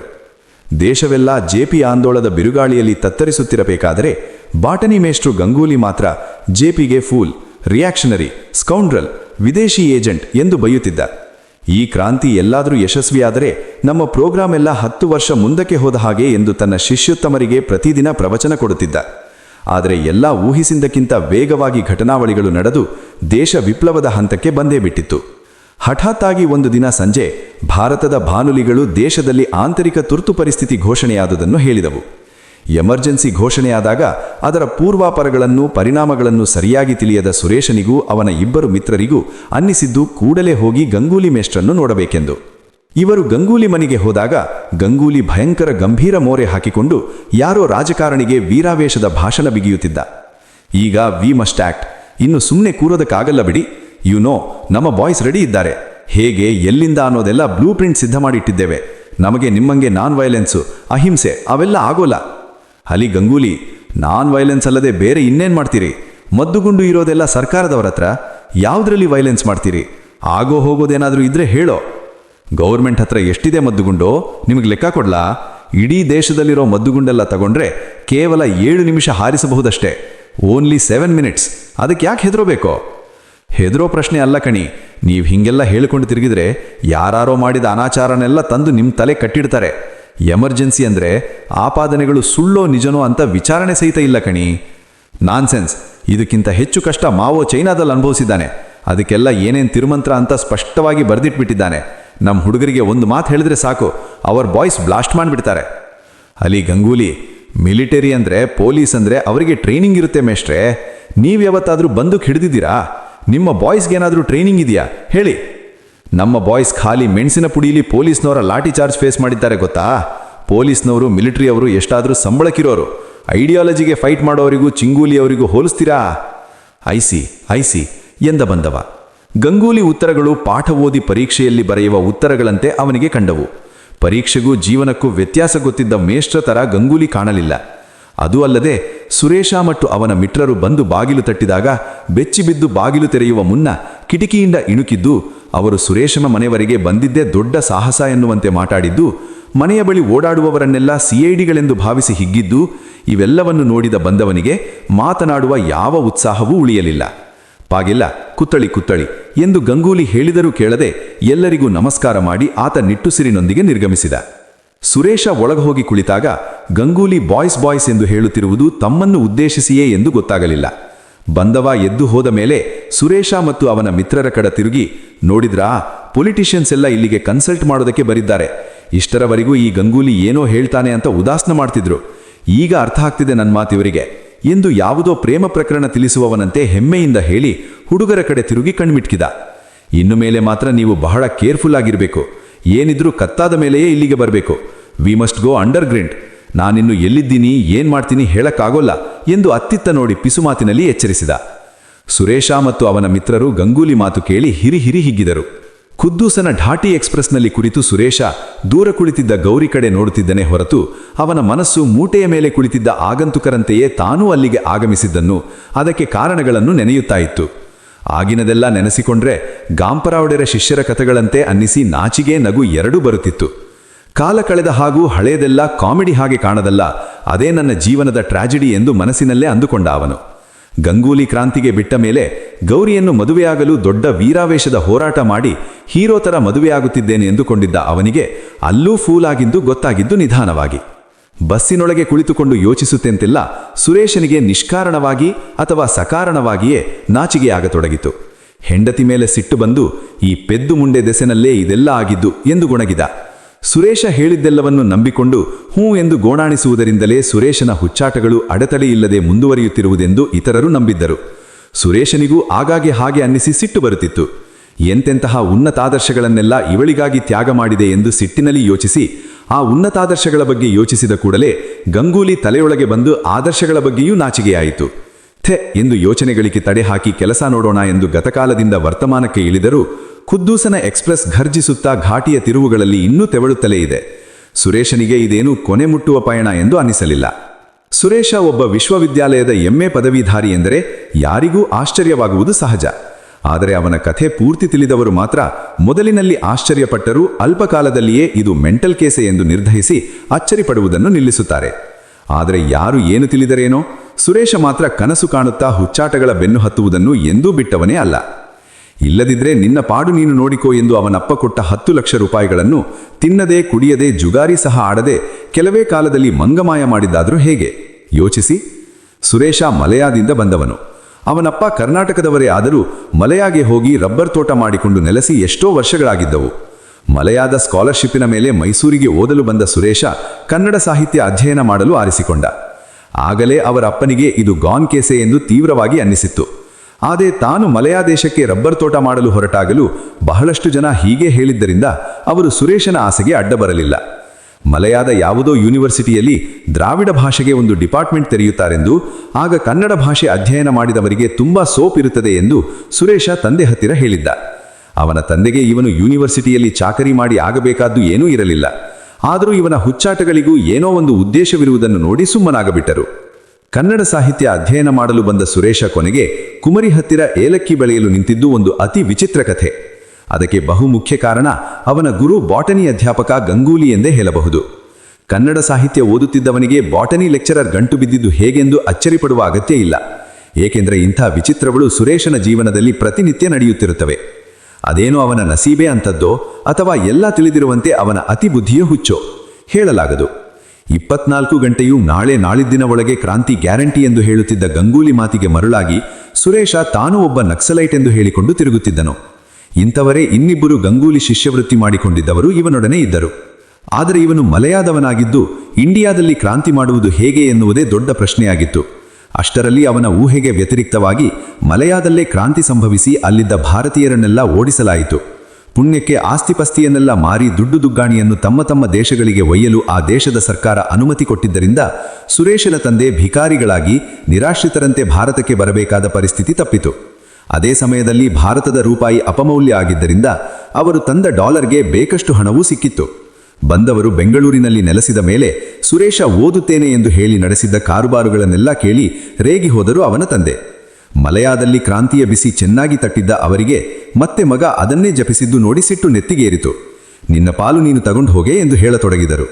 ತಂದೆ ಆಸ್ತಿಯಲ್ಲಿ ಪಾಲು ತಗೊಳ್ಳುವುದು ಕ್ರಾಂತಿಕಾರಿಗೆ ತರವಲ್ಲ ಎಂದು ಸುರೇಶ ದುಡ್ಡು ತಗೊಳ್ಳಲು ನಿರ್ಧರಿಸಿದ. ಇಂಡಿಯಾದಲ್ಲಿ ಎಮರ್ಜೆನ್ಸಿ ಘೋಷಣೆಯಾದ 2 ದಿನಕ್ಕೆ ಗಂಗೂಲಿ ರಜಾ ಹಾಕಿ ನಾಪತ್ತೆಯಾದ. ಸುರೇಶ ಹಾಗಾದರೆ ಗಂಗೂಲಿ ಕ್ರಾಂತಿ ಸಂಭವಿಸುತ್ತಿದ್ದೆಂದು ನಾಳೆ ನಾಳಿದ್ದಿನ ಕಾಲಾವಧಿ ಈಗ 1-2 ಗಂಟೆಗಳಷ್ಟು ಹತ್ತಿರಕ್ಕೆ ಬಂದಿರಬಹುದು ಎಂದು ತಿಳಿದ. ಹೆದರುಪುಕ್ಕಲ ಗಂಗೂಲಿ ಅರೆಸ್ಟ್ ಲಿಸ್ಟಿನಲ್ಲಿ ನಿನ್ನ ಹೆಸರು ಇದೆ ಎಂದು ಯಾರೋ ಹೇಳಿದ್ದಕ್ಕೆ ರಜಾ ಹಾಕಿ ಊರಿಗೆ ಓಡಿ ಹೋಗಿದ್ದನೆನ್ನುವುದು ಸುರೇಶನಿಗೆ ಗೊತ್ತಿರಲಿಲ್ಲ. 15 ದಿನ ಕಳೆದ ಮೇಲೆ ಮೆಲ್ಲಗೆ ತಲೆ ಹಾಕಿದ ಗಂಗೂಲಿ ಇನ್ನೇನು ಕ್ರಾಂತಿಯಾಗಲಿದೆ, ಕ್ರಾಂತಿಕಾರಿಗಳೆಲ್ಲ ಈಗಲೇ ಊರು ಬಿಟ್ಟು ಗ್ರಾಮಾಂತರಗಳಿಗೆ ಹೋಗಿಬಿಡಬೇಕೆಂದು ಪಿಸುಮಾತಿನಲ್ಲಿ ಟಾಪ್ ಸೀಕ್ರೆಟ್ ಹೇಳುವ ಹಾಗೆ ಹೇಳಿದ. MA ಮುಗಿಸಿ PhD ಮಾಡುತ್ತಿದ್ದ ಸುರೇಶನಿಗೆ ಯೂನಿವರ್ಸಿಟಿಗೆ ಹೇಗಾದರೂ ವಿದಾಯ ಹೇಳಲು ಒಂದು ನೆವೆ ಬೇಕಿತ್ತು.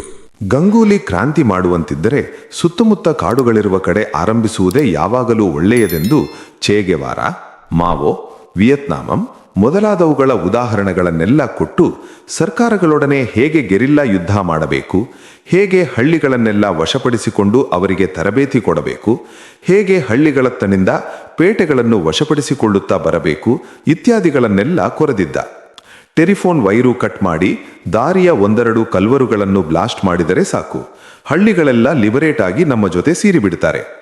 ಆಮೇಲೆ ಏನ್ ಮಾಡಬೇಕು ಅಂತ ಗೊತ್ತಿದೆಯಲ್ಲ ನಿಮ್ಗೆ, ಸುಮ್ಮನೆ ಮಾವೋ ಪುಸ್ತಕದ್ದು 7th ಚಾಪ್ಟರ್ ಫಾಲೋ ಮಾಡಿ ಎಂದೆಲ್ಲ ಕೊರೆದು ಈ ಗಾಂಪರ ಗುರು ಶಿಷ್ಯರನ್ನೆಲ್ಲ ಓದು ಬಿಡಿಸಿ ಹಳ್ಳಿಗಳ ಕಡೆ ಸಾಗ ಹಾಕಿದ. ವಿಠ್ಠಲದ ಕಡೆ ಯಾವುದೋ ಕಂಪನಿ ತೋಟದಲ್ಲಿ ಮ್ಯಾನೇಜರ್ ಕೆಲಸ ಮಾಡುತ್ತೇನೆಂದು ತಂದೆಯಿಂದ ಶಿಫಾರಸು ಪತ್ರ ತಗೊಂಡು ಸುರೇಶ ಕ್ರಾಂತಿ ಮಾಡಲು ಪ್ರಶಸ್ತವಾದ ಜಾಗ ಹುಡುಕಿ ಹೊರಟ.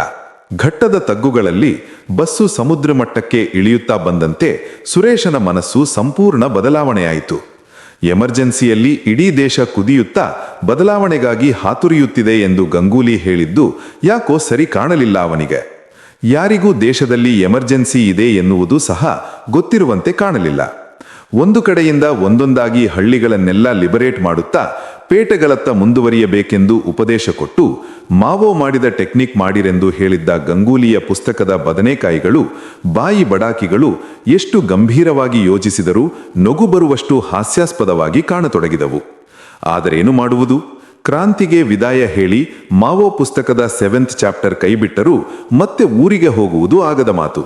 ಹೊಸದೇನಾದರೂ ಹುಚ್ಚಾಟ ಮನಸ್ಸಿಗೆ ಬರುವವರೆಗೂ ಕಾಲ ಕಳೆಯೋಣ ಎಂದು ಅಪ್ಪನ ಶಿಫಾರಸು ಪತ್ರ ತೋರಿಸಿ ಒಂದು ಕಂಪನಿ ರಬ್ಬರ್ ತೋಟದಲ್ಲಿ ಕೆಲಸಕ್ಕೆ ಸೇರಿದ. ಆ ತೋಟದ ಡೈರೆಕ್ಟರ್ ಮಗಳೇ ಗೌರಿ. ಗೌರಿಯ ಅಪ್ಪ ಸುರೇಶನಿಗೆ ಮಗಳನ್ನು ಮದುವೆ ಮಾಡಲು ಕೆಲವು ದಿನಗಳ ಹಿಂದಷ್ಟೇ ಸುರೇಶನ ತಂದೆ ಬಳಿ ಪ್ರಸ್ತಾಪ ಮಾಡಿದ್ದು ಸುರೇಶನಿಗೆ ಗೊತ್ತಿರಲಿಲ್ಲ. ರಬ್ಬರ್ ಪ್ಲಾಂಟೇಶನ್ ಮ್ಯಾನೇಜಿಂಗ್ ಡೈರೆಕ್ಟರ್ ವಿಠಲರೈಗೆ ನಿಜವಾಗಿಯೂ ತಲೆನೋವು ಶುರುವಾಗಿದ್ದು ಈ MA ಗ್ರಾಜ್ಯುಯೇಟು ದೋಣಿ ಹೊಳೆಯಲ್ಲಿ ಮೀನು ಹಿಡಿದುಕೊಂಡು ತಿರುಗಲು ಶುರು ಮಾಡಿದಾಗ B ಬ್ಲಾಕ್ ಮ್ಯಾನೇಜರ್ ಸುರೇಶ ತಮ್ಮ ಮಗಳು ಗೌರಿಯನ್ನು ಬಹಳ ಹಚ್ಚಿಕೊಂಡಿದ್ದಾನೆಂದು ವರ್ತಮಾನ ಬಂದಾಗಲೂ ಅವರಿಗೇನೂ ಅಂಥ ಬೇಜಾರಾಗಲಿ ಕಳವಳವಾಗಲಿ ಆಗಿರಲಿಲ್ಲ. ಒಳ್ಳೆ ಹುಡುಗ, ಓದಿದವನು. ಅವನಪ್ಪನೇನೋ ಇವನನ್ನು ಗಾನ್ ಕೇಸ್ ಎಂದು ಹೇಳಿದರೂ ಮದುವೆ ಆಗದ ಹುಡುಗರು ಯಾವಾಗಲೂ ಹಾಗೆ ಅಲ್ಲವೇ? ತಮ್ಮ ಮೂಗಿನ ನೇರಕ್ಕೆ ಇಲ್ಲ ಎಂದ ಕೂಡಲೇ ಅಪ್ಪಂದಿರು ಹೀಗೆನ್ನುವುದು ಸಹಜ ಎಂದು ಯೋಚಿಸಿದ್ದರು. ಬಂದ ಹೊಸತರಲ್ಲಿ ಈ ಮಹಾನುಭಾವ ಗೌರಿಗೆ ಬಹಳ ಅನುರೂಪನಾಗಿಯೇ ಅವರಿಗೆ ಕಂಡಿದ್ದ. ಅವರಿಗೆ ಇವನ ಹುಚ್ಚಾಟಗಳ ಮೊದಲ ಸುಳಿವು ಸಿಕ್ಕಿದ್ದು ಈ ಅವಿವೇಕಿ ದೋಣಿಹೊಳೆ ದಂಡೆಗುಂಟ ಏನೋ ಮಾಡುತ್ತಾ ತಿರುಗಿಕೊಂಡಿರುತ್ತಾನೆ ಎನ್ನುವ ವರ್ತಮಾನ ಬಂದಾಗ. ದೋಣಿಹೊಳದ ಜಾಡು ಹಿಡಿದು ಸುಮಾರು ಜನ ಹಾಳಾಗಿ, ಪಾಪರಾಗಿ, ಹುಚ್ಚರಾಗಿ, ಹೆಂಡಿರು ಮಕ್ಕಳನ್ನೆಲ್ಲ ಬೀದಿ ಪಾಲು ಮಾಡಿದ್ದು ಅವರು ಕಣ್ಣಾರೆ ಕಂಡಿದ್ದರು. ಮನುಷ್ಯ ನುಗ್ಗಲಾರಂದತ್ತ ಕಗ್ಗಾಡಿನೊಳಗಿಂದ, ಅಗಮ್ಯ ಪರ್ವತ ಶ್ರೇಣಿಗಳ ಭೀಕರ ಕೊರಕುಲುಗಳೊಳಗಿಂದ, ಕಮರಿಗಳೊಳಗಿಂದ ಹರಿದು ಬರುವ ನೂರಾರು ನದಿ ಝರಿಗಳೇ ದೋಣಿಹೊಳಗಿ ಮೂಲ. ದೋಣಿಹೊಳೆ ಅದರ ಪಾಡಿಗೆ ಅದು ಹರಿದುಕೊಂಡು ಹೋಗುತ್ತಿದ್ದರೆ ವಿಠಲರೈಗೆ ಅದರ ಮೇಲೇನೂ ಕೋಪವಿರಲಿಲ್ಲ. ಆದರೆ ಅದರ ಜಾಡು ಹಿಡಿದು ಜನ ಹಾಳಾಗಲು ಬೇರೆಯದೇ ವಿಶಿಷ್ಟ ಕಾರಣವಿತ್ತು. ಈ ಸುಡುಗಾಡು ನದಿ ಮಳೆಗಾಲದಲ್ಲಿ ಭಯಂಕರ ನೆರೆ ಬಂದು ಇಳಿದ ಮೇಲೆ ಆಗೀಗ ಒಂದೊಂದು ಕೆಂಪು ಕಲ್ಲುಗಳನ್ನು ತಂದು ಮರಳ ದಂಡೆಯ ಮೇಲೆ ಎಸೆದು ಹೋಗುತ್ತಿತ್ತು. ಹೊತ್ತಿ ಉರಿಯುತ್ತಿರುವ ಕೆಂಡದ ಹಾಗೆ ಕಾಣುತ್ತಿದ್ದ ಈ ಕಲ್ಲಿನ ಚೂರನ್ನು ಕಂಡವನ ಕಥೆ ಶಾಶ್ವತವಾಗಿ ಮುಗಿದ ಹಾಗೆಯೇ. ಆ ಕೆಂಪು ಕಲ್ಲಿನ ಗುರುತ್ವಾಕರ್ಷಣೆಗೆ ಸಿಕ್ಕವನು ಯಾರಿಗೂ ಅದನ್ನು ಹೇಳುತ್ತಲೂ ಇರಲಿಲ್ಲ. ಅದನ್ನು ಪ್ರತಿರೋಧಿಸಿ ಪಾರಾಗಲೂ ಸಾಧ್ಯವಿರಲಿಲ್ಲ. ಹಾಗಾಗಿ ದೋಣಿ ಹಳ್ಳದ ದಂಡೆ ಹಿಡಿದು ಹೊರಟವನನ್ನು ಮತ್ತೆ ನೋಡಿದ್ದೇ ಅಪರೂಪ. ಆ ಕಾಡಿನಲ್ಲೊಂದು ಮೈಮರೆಸುವ ಬಳ್ಳಿ ಇದೆಯಂತೆ. ಅದು ಅಕಸ್ಮಾತ್ ಯಾರಿಗಾದರೂ ತಾಗಿದರೆ ತಾಗಿದವನಿಗೆ ಬಂದ ದಾರಿ ಸಂಪೂರ್ಣ ಮರೆತೇ ಹೋಗುತ್ತದಂತೆ. ಹಾಗಾಗಿ ದನಕರು ಕಳೆದು ಹೋದರೂ ಸಹ ಅಲ್ಲಿಯ ಆಸುಪಾಸಿನ ಜನ ದೋಣಿಹೊಳೆಯ ದಂಡೆ ಹಿಡಿದು ಯಾವತ್ತೂ ಆ ಭೀಕರ ಕಾಡಿಗೆ ಕಾಲ್ನಡೆಗಳನ್ನು ಹುಡುಕಿ ಹೋಗುತ್ತಿರಲಿಲ್ಲ. ಏಕೆಂದರೆ ಎಷ್ಟೋ ಸಾರಿ ಕಳೆದು ಹೋದ ಜಾನುವಾರುಗಳು ಹಿಂದಿರುಗಿ ಬಂದರೂ ಸಹ ಹುಡುಕಿ ಹೋದವರು ಮಾತ್ರ ಹಿಂದಿರುಗಿರಲಿಲ್ಲ. ಯಾಕೆ ಯಾರಾದರೂ ದೋಣಿಹೊಳೆಯ ಜಾಡು ಹಿಡಿದು ಇದ್ದಕ್ಕಿದ್ದ ಹಾಗೆ ನಾಪತ್ತೆಯಾಗುತ್ತಾರೆ ಎನ್ನುವುದು ಇವತ್ತಿಗೂ ಯಾರಿಗೂ ಸರಿಯಾಗಿ ಗೊತ್ತಿಲ್ಲ. ಏಕೆಂದರೆ ನಾಪತ್ತೆಯಾದವರು ಯಾರೂ ಯಾರಿಗೂ ಇದುವರೆಗೂ ಏನನ್ನೂ ಹೇಳಿ ಹೋಗಿಲ್ಲ. ಇದು ಅಸ್ಪಷ್ಟವಾಗಿ ಅಲ್ಪ ಸ್ವಲ್ಪ ಬೆಳಕಿಗೆ ಬಂದಿದ್ದು ಕೂಡ ಮಂಗಳೂರು ಬೆಂಗಳೂರು ರೈಲು ಮಾರ್ಗ ಹಾಕಲು ಆ ಕಾಡಿನ ಗಿರಿನೆತ್ತಿಗಳಲ್ಲೆಲ್ಲೋ ಕಾರ್ಯಾರಂಭಿಸಿದ್ದರಿಂದ. ಇದ್ದಕ್ಕಿದ್ದ ಹಾಗೆ ಕೆಲವರು ಕೆಲಸಗಾರರು, ಓವರ್ಸಿಯರ್ಗಳು, ಕೆಲವು ವೇಳೆ ಜೂನಿಯರ್ ಇಂಜಿನಿಯರ್ಗಳು ಆಗಿಂದಾಗೆ ನಾಪತ್ತೆಯಾಗತೊಡಗಿದಾಗ ಆ ಬಗ್ಗೆ ಗಾಂಜಾ ಅಫೀಮುಗಳಿಂದ ಹಿಡಿದು ಕೆಂಪು ಕಲ್ಲು ವಜ್ರಗಳವರೆಗೆ 108 ಕಥೆಗಳಿದ್ದಾವೆನ್ನಿ. ಅದರಲ್ಲಿ ಕೆಂಪು ಕಲ್ಲು ಕಂಡು ದೋಣಿಹೊಳೆ ಜಾಡು ಹಿಡಿದರು ಎನ್ನುವುದು ಒಂದು. ಸುರಂಗ ತೋಡಲು ತಂದ ಡೈನಮೈಟ್ ಕದ್ದು ದೋಣಿಹೊಳೆಗೆ ಹಾಕಿ ಮೀನು ಹಿಡಿಯಲು ಹೋದ ಓವರ್ಸಿಯರು, ಒಬ್ಬ ವರ್ಕರು, ಇಬ್ಬರು ನಾಪತ್ತೆಯಾದರು. ಹೊಳೆ ದಂಡೆಯಲ್ಲಿ ಅವರಿಗೆ ವಜ್ರ ಸಿಕ್ಕಿ ಅವರಿಬ್ಬರು ದಂಡೆಗುಂಟ ಹೋಗಿ ಕಾಡೊಳಗೆ ಹೊಕ್ಕರು ಎಂದು ಎಲ್ಲ ಹೇಳುತ್ತಾರೆ. ಇದರಲ್ಲಿ ಸುಳ್ಳೆಷ್ಟು ನಿಜವೆಷ್ಟು ತಿಳಿಯದೆ ಕೊನೆಗೆ ಸರ್ಕಾರ ಸಿಒಡಿ ತನಿಖೆಯನ್ನೇ ಮಾಡಿಸಿತು. ಆದರೆ ಅದರಲ್ಲಿ ಸಾಬೀತಾಗಿದ್ದು ಸ್ಟೋರಿನಿಂದ ಡೈನಮೈಟು ಕಳವಾಗಿದ್ದು ಮಾತ್ರ. ಈ ದೋಣಿಹೊಳೆಯ ಹಗರಣಗಳಿಗೆ ದೊಡ್ಡ ಚರಿತ್ರೆಯೇ ಇರಬಹುದು. ಇದರ ಹಳೆಯ ಹೆಸರೇ ರತ್ನಮೂಲ ಎಂದಾದರೆ ಈ ಘೋರಾರಣ್ಯದ ಕಥೆಗಳಲ್ಲಿ ಒಂದು ಎಳ್ಳಿನಷ್ಟಾದರೂ ವಾಸ್ತವಾಂಶ ಇರಬಹುದೇನೋ. ಮಾವೋ ಬರೆದ ರೆಡ್ ಬುಕ್ನ 7th ಚಾಪ್ಟರ್ ಕಾರ್ಯಗತ ಮಾಡಲು ಎಲ್ಲ ಬಿಟ್ಟು ಸುರೇಶ ಇಲ್ಲಿಗೆ ಬಂದಿದ್ದು ಅವನ ವಿಧಿವಿಲಾಸ ಎಂದು ವಿಧಿಯಲ್ಲಿ ನಂಬಿಕೆ ಇಲ್ಲದವರಿಗೂ ಒಂದೊಂದು ಸಾರಿ ಅನಿಸಿಬಿಡುತ್ತದೆ. ಬಂದವಷ್ಟು ದಿನ ಎಲ್ಲ ಅನ್ನ ತಿನ್ನುವ ಮನುಷ್ಯರಂತೆಯೇ ಸರ್ವೇ ಸಾಧಾರಣವಾಗಿ ವರ್ತಿಸುತ್ತಿದ್ದ ಇವನು ಇದ್ದಕ್ಕಿದ್ದ ಹಾಗೆ ಅಡ್ಡದಾರಿ ಹಿಡಿದದ್ದು ಹೇಗೆ? ವಿಠಲರೈಗಳು ಕೌತುಕದಿಂದ ಯೋಚಿಸಿದರು. ಬಿಡುವು ದೊರೆಯುತ್ತಿದ್ದ ಹಾಗೆ ದೋಣಿಹೊಳೆಯ ದಂಡೆಯಲ್ಲಿ ಕುಳಿತಿರುತ್ತಾನಂತಲ್ಲ. ಹಾಗಾದರೆ ನಿಜವಾಗಿಯೂ ಇವನಿಗಲ್ಲೇನಾದರೂ ಕೆಂಪು ಕಲ್ಲು ಸಿಕ್ಕಿರಬಹುದೇ?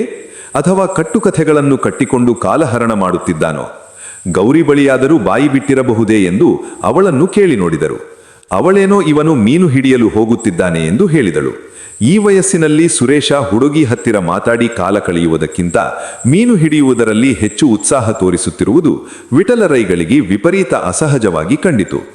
ಅವರಪ್ಪನೇ ಇವನನ್ನು ಗಾನ್ ಕೇಸ್ ಎಂದು ಹೇಳಿದರೂ ಮದುವೆಯಾಗದ ಹುಡುಗರು ಯಾವಾಗಲೂ ಹಾಗೆ ಅಲ್ಲವೇ?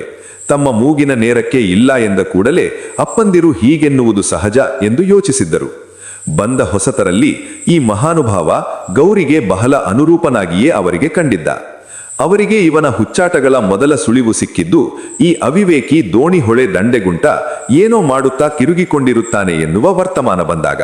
ಸುರೇಶ ದೋಣಿಹೊಳದ ಜಾಡು ಹಿಡಿದು ಬಹಳ ದೂರ ಬಂದಿದ್ದ. ಆ ಕಾಡಿಗೋ ಅಥವಾ ಆ ಹೊಳೆಗೋ ಏನೋ ಒಂದು ವಿಚಿತ್ರ ಅಲೌಕಿಕತೆ ಇದೆ ಎನ್ನಿಸುತ್ತಿತ್ತು. ನದಿಯ ಜಾಡಿನಲ್ಲಿ ಕಾಡಿನ ಒಳಗೊಳಗೆ ಹೋದಾಗೂ ಮನುಷ್ಯನ ಸುಪ್ತ ಪ್ರಜ್ಞೆಯ ಆಳಾಳಕ್ಕೆ ಇಳಿತಾಂತೆ ಅನ್ನಿಸುತ್ತಿತ್ತು. ಸಾವಿನ ನಿಗೂಢತೆಯನ್ನು ಅರಸಿದಂತೆ ಅನ್ನಿಸುತ್ತಿತ್ತು. ಸುತ್ತ ಚಿತ್ರವಿಚಿತ್ರವಾದ ಕರಿಯ ಕಲ್ಲುಗಳು ಮಿಲಿಯನಾರು ವರ್ಷಗಳಿಂದ ನೀರು ಹರಿದು ಹರಿದು ಕನ್ನಡಿಯಷ್ಟು ನುಣ್ಣಗಾಗಿ ಕನ್ನಡಿಯಂತೆಯೇ ಹೊಳೆಯುತ್ತಿದ್ದವು. ಅವುಗಳ ನಡುವೆ ತೂರಿದ ಹತ್ತಿಯ ಮುದ್ದೆಗಳಂತೆ ಭೋರ್ಗರೆಯುತ್ತಾ ದೋಣಿಹೊಳೆ ನುಗ್ಗಿ ವಿಸ್ತಾರವಾದ ಕಮರಿಯಲ್ಲಿ ವಿರಮಿಸಿ ಮುಂದುವರಿಯುತ್ತಿತ್ತು. ಆ ಮಡುವಿಗೆ ಗಿರಿಗಿರಿ ತಿರುಗಿಸಿ ಸುಯ್ಯೆಂದು ಗಾಳ ಎಸೆದ ಕೂಡಲೇ ದಾರಕ್ಕೆ ಕಟ್ಟಿದ್ದ ಬೆಳ್ಳಿಯ ಸ್ಪೂನು ಫಳಫಳ ಮಿಂಚಿನ ಮರಿಯಂತೆ ಸಂಜೆಯ ಇಳಿಬಿಸಿಲಿನಲ್ಲಿ ಮಿನಿಗುತ್ತಾ ಸುಯ್ಯನೆ ಹಾರಿ ಮಡುವಿನ ಆಳದ ನೀಲಿಯ ನೀರಿಗೆ ಬಿತ್ತು. ಸುರೇಶನಿಗೆ ಬಿದ್ದಷ್ಟೇ ಗೊತ್ತು. ಮುಂದೇನಾಯ್ತೆಂಬುದೆಲ್ಲ ಅಸ್ಪಷ್ಟ. ನೀರಿನ ನಡುವೆ ದೊಡ್ಡ ಆಸ್ಫೋಟನೆಯಾದಂತಾಗಿ ಯಾರೋ ಧಿಕ್ಕನೆ ಎಳೆದಂತೆ ತಳ್ಳಿದಂತೆ ಸುರೇಶ ತತ್ತರಿಸಿ ತಡಬಡಾಡಿಸಿ ಚೇತರಿಸಿಕೊಂಡ. ಏನಾಯ್ಕೆಂದು ನೋಡುವರೊಳಗೆ ಕೈಕಾಲಿನಲ್ಲಿದ್ದ ಗಾಳ ದಾರ ಎಲ್ಲ ಮಾಯ. ಯಾಕೋ ಏನೋ ಎದೆ ಡವಡವ ಹೊಡೆದುಕೊಳ್ಳುತ್ತಿತ್ತು. ನಿರ್ಭೀತಿಯಿಂದಲೇ ನಿಂತಿದ್ದ ಇವನ ಕೈಕಾಲುಗಳು ಸಣ್ಣಗೆ ನಡುಗುತ್ತಿದ್ದವು. ಅಲ್ಲಿನ ನಿಶ್ಶಬ್ದವೋ, ನೀರವ ಏಕಾಂತವೋ, ಕಾಲಪ್ರವಾಹದಂತೆ ಯುರೋಪಿಯನ್ನನ ಕಣ್ಣೆದುರಿಗೂ ಇದೇ ರೀತಿ ಹರಿಯುತ್ತಿದ್ದ ದೋಣಿ ಹೊಳೆಯ ವಿಚಿತ್ರ ಸನ್ನಿಧಿಯೋ, ಸುರೇಶ ಅದನ್ನೆಲ್ಲ ವಿಶೇಷಣ ಮಾಡಿ ಅರ್ಥ ಮಾಡಿಕೊಳ್ಳಲು ಪ್ರಯತ್ನಿಸಲೇ ಇಲ್ಲ. ಆದರೆ ಅವತ್ತಿನಿಂದ ತಟಕ್ಕನೆ ಸುರೇಶನಿಗೆ ಯಾಕೆ ಮಹಿಷೀರ್ ಮೀನು ಯುರೋಪಿಯನ್ನನ ಟಿಪ್ಪಣಿಯ ಬಹುಭಾಗ ಆಕ್ರಮಿಸಿದೆ ಎಂದು ಅರ್ಥವಾಗತೊಡಗಿತು. ಯಾಕೆ ಜೀವಮಾನವನ್ನೇ ಮುಡಿಪಾಡಿಡುತ್ತೇನೆ ಎಂದು ಪದೇ ಪದೇ ಅವನು ಬರೆದುಕೊಂಡಿದ್ದಾನೆ ಅರ್ಥವಾಯಿತು. ಆ ಹಳೆಯ ಕಡತಗಳಿಗೆ ಇದ್ದಕ್ಕಿದ್ದ ಹಾಗೆ ಪ್ರಾಣ ಸಂಚಾರವಾಗಿ ಅದನ್ನು ಬರೆದ ಯುರೋಪಿಯನ್ನನ ಆಲೋಚನೆಗಳು ಜೀವ ತುಂಬಿ ತುಡಿಯಲು ತೊಡಗಿದವು. ಆದರೆ ಬೇರೆಯವರಿಗೆ ಮಾತ್ರ ಇವನಿಗೆ ಏನಾಗಿದೆ ಎಂದು ಅರ್ಥವಾಗಲಿಲ್ಲ. ಏಕೆಂದರೆ ಅದರ ವಿಷಯ ಸುರೇಶ ಯಾರಲ್ಲಿಯೂ ಚಕಾರ ಎತ್ತಲಿಲ್ಲ. ಅವನಿಗೆ ಹೇಳಬೇಕು ಎಂದು ಅನಿಸಲೂ ಇಲ್ಲ. ಆ ಹಳೆಯ ಹಾಳು ಕಡತಗಳನ್ನು ಬೆದಕುತ್ತಾ ಯಾರಿಗೂ ಅರ್ಥವಾಗದ ವಿಚಿತ್ರ ವ್ಯವಹಾರಗಳಲ್ಲಿ ತೊಡಗಿಕೊಂಡಿರುವ ಸುರೇಶನನ್ನು ನೋಡಿ ದಿನದಿಂದ ದಿನಕ್ಕೆ ಇವನು ಗಾನ್ ಕೇಸ್ ಎನ್ನುವುದು ವಿಠಲರೈಗಳಿಗೆ ಖಚಿತವಾಗುತ್ತಾ ಹೋಯಿತು. ಈ ಹಲ್ಲಂಡೆ ಮುಂಡೇಗಂಡನಿಗ ಮಗಳನ್ನು ಕೊಟ್ಟರೆ ಮಗಳನ್ನು ಸ್ಮಶಾನಕ್ಕೆ ಕಳಿಸಿದ ಹಾಗೆ ಎಂದು ತೀರ್ಮಾನಿಸಿ ತಮ್ಮ ಎಚ್ಚರಿಕೆಯನ್ನು ನಿರ್ಲಕ್ಷಿಸಿ ಅವನೊಡನೆ ಮಾತಾಡಲು ಹೋಗುತ್ತಿದ್ದ ಮಗಳ ಮೇಲೆ ಸಿಕ್ಕಾಪಟ್ಟೆ ರೇಗಾಡಿದರು. ಅಲ್ಲಿಂದಾಚೆಗೆ ಸುರೇಶನಿಗೂ ಅವನಿಗೆ ಕೆಲಸ ಕೊಟ್ಟ ವಿಠಲರೈಗಳಿಗೂ ಸಂಬಂಧ ವಿನಾಕಾರಣ ಸೂಕ್ಷ್ಮವಾಗುತ್ತಾ ಹೋಯಿತು. ಗೌರಿಯನ್ನು ಸುರೇಶನಿಂದ ವಿಮುಖವಾಗಿಸಲು ಬೇರೆ ಬೇರೆ ತರಹದ ಒತ್ತಡಗಳನ್ನು ಅವರು ತರತೊಡಗಿದರು. ಸುರೇಶ ದೋಣಿ ಹೊಳೆಯ ಕಡೆ ಗಮನ ಹರಿಸುವುದನ್ನು ನಿಲ್ಲಿಸಿ ಹೊಸದಾಗಿ ಶುರುವಾದ ಈ ಯುದ್ಧರಂಗದ ಕಡೆಗೆ ಹೆಚ್ಚು ಗಮನ ಕೊಡಬೇಕಾಗಿ ಬಂತು. ಗೌರಿ ಬಸ್ಸಿನ ಗಡಿಬಿಡಿಯಲ್ಲಿ ಸುರೇಶನ ಕಡೆ ನೋಡಿದಳು. ಸುರೇಶನಿಗೂ ಅವಳಿಗೂ ನಡುವೆ ಯಾರೋ ಇಬ್ಬರು ಅಡ್ಡ ಕುಳಿತಿದ್ದರಿಂದ ಸುರೇಶ ಅವಳಿಗೆ ಕಾಣುತ್ತಿರಲಿಲ್ಲ. ಅಡ್ಡ ಕುಳಿತಿದ್ದ ಅವರಿಬ್ಬರ ಮುಖಗಳನ್ನೇ ನೋಡಿದಳು. ಅವರನ್ನು ನೋಡಿದ ಕೂಡಲೇ ಅವಳಿಗನ್ನಿಸಿದ್ದು, ಮೊದಲನೆಯದು ಇವರಿಬ್ಬರೂ ಇಲ್ಲಿಗೆ ಅಪರಿಚಿತರು, ಎರಡನೆಯದು ಇವರಿಬ್ಬರೂ ಒಳ್ಳೆಯವರಲ್ಲ ಎಂದು. ಹುಡುಗಿಯರನ್ನು ಹಿಡಿದು ಬೊಂಬಾಯಿಗೆ ಸಾಗಿಸುವುದರಿಂದ ಹಿಡಿದು ಗಾಂಜಾ ಅಫೀಮಿನವರೆಗೆ ಇಲ್ಲಿ ನಡೆಯುವ ನೂರಾರು ವ್ಯವಹಾರಗಳಲ್ಲಿ ಯಾವುದೋ ಒಂದಕ್ಕೆ ಸಂಬಂಧಿಸಿದವರು ಎಂದು ಅವಳಿಗೆ ಸ್ಪಷ್ಟವಾಗಿ ಎನ್ನಿಸಿತು. ಆದರೆ ಅವಳಿಗೆ ಹೆದರಿಕೆ ಏನೂ ಆಗಲಿಲ್ಲ. ಸ್ತ್ರೀ ಸಹಜವಾದ ಅದೊಂದು ಗುಣ ಮಾತ್ರ ಅವಳಲ್ಲಿರಲೇ ಇಲ್ಲ. ಮಂಗಳೂರಿನಲ್ಲಿ ಮೈಕೋಬಯಾಲಜಿ ಓದುತ್ತಾ ಇದ್ದವಳು ರಜಕ್ಕೆ ಊರಿಗೆ ಬಂದಾಗ ಅವಳಿಗೇನನ್ನಿಸಿತೋ ಏನೋ ಮತ್ತೆ ಓದಲು ಹೋಗಲೇ ಇಲ್ಲ. ರೈಗಳು ಒಂದೆರಡು ಸಾರಿ ಹೇಳುವುದೇನೋ ಹೇಳಿದರು, ಇಷ್ಟು ಓದಿ ಈಗಕ್ಕೆ ಬಿಡಬಾರದು ಎಂದು. ಆದರೆ ಅವರಿಗೆ ಚೆನ್ನಾಗಿ ಗೊತ್ತಿತ್ತು, ಇವಳು ಒಂದು ಸಾರಿ ನಿರ್ಧರಿಸಿದರೆ ಮೇಲೆ ಯಾರ ಮಾತನ್ನೂ ಕೇಳುವ ಜಾತಿಯೇ ಅಲ್ಲ ಎಂದು. ಸುರೇಶನಿಂದ ವಿಮುಖಗೊಳಿಸಲು ಪ್ರಯತ್ನಿಸಿದಾಗಲೂ ಅವರು ಇದೇ ತೊಂದರೆ ಅನುಭವಿಸಬೇಕಾಯಿತು. ಎಂತೆಂಥವರನ್ನೋ ಮದುವೆಯಾಗುವುದಿಲ್ಲವೆಂದು ತಿರಸ್ಕರಿಸಿದವಳು ಸುರೇಶನನ್ನು ಬಿಟ್ಟರೆ ಯಾರನ್ನೂ ಆಗುವುದಿಲ್ಲವೆಂದು ಹಠ ಹಿಡಿದು ಕುಳಿತಳು. ಮದುವೆ ಅನಿವಾರ್ಯವಾದಾಗ ಹೆಂಡತಿ ಕಟ್ಟಿಕೊಂಡು ಬೀದಿಗೆ ಬಿದ್ದಾನೆಂದು ಸುರೇಶನ ತಂದೆಯೇ ಮುಂದಾಗಿ ಅವನಿಗೆ ಅವನ ಪಾಲೆಂದು 10 ಲಕ್ಷ ಕೊಟ್ಟು ರಬ್ಬರ್ ತೋಟ ಮಾಡಿರೆಂದು ಗಂಡ ಹೆಂಡರಿಗೆ ದಿನವೆಲ್ಲ ಬುದ್ಧಿವಾದ ಹೇಳಿದ್ದರು. ಸುರೇಶ ರಬ್ಬರ್ ತೋಟ ಮಾಡಲು ಕಾಡನ್ನೇನೋ ಕೊಂಡ. ಸುಮ್ಮನೆ 10 ಲಕ್ಷ ಬ್ಯಾಂಕಿನಲ್ಲಿ ಬಿಸಾಕಿದ್ದರೆ ಸುರೇಶನಿಗೆ ಹೊಟ್ಟೆಪಾಡಿಗೆ ತಕ್ಕಷ್ಟು ಬಡ್ಡಿ ಬರುತ್ತಿತ್ತು.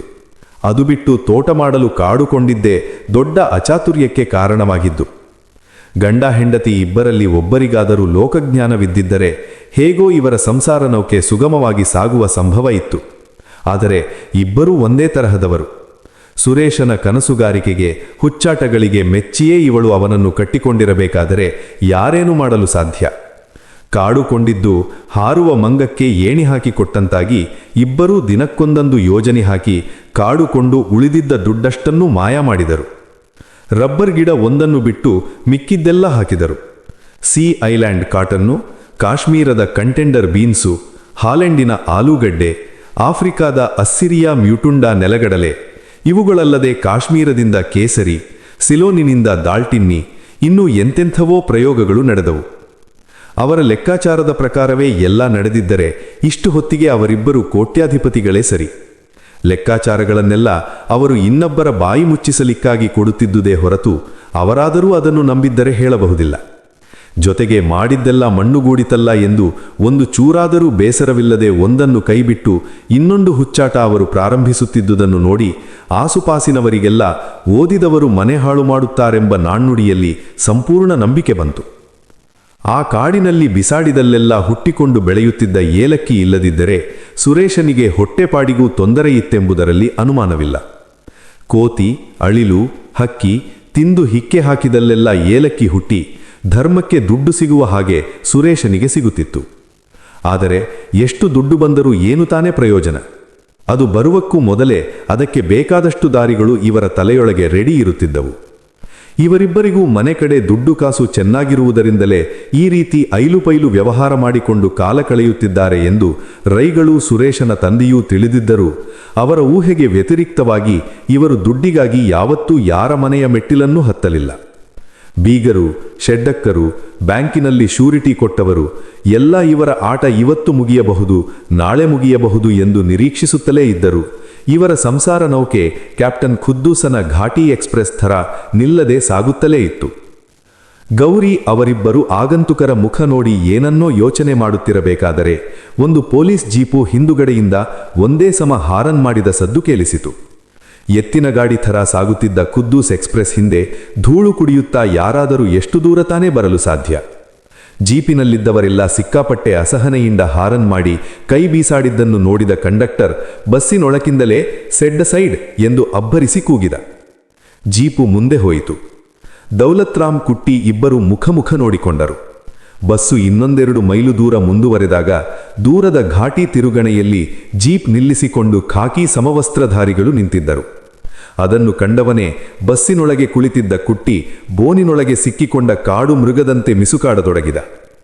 ದೌಲತ್ರಾಮಿಗೂ ಕೊಂಚ ಗಾಬರಿಯಾದರೂ ಅದನ್ನು ಕೊಂಚವೂ ತೋರಿಸಿಕೊಳ್ಳದೆ ಸಮಾಧಾನದಲ್ಲಿರು ಎನ್ನುವಂತೆ ಕುಟ್ಟಿಯ ಬೆನ್ನು ತಟ್ಟಿದ. ಅವರನ್ನೇ ಸೂಕ್ಷ್ಮವಾಗಿ ಗಮನಿಸುತ್ತಿದ್ದ ಗೌರಿಗೆ ಪೊಲೀಸ್ ಜೀಪು ಅವರನ್ನು ಮೀರಿಸಿ ಮುಂದೆ ಹೋಗುತ್ತಲೂ ಆಗಂತುಕರ ಚರ್ಯೆಯಲ್ಲಾದ ಸೂಕ್ಷ್ಮ ಬದಲಾವಣೆಗಳೆಲ್ಲ ಚೆನ್ನಾಗಿ ಗೊತ್ತಾಯಿತು. ಬಸ್ಸು ಹತ್ತಿರಾದಂತೆ ಜೀಪಿನ ಪಕ್ಕ ನಿಂತಿದ್ದ ಖಾಕಿಧಾರಿಗಳು ಬಸ್ಸನ್ನೇ ಗಮನಿಸುತ್ತಾ ನಿಂತವರು ಇನ್ನೇನು ಕೈ ಅಡ್ಡ ಮಾಡುತ್ತಾರೆ ಎನ್ನುವಂತೆ ಅರಿಗಾದರೂ ಬಸ್ಸಿಗೆ ನಿಲ್ಲಿಸಲು ಹೇಳಲಿಲ್ಲ. ಬಸ್ಸು ಕೊಯ್ಯಯ್ಯೋ ಎಂದು ಕೂಗಿ ಏದುಸಿರು ಬಿಟ್ಟು ಅವರನ್ನು ದಾಟಿ ಮುಂದೆ ಹೋಯಿತು. ಬಸ್ಸಿನ ಹಿಂಭಾಗದ ಗಾಜಿನಿಂದ ದೂರವಾಗುತ್ತಿದ್ದ ಜೀಪನ್ನು, ಅದರ ಸಿಬ್ಬಂದಿಯನ್ನು ದಿಟ್ಟಿಸಿ ನೋಡಿದ ದೌಲತ್ರಾಮನ ಮುಖದಲ್ಲಿ ಒಂದು ಕಿರುನಗೆ ಹೌದೋ ಅಲ್ಲವೋ ಎನ್ನುವಂತೆ ಕ್ಷೀಣವಾಗಿ ಮಿಂಚಿತು. ಕುಟ್ಟಿಯ ಬೆನ್ನನ್ನು ಅವನು ಮತ್ತೊಮ್ಮೆ ತಟ್ಟಿದ್ದು ಯಾರ ಗಮನಕ್ಕೂ ಬರಲಿಲ್ಲ. ಆದರೆ ಕುಟ್ಟಿಗೆ ಮಾತ್ರ ಕೊಂಚವೂ ಸಮಾಧಾನವಾಗಲಿಲ್ಲ. ಏನೋ ಅಪಾಯದ ವಾಸನೆ ಅವನಿಗೆ ಸ್ಪಷ್ಟವಾಗಿ ಹೊಡೆಯುತ್ತಿತ್ತು.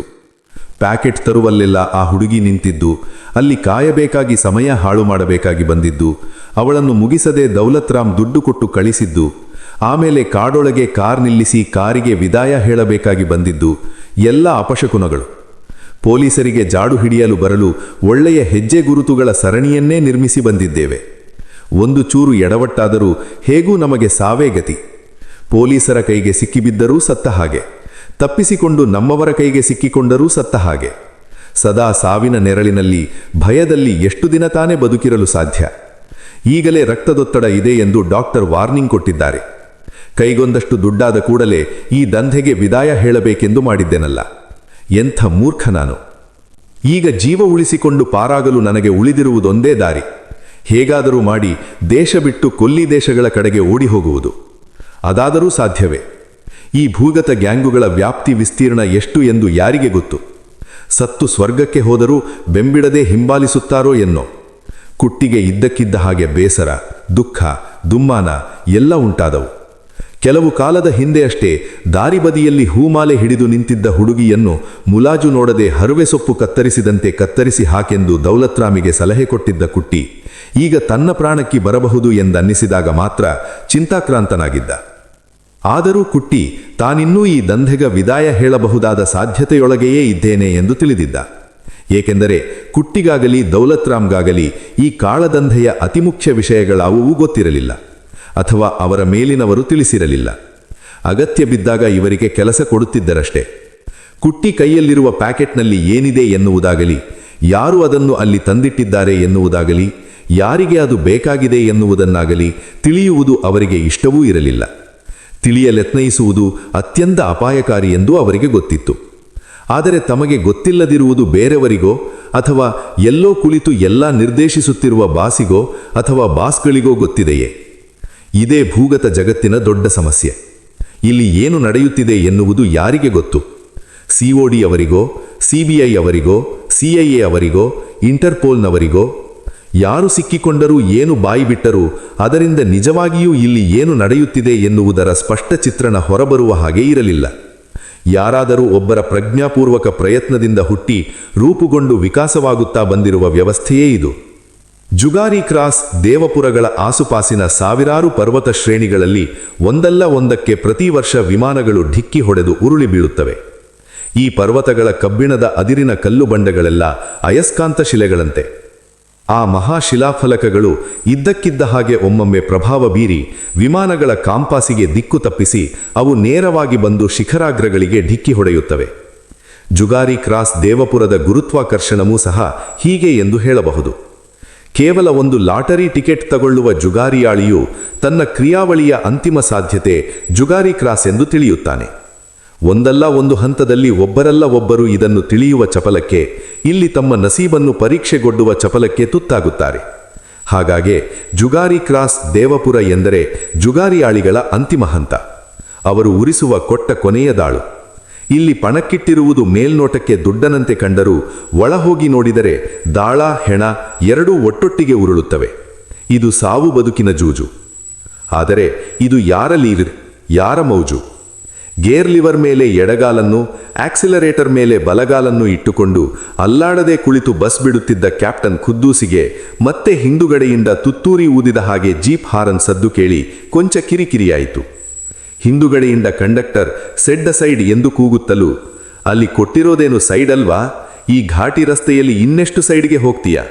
ಪ್ಯಾಸೆಂಜರ್ ಎಲ್ಲ ಮನೆಯಲ್ಲಿ ಹೇಳುವಂದಿದಾರೇನು ಕೇಳಿಡ್ಕೋ, ಆಮೇಲೆ ಬೇಕಾದರೆ ಇನ್ನೂ ಲೆಫ್ಟ್ಗೆ ಹುಡ್ಕೋತೀನಿ ಎಂದು ಅಸಹನೆಯಿಂದ ಕಂಡಕ್ಟರಿಗೆ ಹೇಳಿದ. ನಮಗೆ ಯಾಕಣ್ಣ ಕಾಕಿ ಬಟ್ಟೆಯವರತ್ರ ಮಾತು? ಇನ್ನು ಬಸ್ಸು ನಿಲ್ಲಿಸಿ ಸುಮ್ಸುಮ್ನೆ ಲೈಸೆನ್ಸ್ ಕಿತ್ತೋತಾರೆ, ಅಗ್ಲಿಂದ ಹಾರ್ನ್ ಮಾಡ್ತಿದ್ದಾರೆ. ಸ್ವಲ್ಪ ಗಾಡಿ ಸ್ಲೋ ಮಾಡಿ ಆರೋಗಿಗೆ ತಗೊಂಡು ಜಾಗ ಕೊಡು ಎಂದು ಕಂಡಕ್ಟರ್ ಹೇಳಿದ. ಜೀಪ್ ಬಲಗಡೆ ಸೈಡ್ ತಗೊಂಡು ಮುಂದೆ ಹೋದ ಮೇಲೆ ಬಟ್ಟೆ ನೋಡಿದ್ರೆ ಯಾಕೋ ನಮ್ಮ ಪೊಲೀಸ್ ಕಂಡಂಗೆ ಕಾಣೋದಿಲ್ಲ ಎಂದು ಗೊಣಗುಟ್ಟಿದ ಖುದ್ದೂಸನಿಗೆ, ಪೊಲೀಸ್ ಅಂದಮೇಲೆ ಪೊಲೀಸು, ನಮ್ಮ ಪೊಲೀಸು ನಿಮ್ಮ ಪೊಲೀಸ್ ಅನ್ನೋದೆಲ್ಲ ಇಲ್ಲ ತಗೋ ಎಂದ ಕಂಡಕ್ಟರ್ ಮಹಾಶಯ. ಜೀಪ್ ಮುಂದೆ ಹೋಗುವುದನ್ನೇ ದಿಟ್ಟಿಸಿ ನೋಡುತ್ತಿದ್ದ ಕುಟ್ಟಿಗೆ ಸಮಾಧಾನ ಮಾಡುವವನಂತೆ ದೌಲತ್ ರಾಮ್ ಮತ್ತೊಮ್ಮೆ ಬೆನ್ನಿನ ಮೇಲೆ ಮೆಲ್ಲಗೆ ತಟ್ಟಿದ. ಅವನಿಗೆ ಕಾರು ಕಾಡೊಳಗೆ ತಳ್ಳಿ ಬಸ್ಸು ಹತೋಣ ಎಂದು ಕುಟ್ಟಿ ಹೇಳಿದ್ದು ಸರಿ ಎಂದೆನಿಸಿತು. ರಸ್ತೆಯಲ್ಲಿ ಇದ್ದಕ್ಕಿದ್ದಂತೆ ಖಾಕಿ ಬಟ್ಟೆಗಳ ಓಡಾಟ ನೋಡಿದ ಮೇಲೆ ಅವನಿಗೂ ತೀವ್ರ ಅನುಮಾನಗಳು ಪ್ರಾರಂಭವಾಗಿದ್ದವು. ಜೀಪ್ ಧೂಳೆಬ್ಬಿಸುತ್ತಾ ಎಲ್ಲೂ ನಿಲ್ಲದೆ ಕಣ್ಮರೆಯಾದ ಮೇಲೆ ಮತ್ತೆ ಹಿಂದುಗಡೆ ಗಾಜಿನ ಮುಖಾಂತರ ನೋಡಿದ ಅವನ ಕಣ್ಣಿಗೆ ಮತ್ತೊಂದು ಪೊಲೀಸ್ ವ್ಯಾನು ಬರುತ್ತಿರುವುದು ಕಣ್ಣಿಗೆ ಬಿತ್ತು. ಈಗ ಮಾತ್ರ ದೌಲತ್ ರಾಮನ ಮುಖದಲ್ಲಿ ಕೊಂಚ ಚಿಂತೆಯ ಗೆರೆಗಳು ಮೂಡಿದವು. ಹೆದರು ಪುಕ್ಕಲನಾದ ಕುಟ್ಟಿಯಂತೂ ನಿಜಕ್ಕೂ ಗಾಬರಿಯಾದ. ಗಾಬರಿಯ ಕಣ್ಣುಗಳಲ್ಲಿ ಅತ್ತಲೇ ನೋಡುತ್ತಿದ್ದ ಕುಟ್ಟಿಯ ತಲೆಯನ್ನು ದೌಲತ್ ರಾಮ್ ಅತ್ತ ತಿರುಗಿಸಿ ಆ ಕಡೆಗೆ ನೋಡು ಎನ್ನುವಂತೆ ಕಣ್ಣಿನಲ್ಲೇ ಸಂಜ್ಞೆ ಮಾಡಿದ. ಬನ್ನೊಳಗಿನ ಸಾರ್ವಜನಿಕರ ಕಣ್ಣಿಗೆ ಇವರ ದುಗುಡ ಗಡಿಬಿಡಿಗಳು ಬೀಳದಿರಲೆಂದು ಅವನು ಈ ಮುಂಜಾಗ್ರತೆ ವಹಿಸಿದ್ದು. ಜೀಪಿಗೆ ಸೈಡು ಕೊಟ್ಟು ನಿಟ್ಟುಸಿರು ಬಿಡುತ್ತಾ ಆಗ ತಾನೇ ರಸ್ತೆ ಮಧ್ಯಕ್ಕೆ ಬಂದಿದ್ದ ಕ್ಯಾಪ್ಟನ್ ಸಾಹೇಬರಿಗೆ ಮತ್ತೆ ಹಾರನ್ ಸದ್ದು ಕೇಳಿ ರೇಜಿಗೆಯಾಯಿತು. ಸೈಡ್ ಸೈಡ್ ಎಂದು ಕೂಗಿದ ಕಂಡಕ್ಟರಿಗೆ, ನನಗೇನು ಕಿವಿಗಿವಿ ಕೇಳಕ್ಕಿಲ್ಲ ಅಂತ ಮಾಡ್ಕೊಂಡಿದ್ದೀಯೇನಯ್ಯ, ಅದ್ಯಾಕೆ ಹಂಗೆ ಹಿಂದ್ಗಡೆಯಿಂದ ಹೋಯ್ತೀಯಾ ಎಂದು ಸೈಡಿಗೆ ಹೋಗಬೇಕಲ್ಲ ಅನ್ನುವ ಸಿಟ್ಟನ್ನೆಲ್ಲ ಕಂಡಕ್ಟರ್ ಕಡೆಗೆ ತಿರುಗಿಸಿದ. ಕೊಂಚ ದೂರದಲ್ಲಿ ದೇವಪುರದ ಮನೆಗಳು, STD ಗೋಪುರ ಇತ್ಯಾದಿಗಳು ಕಾಣಿಸುತ್ತಿದ್ದವು. ಪೊಲೀಸ್ ವ್ಯಾನು ಜೀಪು ಓಡಾಡೋದನ್ನ ನೋಡಿದ್ರೆ ದೇವಪುರದಲ್ಲಿ ಏನಾದರೂ ಗಲಾಟೆ ಆಗಿದೆಯಾ ಅಂತ, ಅಥವಾ ಮಿನಿಸ್ಟ್ರೋ ಬರೋ ಪ್ರೋಗ್ರಾಮ್ ಇರಬಹುದು ಎಂದು ಕಂಡಕ್ಟರು ಗೊಣಗುತ್ತಿದ್ದ ಡ್ರೈವರಿಗೆ ವಿವರಣೆ ಕೊಟ್ಟ. ಖದ್ದೂಸ್ ಮುಂದೆ ಹೋಗಿ ಎಂದು ಕೈಯಾಡಿಸುವುದಕ್ಕೂ ಮೊದಲೇ ಪೊಲೀಸ್ ವ್ಯಾನಿನ ಡ್ರೈವರ್ ಭರಾಟೆಯಿಂದ ನುಗ್ಗಿಸಿಕೊಂಡು ಮುಂದೆ ಹೋದ. ಈ ನನ್ನ ಮಕ್ಕಳಿಗೆ ಸೇರಿಂಗ್ ಎದುರು ಕೂತ್ಬಿಟ್ರೆ ಸಾಕು, ಮಸ್ತಿ ಎಂದು ತಿರಸ್ಕಾರದಿಂದ ಅನ್ನುತ್ತಾ ಕಿಟಕಿಯಿಂದ ಉಗಿಯಲು ಹಣಿಕಿದ ಖದ್ದೂಸನಿಗೆ ಮತ್ತೆ ಹಾರನ್ ಸದ್ದು ಕೇಳಿತು. ಕಂಡಕ್ಟರ್ ಡ್ರೈವರಿಗೆ ಹೇಳಿದ ಸಮಜಾಯಿಷಿ ಕುಟ್ಟಿಗೂ ದೌಲತ್ ರಾಮನಿಗೂ ಕೇಳಿಸಿತು. ವಾಸ್ತವವಾಗಿ ಅದು ಅವರಿಗೆ ಹೇಳಿದ ಸಾಂತ್ವನದ ಮಾತುಗಳಂತೆ ಅನ್ನಿಸಿತ್ತು. ಅವರಿಬ್ಬರ ಮನಸ್ಸ ಹೌದಲ್ಲ, ಯಾಕಾಗಿರಬಾರದು, ಕಳ್ಳನ ಮನಸ್ಸು ಹುಳ್ಳಗೆ ಎನ್ನುವಂತೆ ರಸ್ತೆಯಲ್ಲಿ ಸುಳಿದವರೆಲ್ಲ ನಮ್ಮನ್ನು ಬೆನ್ನಟ್ಟಿದವರೇ ಎಂದು ನಾವು ತಿಳಿದರೆ ಅದು ನಮ್ಮ ಭ್ರಾಂತಿಯಷ್ಟೇ. ಭ್ರಾಂತರಂತೆ ವರ್ತಿಸಿದರೆ ನಾವಾಗೆ ಪೊಲೀಸರ ಕೋಳಕ್ಕೆ ಕೈ ಹಾಕಿದ ಹಾಗೆ ತಾನೆ ಎಂದು ಇಬ್ಬರೂ ತಮ್ಮ ತಮ್ಮ ರೀತಿಯಲ್ಲಿ ಈ ರೀತಿ ಯೋಚಿಸಿ ತಮ್ಮ ಗಾಬರಿ ಶಮನ ಮಾಡಿಕೊಳ್ಳಲು ಪ್ರಯತ್ನಿಸಿದರು. ಆದರೆ ಹದ್ದುಬಸ್ತಿಗೆ ತಂದುಕೊಳ್ಳಲೆಳಸುತ್ತಿದ್ದ ಅವರ ಮನಸ್ಸಿಗೆ ಇದ್ದಕ್ಕಿದ್ದಂತೆ ಒಂದು ಸಿಡಿಲೆ ಹೊಡೆಯಿತು. ಇಡೀ ಬಸ್ಸು ಅವರಿಗೆ ಒಂದು ಸಾಕ್ಷಾತ್ ಇಲಿಬೋನಾಯಿತು. ಮುಂದೆ ಹೋದ ಪೊಲೀಸ್ ವ್ಯಾನನ್ನು ಚಿಂತೆಯ ಕಣ್ಣುಗಳಿಂದ ದಿಟ್ಟಿಸುತ್ತಿದ್ದ ಕುಟ್ಟಿ ಮತ್ತು ದೌಲತ್ರಾಮನ ಮುಖ ಬಿಳಿಚಿಕೊಳ್ಳುವಂತೆ ಅವರ ಕಣ್ಣೆದುರೇ ಅವರು ಕೆಲವೇ ಹೊತ್ತಿನ ಹಿಂದೆ ಕಾಡಿನೊಳಗೆ ತಳ್ಳಿ ಬಂದಿದ್ದ ಕರಿಯ ಅಂಬಾಸಿಡರ್ ಕಾರು ಬಸ್ಸನ್ನು ಹಿಂದೆ ಹಾಕಿ ಪೊಲೀಸ್ ವ್ಯಾನನ್ನು ಹಿಂಬಾಲಿಸಿಕೊಂಡು ಮುಂದೆ ಹೋಯಿತು. ಕುಟ್ಟಿ ತನ್ನ ಮೃತ್ಯುವನ್ನೇ ಕಂಡಂತೆ ತತ್ತರಿಸಿ ಹೋದ. ದೌಲತ್ರಾಮ್ ಸಹ ಕೊಂಚ ಅಧೀರನಾದ. ಇದು ನಿಜವಾಗಿಯೂ ಅಪಾಯದ ಚಿನ್ನ. ಪೊಲೀಸರು ಏನೋ ಜಾಡು ಹಿಡಿದು ನಮಗೆ ಬಹಳ ಸಮೀಪಕ್ಕೆ ಬಂದಿರಬೇಕು. ಇಡೀ ಈ ವ್ಯವಹಾರವೆಲ್ಲ ಏನೋ ಒಂದು ಸಂಚಿರಬೇಕು. ಇಲ್ಲದಿದ್ದರೆ ನಾವು ಕಾರು ನಿಲ್ಲಿಸಿ ಬಸ್ಸು ಹತ್ತುತ್ತಿದ್ದ ಹಾಗೆ ಯಾರೋ ಅದನ್ನು ಸ್ಟಾರ್ಟ್ ಮಾಡಿಕೊಂಡು ನಮ್ಮನ್ನೇ ಓವರ್ಟೇಕ್ ಮಾಡಿಕೊಂಡು ಹೋಗಲು ಸಾಧ್ಯವೇ? ಗಾಬರಿ ತುಂಬಿದ ಕಣ್ಣುಗಳಲ್ಲಿ ದೌಲತ್ ರಾಮ್ ಮತ್ತು ಕುಟ್ಟಿ ಒಬ್ಬರ ಮುಖ ಒಬ್ಬರು ನೋಡಿಕೊಂಡರು. ಕುಟ್ಟಿ ತಡೆಯಲಾರದೆ, ಕೆಲಸ ಹೇಳಬೇಕಾದ್ರೆ ಅವನು ಒಬ್ಬೊಬ್ಬರಿಗೆ 20,000 ಅಂತ ಹೇಳಿದಾಗಲೇ ನನಗೆ ಅನುಮಾನ ಆಯಿತು. ಇದರಲ್ಲಿ ಏನೋ ಕರಾಮತ್ತಿದೆ ಅಂತ ಅನ್ನಿಸ್ತು ಎಂದು ಪಿಸುಮಾತಿನಲ್ಲಿ ದೌಲತ್ ರಾಮನ ಕಿವಿಯೊಳಗೆ ಪಿಸುಗುಟ್ಟಿದೆ. ಎಷ್ಟೋ ಸಾರಿ ಬಾಸ್ಗಳ ಮಧ್ಯೆ ಭಿನ್ನಾಭಿಪ್ರಾಯ ಬಂದ್ರೆ ಭಕ್ತರ ಪ್ರಾಣಾರ್ಪಣೆಯಲ್ಲಿ ಮುಕ್ತಾಯವಾಗುತ್ತೆ. ಈಗಲೂ ಹೀಗೆ ಏನೋ ಆಗಿ ನಾವು ಈ ಇಲಿಬೋನಿನೊಳಗೆ ಸಿಕ್ಕಿಬಿದ್ದಿದ್ದೇವೆ. ಇಂಥ 108 ಯೋಚನೆಗಳಲ್ಲಿ ಕುಟ್ಟಿಗೆ ಮುಂದೇನು ಮಾಡುವುದು ಹೊಳೆಯಲಿಲ್ಲ. ಎಷ್ಟೋ ಸಾರಿ ದುಷ್ಟರು ಕಷ್ಟಕ್ಕೆ ಸಿಕ್ಕಿಕೊಂಡಾಗ, ಕಳ್ಳರು ಸಿಕ್ಕಿಬಿದ್ದಾಗ ಕೊನೆಗೂ ಸತ್ಯಕ್ಕೆ ನ್ಯಾಯಕ್ಕೆ ಜಯವಾಗುತ್ತದೆ ಎಂದು ಜನ ಅಂದುಕೊಳ್ತಾರೆ. ಭೂಮಿಯಲ್ಲಿ ರಾಕ್ಷಸರ ಹಾವಳಿ ಅತಿಯಾದಾಗ ದೇವರು ಬಂದು ಅವರಿಗೆಲ್ಲ ತಕ್ಕ ಶಿಕ್ಷೆ ವಿಧಿಸುತ್ತಾನೆ ಎಂದು ದೈವಭಕ್ತರು ದೃಢವಾಗಿ ನಂಬಿದ್ದಾರೆ. ಆದರೆ ವಾಸ್ತವವನ್ನು ಗಮನಿಸಿದಾಗ ಸಾಧಾರಣವಾಗಿ ರಾಕ್ಷಸರಿಗೇನೋ ಶಿಕ್ಷೆ ಆಗಿರುತ್ತೆ. ಆದರೆ ಅದು ದೇವರಿಂದಾಗಲಿ ನ್ಯಾಯ ಧರ್ಮಗಳಿಂದಾಗಲಿ ಆಗಿರದೆ ಅದಕ್ಕೆ ಇನ್ನೊಬ್ಬ ದೊಡ್ಡ ರಾಕ್ಷಸನೇ ಕಾರಣ ಎಂದು ಜನಗಳಿಗೆ ಬಹುಬೇಗ ಗೊತ್ತಾಗುತ್ತದೆ. ದುಷ್ಟರನ್ನು ದೊಡ್ಡ ದುಷ್ಟರು, ಖೇಡಿಗಳನ್ನು ದೊಡ್ಡ ಖೇಡಿಗಳು, ಪಾತಕಿಗಳನ್ನು ಇನ್ನೂ ದೊಡ್ಡ ಪಾತಕಿಗಳು ಬಲಿ ಹಾಕುವುದನ್ನು ಧರ್ಮ ಪ್ರತಿಷ್ಠಾಪನೆ ಎಂದು ತಾತ್ಕಾಲಿಕವಾಗಿ ಜನ ತಿಳಿಯುತ್ತಾರೆ. ಆಮೇಲೆ ಅವರಿಗೆ ಭ್ರಮ ನಿರಸನವಾಗುತ್ತದೆ. ಆಗ ಕಳೆದು ಹೋದ ಕಾಲವೇ ಎಷ್ಟೋ ವಾಸಿ ಇತ್ತೆಂದು ಯೋಚಿಸುತ್ತಾರೆ. ನಮ್ಮ ದೈವಭಕ್ತರ ಪ್ರಪಂಚದಲ್ಲಿ ಹೇಗೋ ಗೊತ್ತಿಲ್ಲ. ಆದರೆ ಕುಟ್ಟಿ ದೌಲತ್ರಾಮರ ಭೂಗತ ಜಗತ್ತಿನಲ್ಲಿ ಮಾತ್ರ ಭಗವಂತ ಎಂದೂ ಒಂದು ಧರ್ಮ ಪ್ರತಿಷ್ಠಾಪನೆಗೆ ಪ್ರಯತ್ನಿಸುವುದಿಲ್ಲ. ಅಲ್ಲಿ ಹೋರಾಟ ಆಗುವುದು ಯಾವಾಗಲೂ ರಾಕ್ಷಸರ ನಡುವೆಯೇ. ಈ ಖದೀಮರ ತಳತಂತ್ರಗಳು ಹೊರಬಿದ್ದು ಅನೇಕರು ಬಂಧೀಖಾನೆ ಸೇರಬೇಕಾಗುವುದು ಪೊಲೀಸರಿಂದಾಗಲಿ ನ್ಯಾಯಾಲಯಗಳಿಂದಾಗಲಿ ಅಲ್ಲವೇ ಅಲ್ಲ. ಅವರವರ ನಡುವಿನ ವೈಮನಸ್ಯವೇ ಇದಕ್ಕೆ ಕಾರಣ. ಒಮ್ಮೆ ಕುಟ್ಟಿಯ ಜೊತೆಗಾರರಿಬ್ಬರು ಹೊರಗಿದ್ದರೆ ತಮ್ಮ ಖನಿ ಖಾತರಿ ಎಂದಾದಾಗ ಬೇಕೆಂದೇ ಪೊಲೀಸರ ಕೈಗೆ ಸಿಕ್ಕಿಬಿದ್ದು ಇಲ್ಲದ ಮೊಕದ್ದಮೆಗಳನ್ನು ಮೈಮೇಲೆ ಎಳೆದುಕೊಂಡು ಬಂಧೀಖಾನೆ ಸೇರಿ ಪ್ರಾಣ ಉಳಿಸಿಕೊಂಡಿದ್ದರು. ತಾವು ಕಾಡೊಳಗೆ ತಳ್ಳಿ ಬಂದಿದ್ದ ಅಂಬಾಸಿಡರ್ ಕಾರು ಹಠಾತ್ತಾಗಿ ತಮ್ಮ ಕಣ್ಣೆದುರೇ ಬಸ್ಸನ್ನು ಓವರ್ಟೇಕ್ ಮಾಡಿ ಮುಂದೆ ಹೋದಾಗ ಕುಟ್ಟಿಗೂ ದೌಲತ್ ರಾಮನಿಗೂ ಥಟ್ಟನೆ ಹೊಳೆದಿದ್ದು ಇದೆ. ಪೊಲೀಸರು ತಮ್ಮ ಜಾಡು ಹಿಡಿದರು ಎಂದರೆ ಸಾಕು, ಭೂಗತ ಜಗತ್ತಿನಲ್ಲಿ ಅದರ ಅರ್ಥ ತಮ್ಮೊಳಗೇ ಯಾರೋ ತಮಗೆ ಉಳ್ಳ ಹೊಡೆದಿದ್ದಾರೆ ಎಂದು. ಅವರಿಬ್ಬರ ಮನಸ್ಪು ತಮ್ಮ ತಲೆಯೊಳಗಿನ ಗೊಂದಲ ಗೋಜಲುಗಳೊಳಗೆ ನಮ್ಮನ್ನು ಹಿಡಿಸುವುದರಿಂದ ಯಾರಿಗೆ ತಾನೇ ಲಾಭವಿರಬಹುದು ಎಂದು ಒಂದೇ ಸಮ ಯೋಚಿಸುತ್ತಿತ್ತು. ತಾವು ಯಾಕೆ ಇಲ್ಲಿ ಬಂದಿದ್ದೇವೆ, ಈ ಪ್ಯಾಕೆಟಿನಲ್ಲಿ ಏನಿದೆ, ಅದು ಯಾರಿಗೆ ಬೇಕಾಗಿದೆ ಒಂದೂ ಗೊತ್ತಿಲ್ಲದ ಅವರಿಗೆ ಆ ದಿಕ್ಕಿನಲ್ಲಿ ಎಷ್ಟು ಯೋಚಿಸಿದರೂ ಏನೂ ಹೊಳೆಯಲಿಲ್ಲ. ಇಷ್ಟೆಲ್ಲ ಯೋಚಿಸಿದರೂ ಅವರ ಮನಸ್ಸಿಗೆ ಒಂದೇ ಒಂದು ಸಾರಿಯೂ ಆ ಪ್ಯಾಕೆಟಿನೊಳಗೆ ಏನಿದೆ ಒಡೆದು ನೋಡಿಬಿಡಬೇಕೆಂಬ, ಯಾರಿಗೆ ಇದು ಬೇಕಾಗಿದೆ ತಿಳಿದು ಬಿಡಬೇಕೆಂಬ ಛಲ ಹುಟ್ಟಲಿಲ್ಲ. ಮನಸ್ಸು ಚಂಚಲ ಎನ್ನುತ್ತಾರೆ. ಆದರೆ ಅಭ್ಯಾಸ ಬಿದ್ದ ಮನಸ್ಸುಗಳು ಬಗ್ಗಿಸಲು ಉಕ್ಕಿಗಿಂತ ಗಡಸು ಎನ್ನುವುದು ಇವರಿಬ್ಬರ ಚಿತ್ತವೃತ್ತಿ ನೋಡಿದರೆ ಗೊತ್ತಾಗುತ್ತಿತ್ತು. ಬಸ್ಸು ದೇವಪುರಕ್ಕೆ ಹತ್ತಿರಾಗುತ್ತಿತ್ತು. ಪೊಲೀಸರಿಗೇನೋ ಸುಳಿವು ಸಿಕ್ಕಿದೆ, ಏನನ್ನೂ ಹುಡುಕುತ್ತಿದ್ದಾರೆ ಎನ್ನುವುದಂತೂ ಈ ಇಬ್ಬರಿಗೂ ತೀರಾ ಸ್ಪಷ್ಟವಾಗಿತ್ತು. ಅದು ಇದು ಯೋಚನೆ ಮಾಡಿಕೊಂಡು ಕಾಲಹರಣ ಮಾಡಲು ಸಾಧ್ಯವೇ ಇರಲಿಲ್ಲ. ದೇವಪುರದಲ್ಲಿ ಬಸ್ಸು ನಿಲ್ಲುತ್ತಿದ್ದ ಹಾಗೆ ಚೆಕಿಂಗ್ ನಡೆಯುತ್ತೆ. ಬಸ್ಸು ತಪಾಸಣೆ ಮಾಡುವುದಂತೂ ಬಡ್ಡಿ ಮಕ್ಕಳಿಗೆ ನೀರು ಕುಡಿದಷ್ಟು ಸುಲಭ. ಸುಮ್ಮನೆ ಬಾಗಿಲ ಹತ್ತಿರ 4 ಜನ ಬಂದು ನಿಂತು ಒಬ್ಬೊಬ್ಬರನ್ನಾಗಿ ಇಳಿಯುವಂತೆ ಹೇಳಿದರೆ ಮುಗಿಯಿತು. ಕುಟ್ಟಿ ದೌಲತ್ ರಾಮ್ ಇಬ್ಬರೂ ಇದ್ದ ಸಮಯಾವಕಾಶದಲ್ಲಿ ತಪ್ಪಿಸಿಕೊಂಡು ಹೋಗಲು ಏನು ಮಾಡಬಹುದು ಎಂದು ವೇಗವಾಗಿ ಯೋಚಿಸಿದರು. ಕುಟ್ಟಿ, ಇಲ್ಲಿ ಬಸ್ ನಿಲ್ಲಿಸಿ ಇಳಿದು ಬಿಡೋಣ ಎಂದು ಹೇಳಿದ. ಎಲ್ಲರೆದುರು ಬಸ್ಸು ನಿಲ್ಲಿಸಿ ಇಬ್ಬರೇ ಇಳಿದರೆ ಪೊಲೀಸರಿಗೆ ಅದಕ್ಕಿಂತ ಒಳ್ಳೆಯ ಸುಳಿವು ಬೇರಿಲ್ಲ. ಒಂದು ಸಾರಿ ಕಂಡಕ್ಟರನ್ನು ಕೇಳಿದರೆ ಸಾಕು, ದೇವಪುರಕ್ಕೆ ಟಿಕೆಟ್ ತಗೊಂಡು ಮಧ್ಯದಾರಿಯಲ್ಲಿ ಇಳಿದು ಹೋದವರು ಯಾರೆಂದು ಸುಲಭವಾಗಿ ಗುರುತಿಸಿ ಹೇಳಿಬಿಡುತ್ತಾನೆ.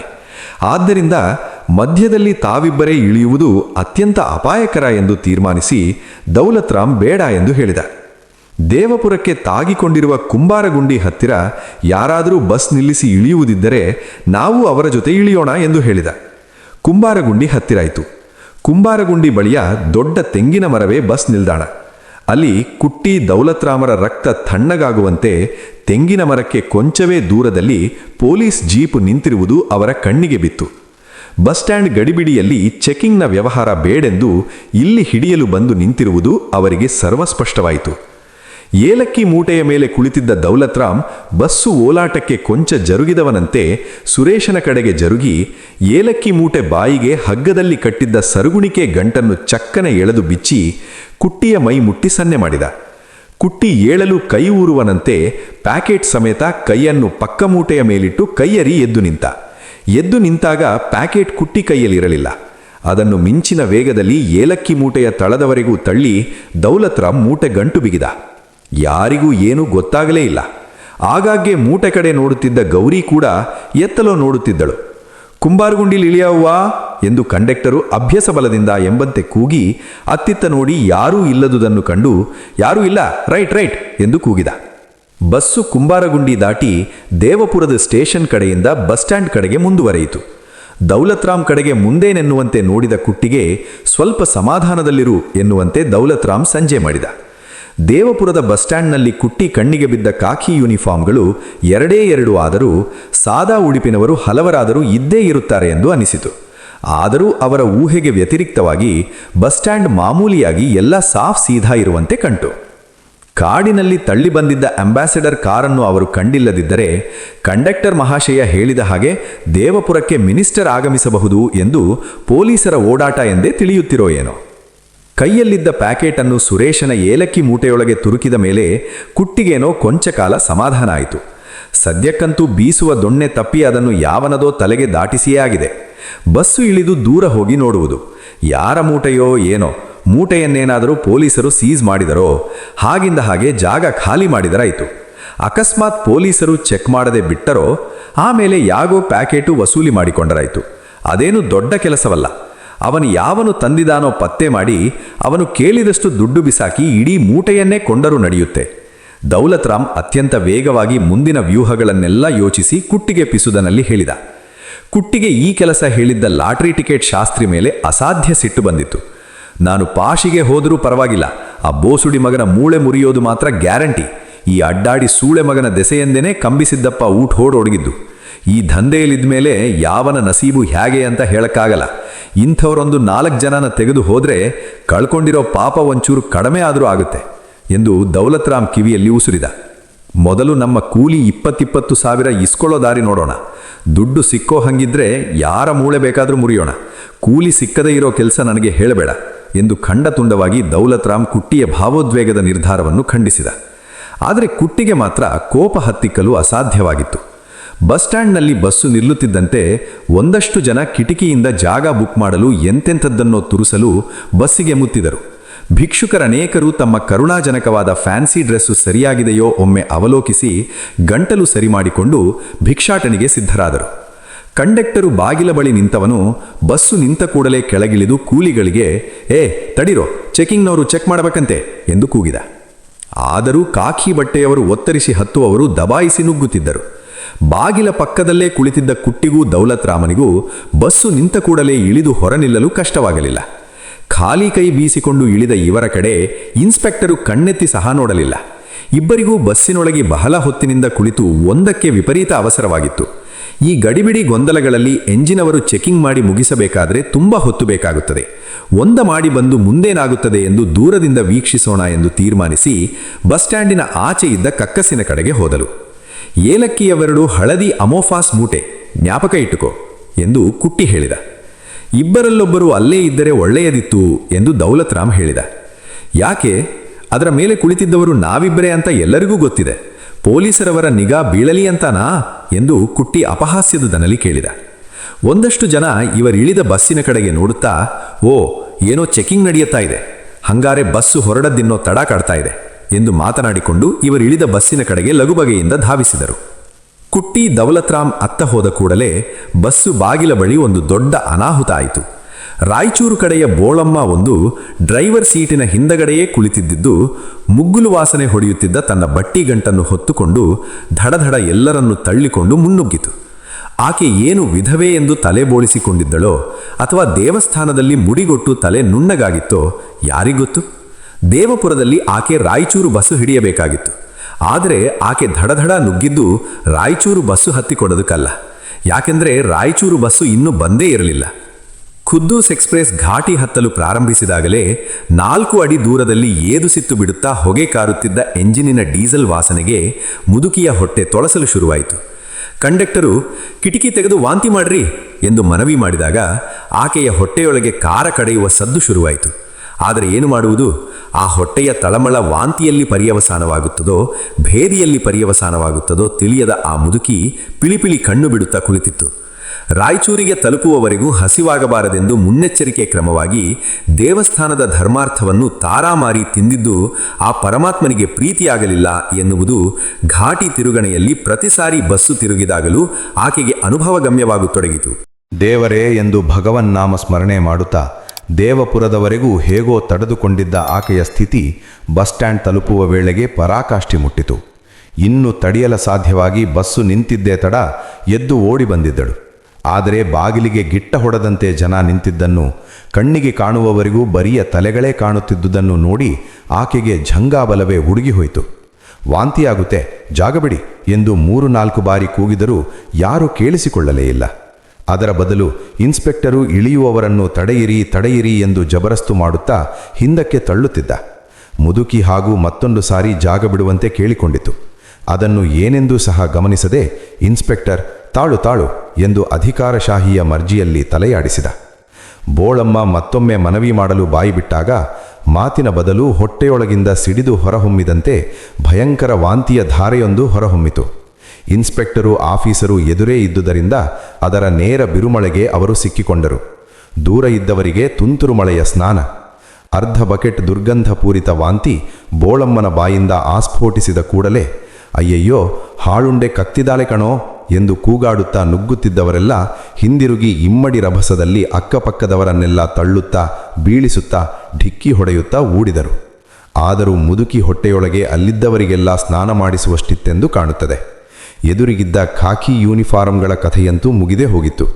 ಅವರ ಹುಬ್ಬು ಮೀಸೆಗಳ ಮೇಲೆಲ್ಲ ದುರ್ವಾಸನೆಯ ಬೇಳೆ ತವ್ವ ಕರಿಬೇವಿನ ಎಲೆಗಳು ಕುಳಿತಿದ್ದವು. ಜೇಬುಗಳಲ್ಲೆಲ್ಲ ವಾಂತಿ ತುಂಬಿಕೊಂಡಿತ್ತು. ಆ ಅಸಹ್ಯದ ಪರಮಾವಧಿಯಲ್ಲಿ ಅವರಿಗೆ ಅವರ ಕರ್ತವ್ಯ ಉದ್ದೇಶ ಎಲ್ಲ ಮರೆತು ಹೋದವು. ಮುದುಕಿ ಮತ್ತೊಮ್ಮೆ ಬಾಯಿ ಕಳೆಯುವ ಮೊದಲೇ ಎಲ್ಲರೊಡನೆ ಒಬ್ಬರಾಗಿ ಅವರು ಓಡಿದರು. ಗುಂಪಿನ ಮೇಲೆ ಲಾಠಿ ಚಾರ್ಜ್ ಮಾಡಿ ಚದುರಿಸಿದಂತಾಗಿ ಅಲ್ಲಿದ್ದವರೆಲ್ಲ ಮೈಕೈ ತೊಳೆದುಕೊಳ್ಳಲೋ ಬಟ್ಟೆ ಬದಲಾಯಿಸಲೋ ಸ್ನಾನ ಮಾಡಲೋ ಬಸ್ ಸ್ಟ್ಯಾಂಡನ್ನೇ ಬಿಟ್ಟು ಓಡಿ ಹೋದರು. ಸುರೇಶನೂ ಗೌರಿಯೂ ಎಲ್ಲರೊಟ್ಟಿಗೆ ಇಳಿಯುತ್ತಾ ವಾಂತಿ ತುಳಿದಿದ್ದರಿಂದ ಅಸಹ್ಯವಾಗಿ ಕಾಲು ತೊಳೆದುಕೊಳ್ಳಲು ಚೀಲ ಹೊತ್ತುಕೊಂಡು ಬೇಗ ನಡೆದು ಎತ್ತಲೋ ಹೋದರು. ಕುಟ್ಟಿ ದೌಲತ್ರಾಮ್ ಇಬ್ಬರು ಒಂದ ಮಾಡಿ ಪ್ಯಾಂಟ್ ಗುಂಡಿ ಹಾಕಿಕೊಳ್ಳುತ್ತಾ ಆಚೆ ಬಂದು ಬಸ್ ಕಡೆಗೆ ನೋಡಿದಾಗ ಅವರಿಗೆ ಪಾರ್ಶ್ವವಾಯು ಹೊಡೆದಂತಾಯಿತು. ಅವರು ಬಂದ ಬಸ್ ಒಂದೇ ಖಾಲಿ ನಿಂತಿತ್ತು. ಡ್ರೈವರೂ ಇಲ್ಲ, ಕಂಡಕ್ಟರೂ ಇಲ್ಲ, ಪೊಲೀಸರೂ ಇಲ್ಲ, ಎಕ್ಸೈಸಿನವರೂ ಇಲ್ಲ, ಹತ್ತುವವರೂ ಇಲ್ಲ, ಇಳಿಯುವವರೂ ಇಲ್ಲ. ಏಲಕ್ಕಿ ತುಂಬಿ ತಂದಿದ್ದ ಅಮೋಫಾಸಿನ ಹಳದಿ ಮೂಟೆಗಳೂ ಇಲ್ಲ. ಒಂದಷ್ಟು ಕಾಗೆಗಳು ನಾಯಿಗಳು ಬಸ್ಸಿನ ಬಾಗಿಲು ಹತ್ತಿರ ಮುತ್ತಿಕೊಂಡು ಎಂಥದನ್ನು ಮೂಸಿ ನೋಡುತ್ತಾ ನೆಕ್ಕುತ್ತಾ ನಿಂತಿದ್ದವು. ಅವರಿಬ್ಬರಿಗೂ ಒಮ್ಮೆಲೆ ಕಣ್ಣು ಕತ್ತಲು ಬಂದಂತಾಯಿತು. ಪೊಲೀಸರ ಕೈಗೆ ಅಕಸ್ಮಾತ್ ಸಿಕ್ಕಿಬಿದ್ದಿದ್ದರೂ ಇಷ್ಟು ಆಘಾತವಾಗುತ್ತಿರಲಿಲ್ಲವೇನೋ.